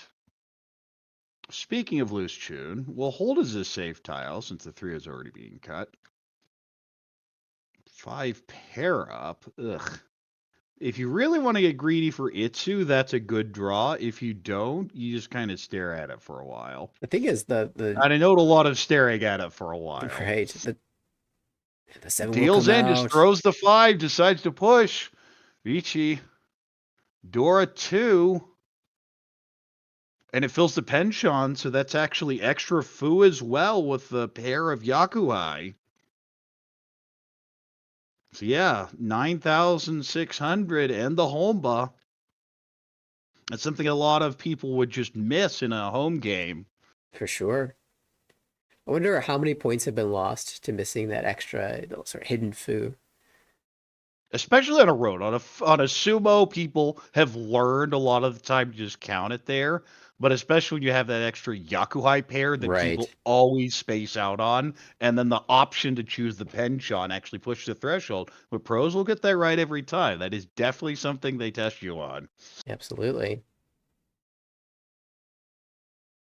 All right, South pair, decent hand. A whole bunch of Monzu, but not great. Can't just call the Hatsu. Has one Dora. Floating Hatsu in this hand, kind of Pinfu-ish. 3 pair up, a whole bunch of disconnected garbage, I guess is how I'd look at it.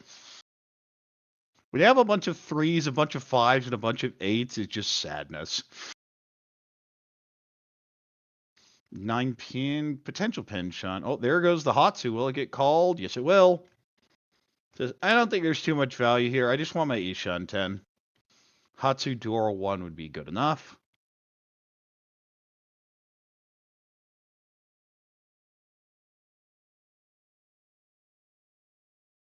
And this hand's going nowhere slowly. 2 pin, drew on last turn. Can't do anything with it. The 9 extends the shape 4, 5, 6, 7, 9. 8 so doesn't do much. And it just feels like it's will dealer get there and when does dealer get there. Yeah, we've seen so many dealer repeats over the course of the series. Hana's in great position. Dealer, I mean, even the 2,900 plus the 600 for the home, but that's a decent sized win. 3,500 on our own. Another pair up. Well, I guess you just have to go Chutoitsu now. Nice thing about 7 pairs is that you always can use the Dora. Well, unless you already have 2 of them. That is the one. That has gotten me in trouble many, many times. Like, well, we'll just float it for the Suwaku. Oh, no, I have to cut it. Oh, well, that was a mistake. But the funniest thing is when somebody, like... I had this happen with somebody, like, second turn cut the Dora, and then third turn Riichi. Like, they're not Chitoi, otherwise they'd be waiting on the Dora. Yeah, I've seen that before. It feels Dora really bad deal. Where they cut out of the Anko. Yeah, it's like, not only was I there, I was beyond there. Exactly.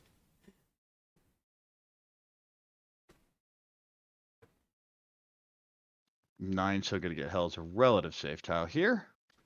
8, so, I mean, there is a 79 Sonsku in there somewhere, but that just feels like a fold. Everyone's expecting dealer to win this. This is really the only hand that can fight, and it really needs the 8-mon first.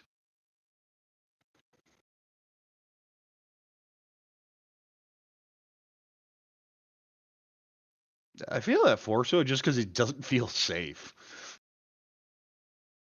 Another pair up.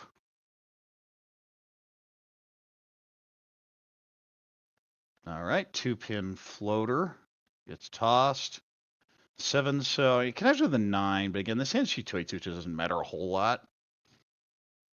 6. Yeah, the hands just aren't coming together here. And even dealer's stuck in Ishan 10. Oh, 2, well, now you just cut the north, because this can be Tenpai on the 3 or the 8. Obviously, you would much prefer the 3. But speaking of 3s, the 3-mon is now Anko'd up, so that's the end of that. Inception can get you in big trouble because you do take the Riichi Dora 1, bad weight on the 3, and then somebody says it Anko'd up, and you deal into eventually the dealer hand, who has to get there eventually. And does. Now, Tenpai on that 3. So that is the in-demand tile right now. Oh, and gets the last one of the wall. Riichi Pidfu Dora 4 7-pin. Gets the last one. Anko up with a 7. One is going to get pushed. I mean, dealer's going to shove just about anything here. And throws the safe tune, holds the 3-pin, 5-so. Seems good enough. 4-so, that's just a shove. Oh, there's the Sumo Reach, Sumo, Pinfu, Dora 1, Aura 1, Mangan. And that's a big win for Fuji. And on top of that, Hana takes the Kabari. So that's a huge swing here.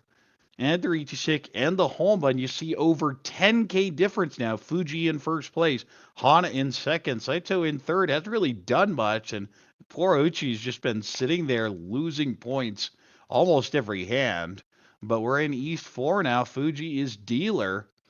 And of course, you see the team score because that's the important one. If the game were to end here, they'd be at 94.7. Not complete control of this table, but in an excellent position. Starts out with a nice little Manzu hand here. Needs the 3-mon. Of course, when it's being Dora, everyone tends to need it. Has a Haku pair here. Maybe a call and go. Maybe sort of 2, 3, 4 Sanshoku. We see the 5-mon pair. This has a few other pairs. I think a head she took to. I go 9-pin. Can also go 1-mon, but I like holding the 1 just in case you get the 2, 3, but does throw the 1. 5-so Anko. Looks like a Riichi Nomi type hand. We'll hold the 6 here as a floater. 3-pin pair up. Well, do you ever think Toy Toy? Gonna hold it for a bit. Keep the better shape anyway. 2-so connects to the 1-1. I think this just has to be one of the 9s. Unless you're just hard selling on a Chitoi Twin. Yeah, just throws the 9-mon. 4-so connects nicely in the Sozu shape. 2, 4, 5, 5, 5, 7, 9. 7 fills the Kanchan there. 1, 2, 4, 6, 7, 8, 8. 2-mon connects nicely with the Dora. 9-so. Going to cut from the upper Sozu shape here. Can't really do anything with it. 5 connects nicely with the 6 here. Speaking of 6s, one gets drawn and thrown back. The 9 useless 2 turns ago. Useless again. 2 not going to fit in at all. Really feels like the players are blitzing. 5-pin pairs up, goes and cuts the 8. Anko now with the 3. I mean, do we start dreaming Doko? Ooh. I was thinking Tune pair up. San Anko first, but Sanjoku Doko. It'd be both. Both is good.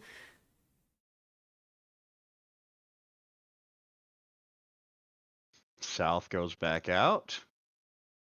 8-so as a floater. Not really going to worth anything with how the rest of that hand's shaped up as. 7. Another pair for this hand. I think you just have to cut the 2, 4. You don't want to, but you pretty much have to with these shapes.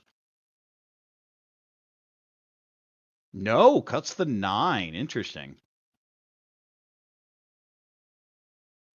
I always like the 555 7799 shape because there are just so many ways that ends up helping you. It's so much more flexible. Mm-hmm. It's like the 2-so does much. Let's just specifically draw the 3. And honestly, it's Saito who wants to draw 3s anyway. There's a shoot.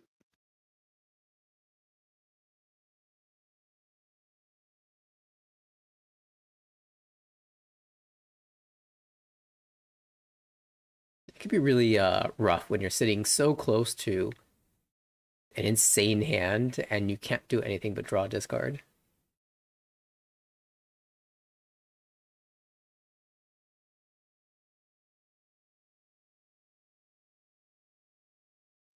Well, this is the problem, is that upper Sozu shape just isn't budging, and that's the problem with cutting from that 7799 shape.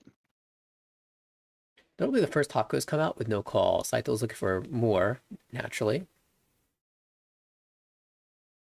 4. Ooh, well, just didn't see the Nathaniel special here. Unfortunately, it doesn't exist because... Oh! Because all the 3-so are held or discarded. They're definitely not coming out. I saw the Doko. I mean, we might get there, actually. Somehow there's a chance. There 2 is 3 4 Sanchiku and Sanchiku Doko, double Dokos, both needing that 3-mon. double Sanchiku. There is a 3 on the wall. There's a it could just be Suwanko instead. Would it be a shame to lose your Oh, the 9! No, that should have been Tepai. Oh, it is Tepai. Oh, well, just Tepai now for Suwanko, possible Doko on Roan. I mean, you can't expect the Dora to come out here, though. That'd be funny. Does that in your statistics count as not Doko anymore? Right, Because that's it's exactly what I was just scored as saying. Suwanko? That's so tragic. I mean, on Rondo, it could be Sananko, Sanchiku Doko, Toy, Yakurai, Dora 3. Haku, yeah. Oh, there's the 3. That's Oh, not there it coming out. is. Yeah, that's not coming out. Ain't no way.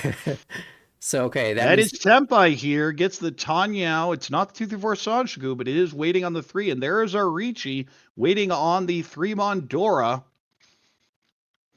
Of course, we know those are completely dead. Everyone's looking for them. Can switch to the Sananko instead. Oh, Furiten, never mind. No, it's just Furiten.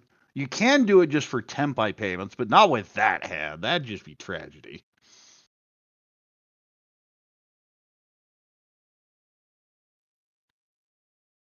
Close, but nope. 6. Oh, that is a terrible Suji to push, but does. When you're Yakuman Tenpai. You have to.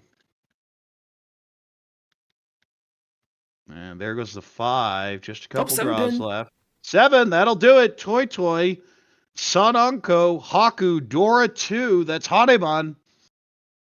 The facial expression. Well, that is a sad face. Wow. That is you're kidding, right? It's you had that? Okay. The best part of this is that is called the cheap end. Right. It could have been Tenhan.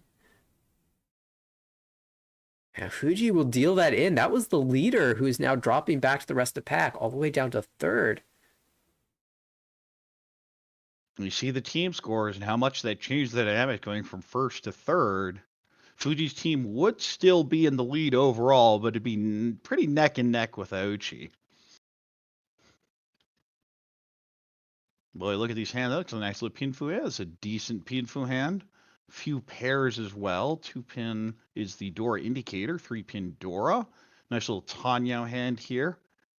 This is the worst of the bunch, but there's some routes for it. Loving the idea of Itsur Sanchiku or any sort of 2-hon value.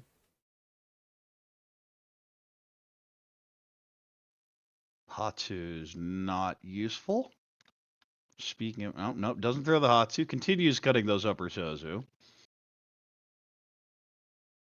Made my decision. I'm sticking with it. Tumon, nice little shape in Monzu with the 2 3 5 5 5 6 7. Would have been pair up is awkward. It's not really the tile you were hoping to get. Like you wanted Dora acceptance. But interesting. Cuts the 1 3 here, holding the Hatsu.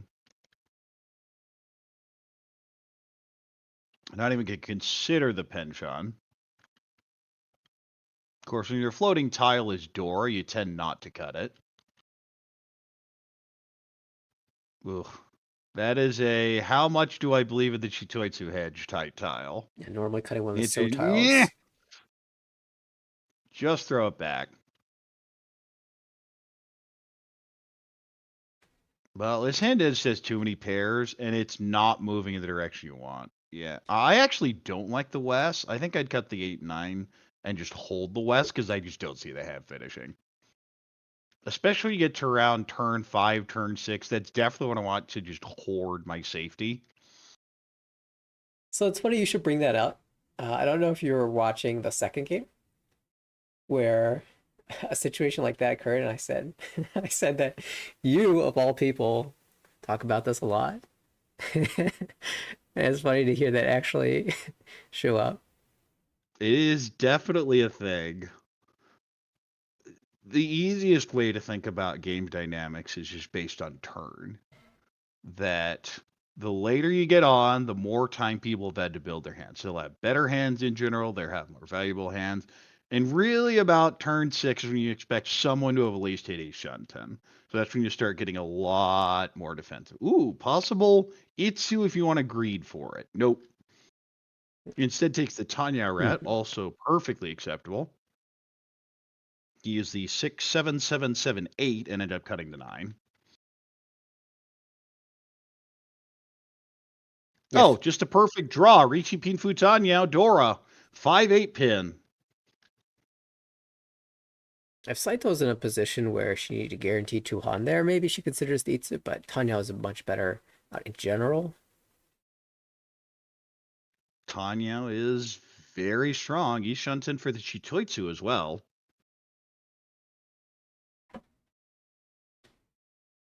Ooh. Boy, those are some tiles. Too bad Tsuji to try. 3-6 pin, 4-7 pin, and neither of them deal in. It's 5-8. Well, yeah, and you have a dealer Riichi on board from first place, so there are a whole lot of reasons not to get involved in this.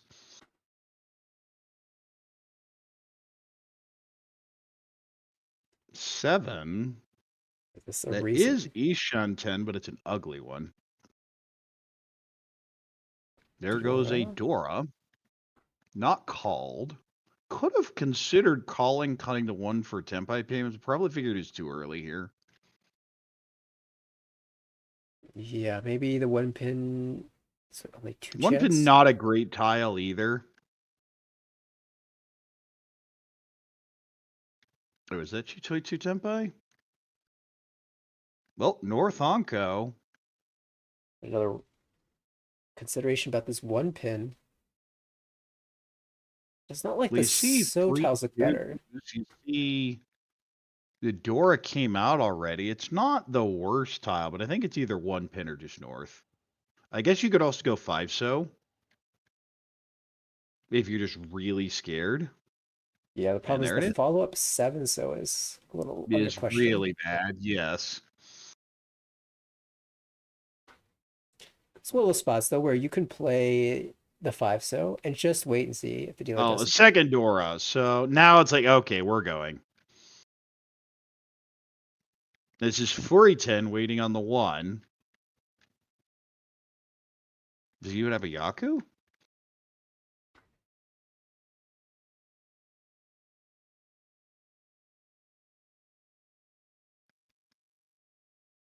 No, there's no Yaku there. And it's not North Seat. Well, that is Tenpai. Would have to cut the 8 pin. Won't do so. Good. Good read. 8 pin definitely a bad tile. Yes, it is.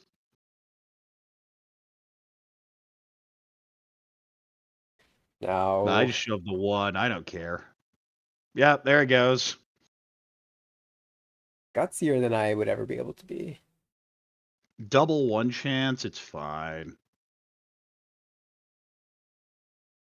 It is late to be relying on 1 chance. Oh, North. Every time this is North. Yeah. You should not be cutting any other tile. You should not even consider cutting any other tile.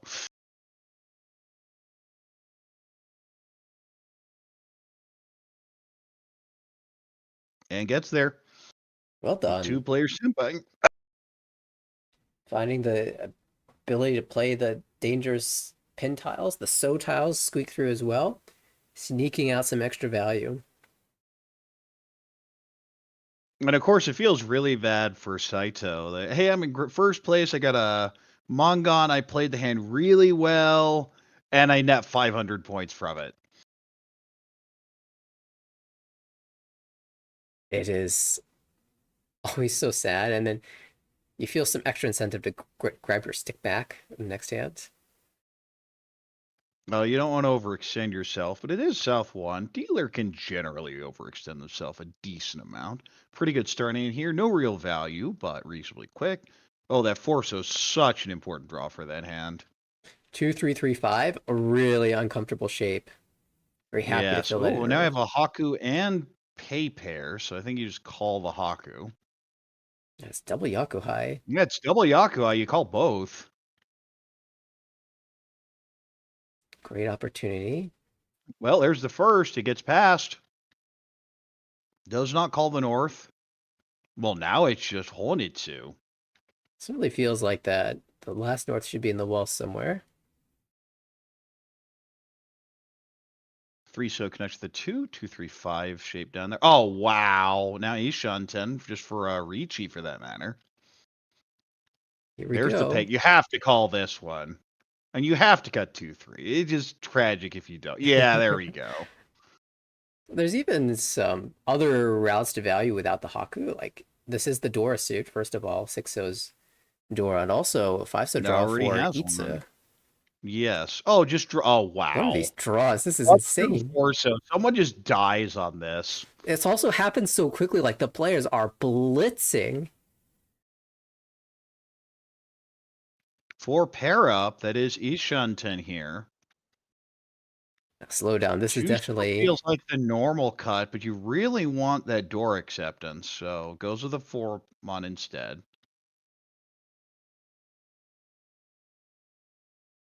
The players will be wise to be flush, but normal. Nope, goes with a 9.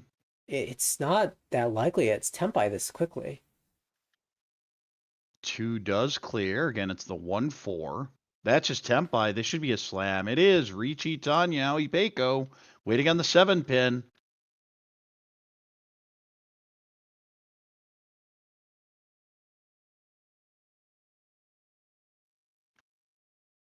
Seven pin versus 1-4. So there's the 1.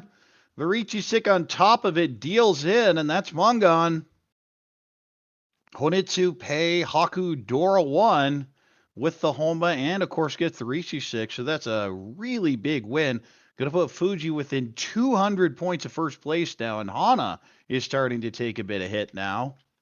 Ayuchi's still sitting here basically doing nothing the whole game. The only points have been from the tempai the previous hand she managed to fight back for. Just not getting hands. Important hand right here, right now. Last chance as the dealer.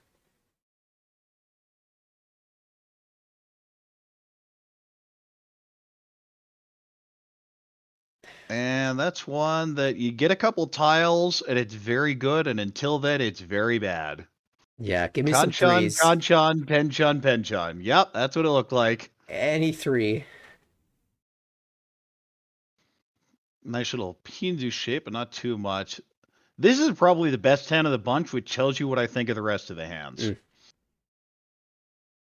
Well, that's not bad. It's not terrible. It opens up a lot of flexibility. Like before, if the 4 pin is our pair, then we are struggling. And it's even hard to find a different pair for the hand, but... It goes the 1-2 mon, so not going to hedge the Sanshoku. So it was a big consideration. I want to go Honitsu. Forget this. Goodbye, 4-so. But no, throws the north instead. Fuji's like, I already won my big Honitsu. I don't need another one. But more. Yeah, what's wrong with the more points? South going to be held as a floater. Can get rid of one of the 1s. Goes with the 1. So no reason to get rid of that 1 pin, of course, it being Dora. I'm going to try and disguise this a bit. I feel the reason those tiles are being held on the Honitsu is doesn't want to just immediately tell everyone, hey, I'm going Honitsu. Definitely don't throw tiles of the Dora suit to me.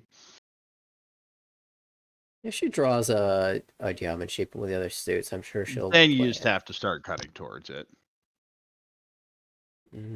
Well, there's a Kanchan. Another hedge sort of tile where you continue to cut your hours. 4-6 is at least, you can see it as 2 central floaters rather than a Kanchan, and I think that's... Well, that is an Ishanten, fairly wide one. A whole bunch of really bad shapes, though. Yeah, there's a lot of good draws into tempai, and there's a lot of bad draws. There's like one good draw into tempai, and a lot of really bad draws into tempai. 6 pin, 8 pin, 8 pin, obviously the best. There's the 6 pin. Oh, okay, just get it. Oh, And 8-9 takes the 8-9 weight. I like this.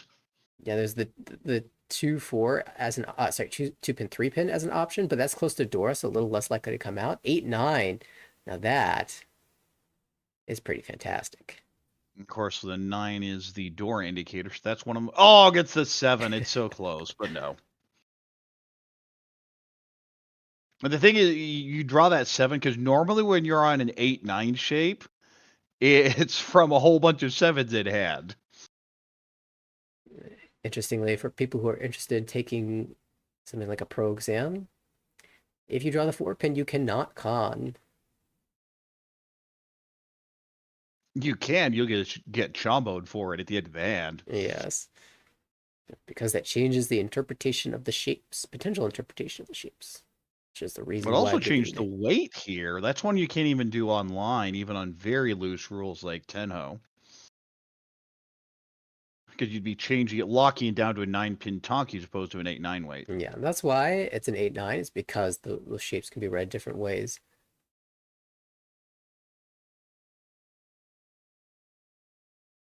So far. 3 so pair up. Maybe some sort of backdoor Chitoitsu, but feels like a fold. That is another 7 pin, so the 8 pin, 9 pin is looking a lot more dangerous now. Another 3 here. Might go Haku Haku. That's what I'd probably do. Nope, going to go 4-5. Tries to fight this. Oh, there's the 2. The other end would have been the sumo. It's not as if this 8-9 pin is bad still. The 9 is one chance as well, and if anyone gets less information, it just has to shove it. Because of course they can't get the 7. The 7's stuck in the Riichi hand. Even here, Hana is kind of running out of ideas. The 9 pin could rise up the list of discards. Or a draw.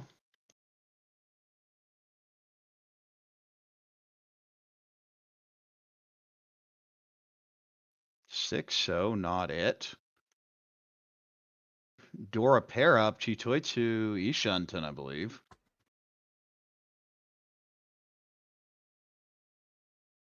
Well, this hand's going nowhere. 7, that's still not it. I'm pretty impressed this hand hasn't won yet. It's such a juicy... Oh no, this is Chitoitsu Ryanshanten. Because the 7 were cut. It would have been Ishanten. Mm.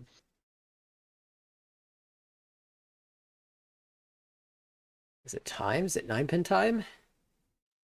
That does seem to be the look here.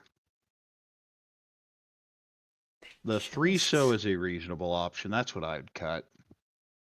Yeah, definitely Suji. Early 2 so as well. Yep. And that's the same decision Hana makes.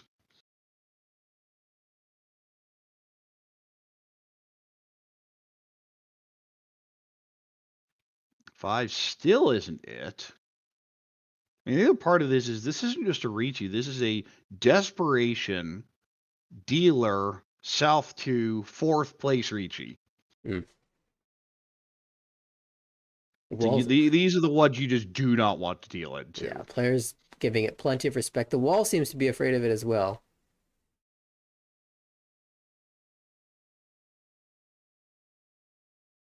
Couple draws remain though. Good, no good. At this point, it seems like the players are having no trouble escaping. Yes, I think everyone has enough to get out of here. Certainly Saito does. Dora There's comes the out. Dora. Well, if you had any questions now, you have 2 more safe tiles now. It was an opportunity to pull in. And all the Dora pull outs. Yeah.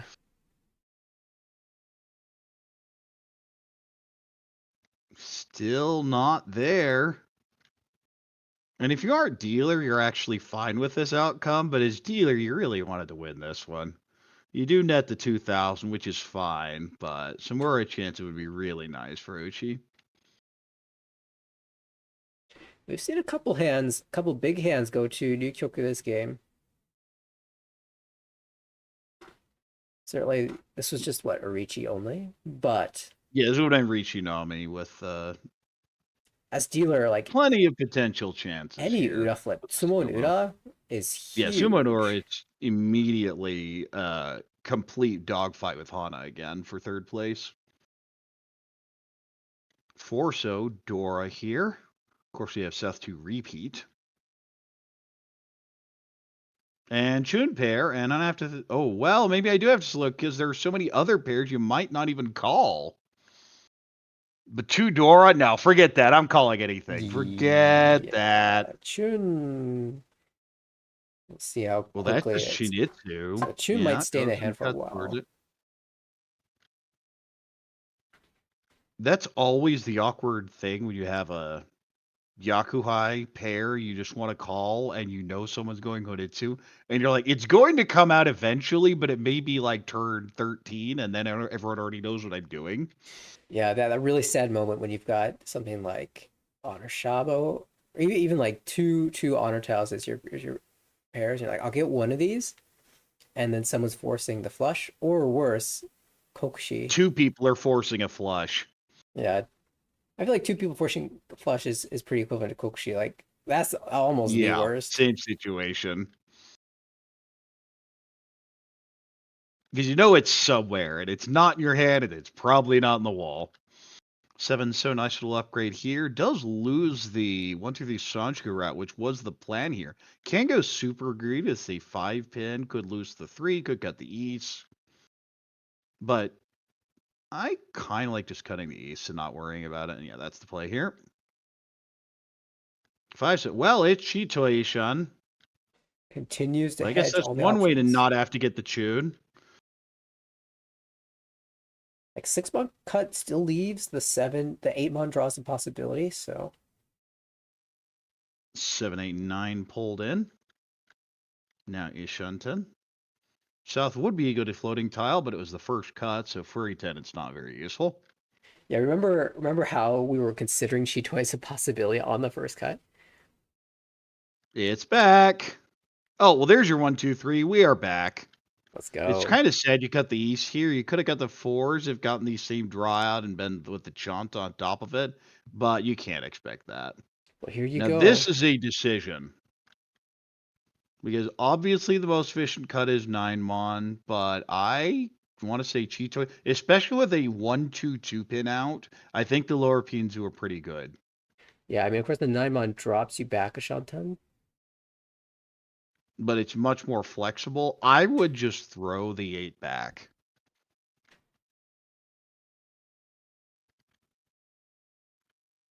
Nope, that's the 2. Tough choice. As are many decisions involving 7 pairs.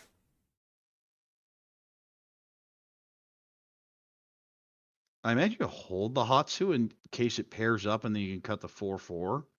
But you are a little concerned because we know someone's going for a flush. Ugh. That is a hideous tile.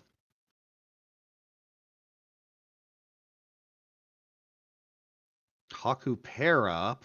Slowly getting there. Can only be a pair, though. But It's that been hand's twice never cut. getting. There's the Hatsu pull, and this is the fastest of the bunch. 3 so.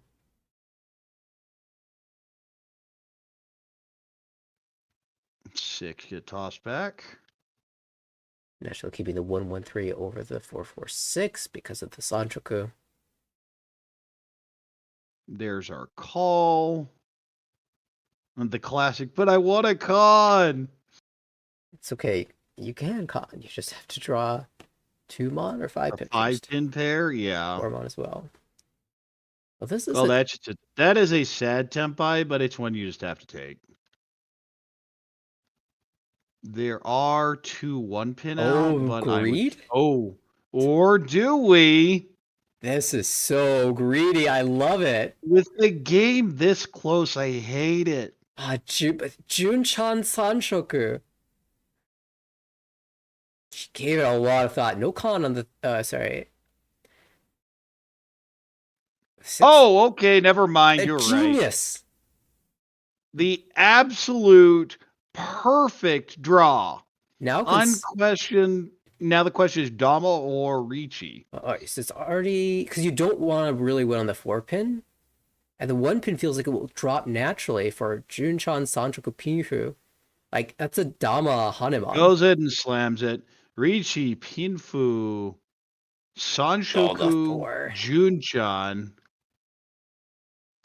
I think the idea here is if you show it, it's Baimon. But again, with the scores as they are, I don't like it. I think, well, so she might not feel like she can pass the 4-pin roll. Right. And if she, that's the only right. reason you ever reach this is you're saying there's some with 2 open calls. I have to take whatever comes. I don't want to, but I will. Yeah. Which is very reasonable here. There are 2 ones out as well. I appreciate that as opposed to playing online, you get to think about There's the 4, there's the win, and there's the sad. And there's an Ura. Okay, get to the Ura, so that's something. That's why you Ura. reach me there.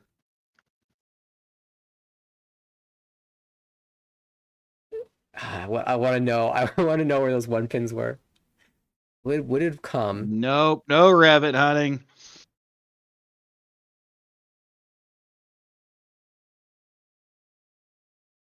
Yeah, such a cool spot. I would love to rewatch this one later because in this situation, the score situation, the league situation, there's so much at stake. You know, a lot of the computations that I'm used to making are in either a online ladder perspective, which is a lot easier to make, or single individual league situation where I'm only caring about my own results and not necessarily team results.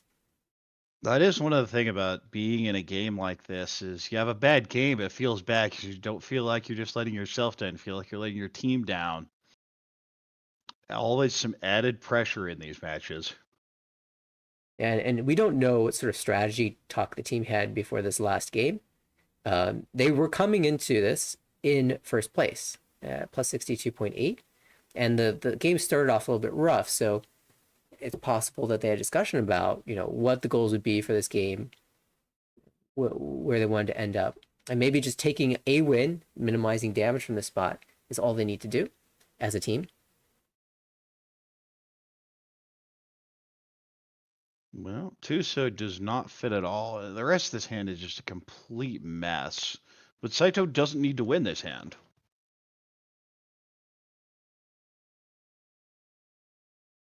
The 4-pin? No, throws the 3, locks the 1 pair in. Moving towards Chanta Sanshoku now. Tuso, yeah, just going to give you the slightly better shape. Wanted to go Honitsu, was hedging it as long as possible, and it's just not there.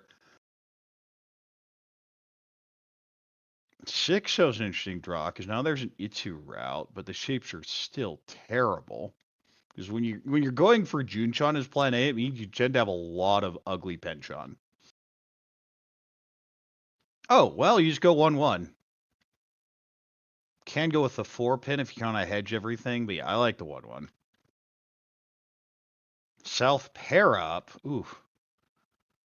That Sozu shape is very frustrating to work with. 6 fills in nicely. You just cut the 3 here. Can go with the 9 mod if you're just like, Sanchuku's not it anymore. Goes the 9-pin.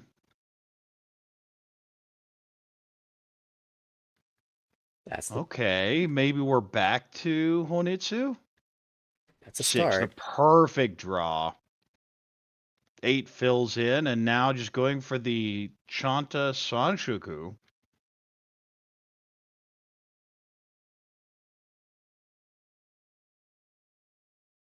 Chun isn't going to help. 2-pin. Oh no, the 3. I didn't like the 3 when it came out, and it's coming back to bite. Haku. No, that's not going to do anything here. Well, you got to take your Ryokan upgrade.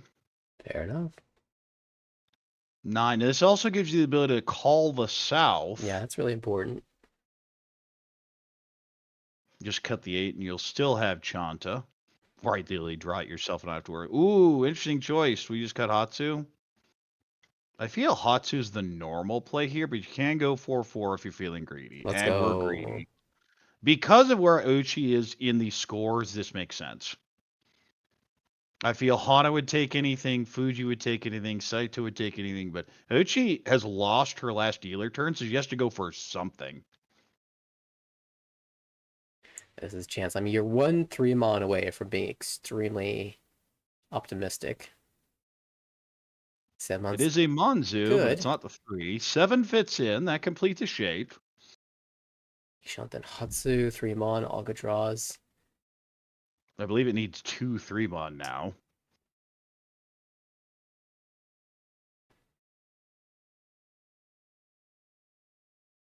Wrong suit. Okay. 5, so that gives some Ipeco flexibility. But I just like throwing it back. Can go 7 if you're a little scared of it. Yeah, But I like throwing it back because I still like the ability to go 6, 7, 8 Sanchiku later. Yeah, I think that's a big consideration here is which cut is going to give you the best chance at finding the Sanchiku later. And Well, it's never going to be a 5, 6, 7. Okay. This is a defensive cut rather than offensive one. I am very surprised it was not called. I feel you need to be taking Tempai at this point. Dora keep, or not Dora, but rather Dora adjacent keep. So now if she draws the 5-pin, she'll be willing to take that Riichi. And similarly, was scared of the 7 last turn, and yeah, doesn't want to throw the 4 just yet. Right into that third row, and everyone's dancing now.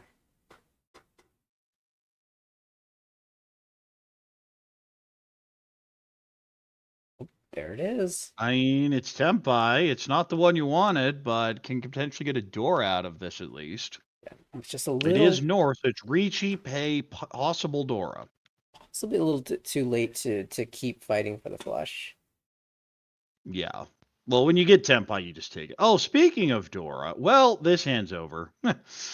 That is the abandoned ship signal. Gets an 8, but it's in the wrong suit. We're still back. I so said. We are not back. We are still running. Dora pair up. Might be back though. That is exciting. Is there a south left? There's the Hatsu.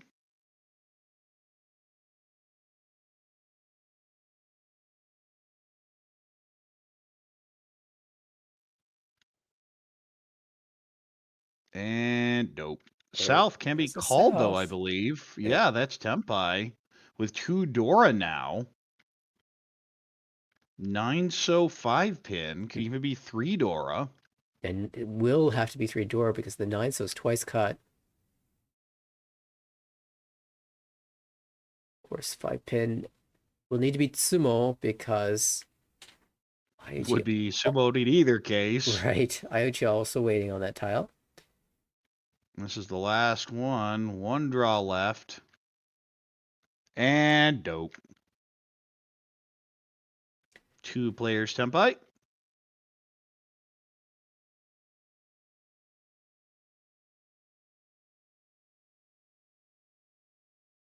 And more importantly, dealer moves, so it's South 4 here. There is 1,300 in the pot, so the overtake condition for Aiuchi isn't quite as bad as it looks, but...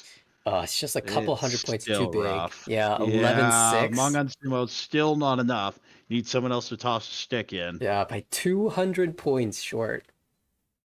That always feels pretty bad. Well, Fuji's in the awkward position here, especially when you're second place, close to first, way ahead of third.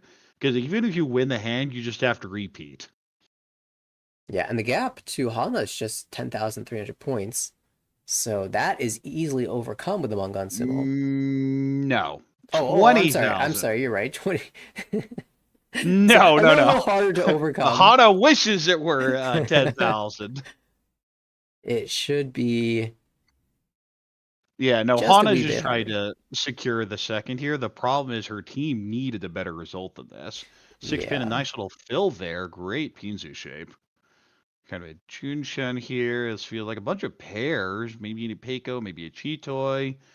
A whole bunch of Monzu tiles. And with where Aiuchi is, you're almost tempted to just cut the 7 back and either go for Dora, something with Dora, and maybe an Ipeco, or It goes to the 4, which is the same kind of concept. That's holding the 7 for the 6, 7, 8 Sanjiku. So the same idea. Not going to hold both floaters. 1 pin, great draw here. You just cut the 6 so. I mean, you can go with the 6, 8, but I just cut the 6 so. Looking for a way to find some extra value out of that. Speaking of 6, 7, 8, could go 8 mod here. Yeah, I like this. That if I get Sanjiku, we don't need the Dora, and if I don't get the Dora, then we can just continue cutting the shape anyway. Just keeping all the blocks 4. alive. Ooh, that's a nice little upgrade. Ishanten? Ishanten. 5. Well, now you have some sliding options, but I don't know that it helps. Alternatively, if you want to big brain this, you can cut the 7 pin and say there's Itsu here. You just don't know which suit yet.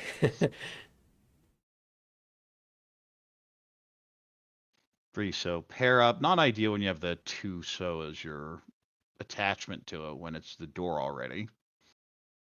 Right. Use the 3 as the pair. Pay. Yeah, this hand just isn't budging for Aiuchi. Needed a couple of very specific draws and isn't getting them. Yeah, looking for a signal and hasn't found it yet. And hesitated on the 1. It's like, do I just have to say forget it and go cheat it? So the answer was no.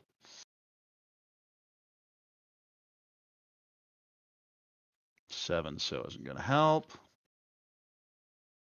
3 so, that's... Ew, wait. That's the Itsu. Because we cut the 3 mon, you have to go Itsu now. You need to be a 7 pin cut. I guess you can go 8 mon, same effect. But gave up the Sanjiku, so yeah, you have to cut one of those 2. And the plan has to be Itsu at this point. That is... super wide Ishanten. That is a disgustingly wide Ishanten that results in a terrible weight a lot of the time. Yeah. Still... You still cut the 3 so every time here, I feel. I wonder if she's trying to hedge, like, consider the hedge to get a second Dora. I think you think about it and go, no, this is dumb, and throw the 3 back, which is what happens. I feel that's something a lot of people don't do enough of. They think and then think and they go, wait, no, this is dumb. I should stop doing this and take the obvious play. A lot of people overthink things and don't take that step back, and it's very important. I would agree, as somebody who overthinks a lot.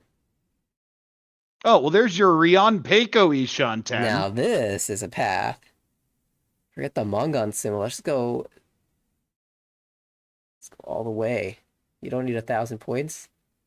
Sick. Well, that's not Itsu, but it is Riichi Pinfu Dora. It's not enough to overtake. So I kind of like the Dama here. You're hoping to bait someone else to Riichi. Then your 1,000 is good enough. You can just fish for Shimodora. Yeah, relying on that 2 or Ipatsubo is just... It's too much. And if you do get the winning tile, you just Furitan Riichi. If it's the 4 so or 9 so. Right. 7 so is just... Well, you Furitan Riichi anyway. You may Furitan Riichi for any Peiko. That's true.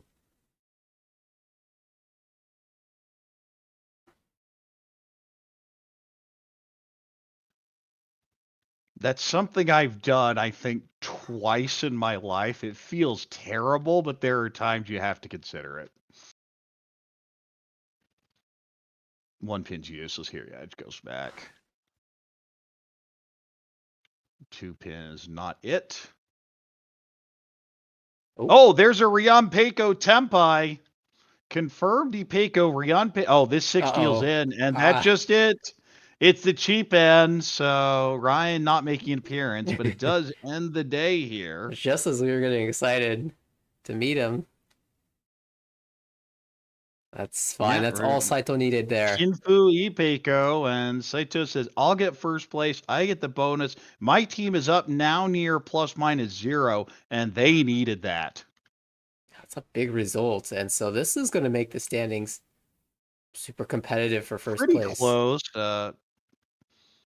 Fuji's team in best position, of course. Hana there with a minus 23, and then Aiuchi just couldn't get it together, but her team had a bit of a buffer, so we'll drop to second place for the team overall in this group.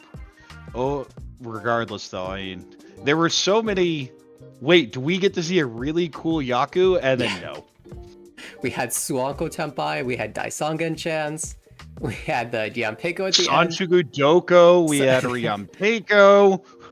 Oh my goodness, that hand had game had everything except for the exciting hands winning. Even then, there was some there was action. A lot of something I talked about a few times before. There were a lot of really bad starting hands. The difference is in some of the other games we've had, those really bad starting hands ended as really bad hands. Here, they oftentimes turned into amazing hands. Yeah, I mean, if you just took a little bit of work on them, because if everyone's getting them, sometimes everyone else has the bad hand too.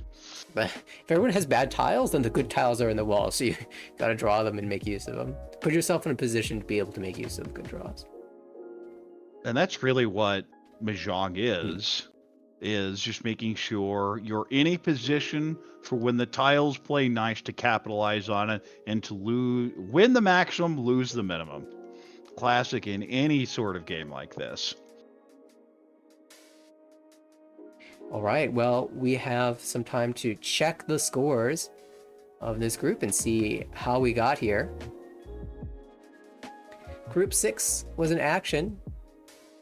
Mahjong Pro Keirinbu started off with the lead, 75.8. Team Laima in second, 58.2. Blossom Quintet followed. And then Jankatsu Master had the most work to do. Out of the 3 games today, well, it was pretty good series by Blossom Quintet, the 3rd place team. We saw Saito. Saito ended up carrying it there at the end, getting the big positive score. Mahjong Pro Keirinbu was the one team that got hit there. Everyone played pretty well altogether. And the group is getting fairly close here. And of course, the big numbers are coming from the first place finishes, and it's actually... Those first place bonuses are so big. 40 as opposed to, 10 for second?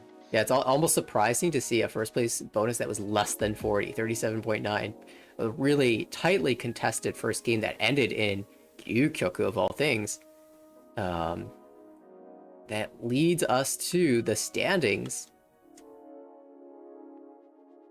There we are. No one's out of it. Jankatsu Masters starting to run out of space here, but Laima takes over first place. Yeah, for Jankatsu Masters, it's going to have to be like 3 first places or 2 first places and a strong second to be close, with Laima losing some How points. many games are we in, and how many do we have left? Oh, we are a decent number of games in. Usually starts in the tail end of... Well, we're session 6, so they'd have 4 games left, I think, or 4 sessions left. They have a bit. Yeah, there's time. There's time to work, but always got to be mindful of the gap. And speaking of weird sessions, due to our broadcast difficulties yesterday, I think we're going to have a special stream this upcoming Thursday at the normal time to replace that. Fantastic. We wouldn't want to miss the second group of players, so definitely look forward to that.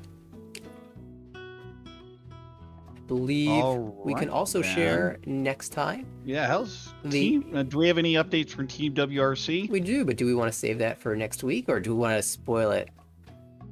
I think we'll just save it for next week, give people a reason to tune in on that. Right. Any announcements then? Well, I will say that folks, you want to see next week's stream to catch the Team WRC results. It was a really exciting series. All right, I think the big announcement was Sparrow's Nest Open, but that's already sold out, so it doesn't matter anymore. That's true. Of course, we'll look for... Yeah, it like any New York tournament, especially one that gets American Riichi Association approval, which they've been applying for, they just fill out so quickly. 64 people, a new location should be beautiful, but by the time I realized what had happened, it had long since sold out. Absolutely. And we'll be looking forward to getting Jen back soon. She's in New York right now, teaching Mahjong. And yeah, she's at Comic-Con along with Sparrow's Nest, I believe USPML over there. And that is why we didn't have a broadcast yesterday, is she gets to enjoy the entertainment of trying to use Spectrum Internet and finding out that it's terrible. Internet. How wonderful. I was worried about my own internet, but we managed, and thank goodness. There were some really exciting games, and definitely, folks, tune in next week for the second half of this recent session of the Sankei Shimbun Cup. All right. Hope to see you Thursday. Bye, all.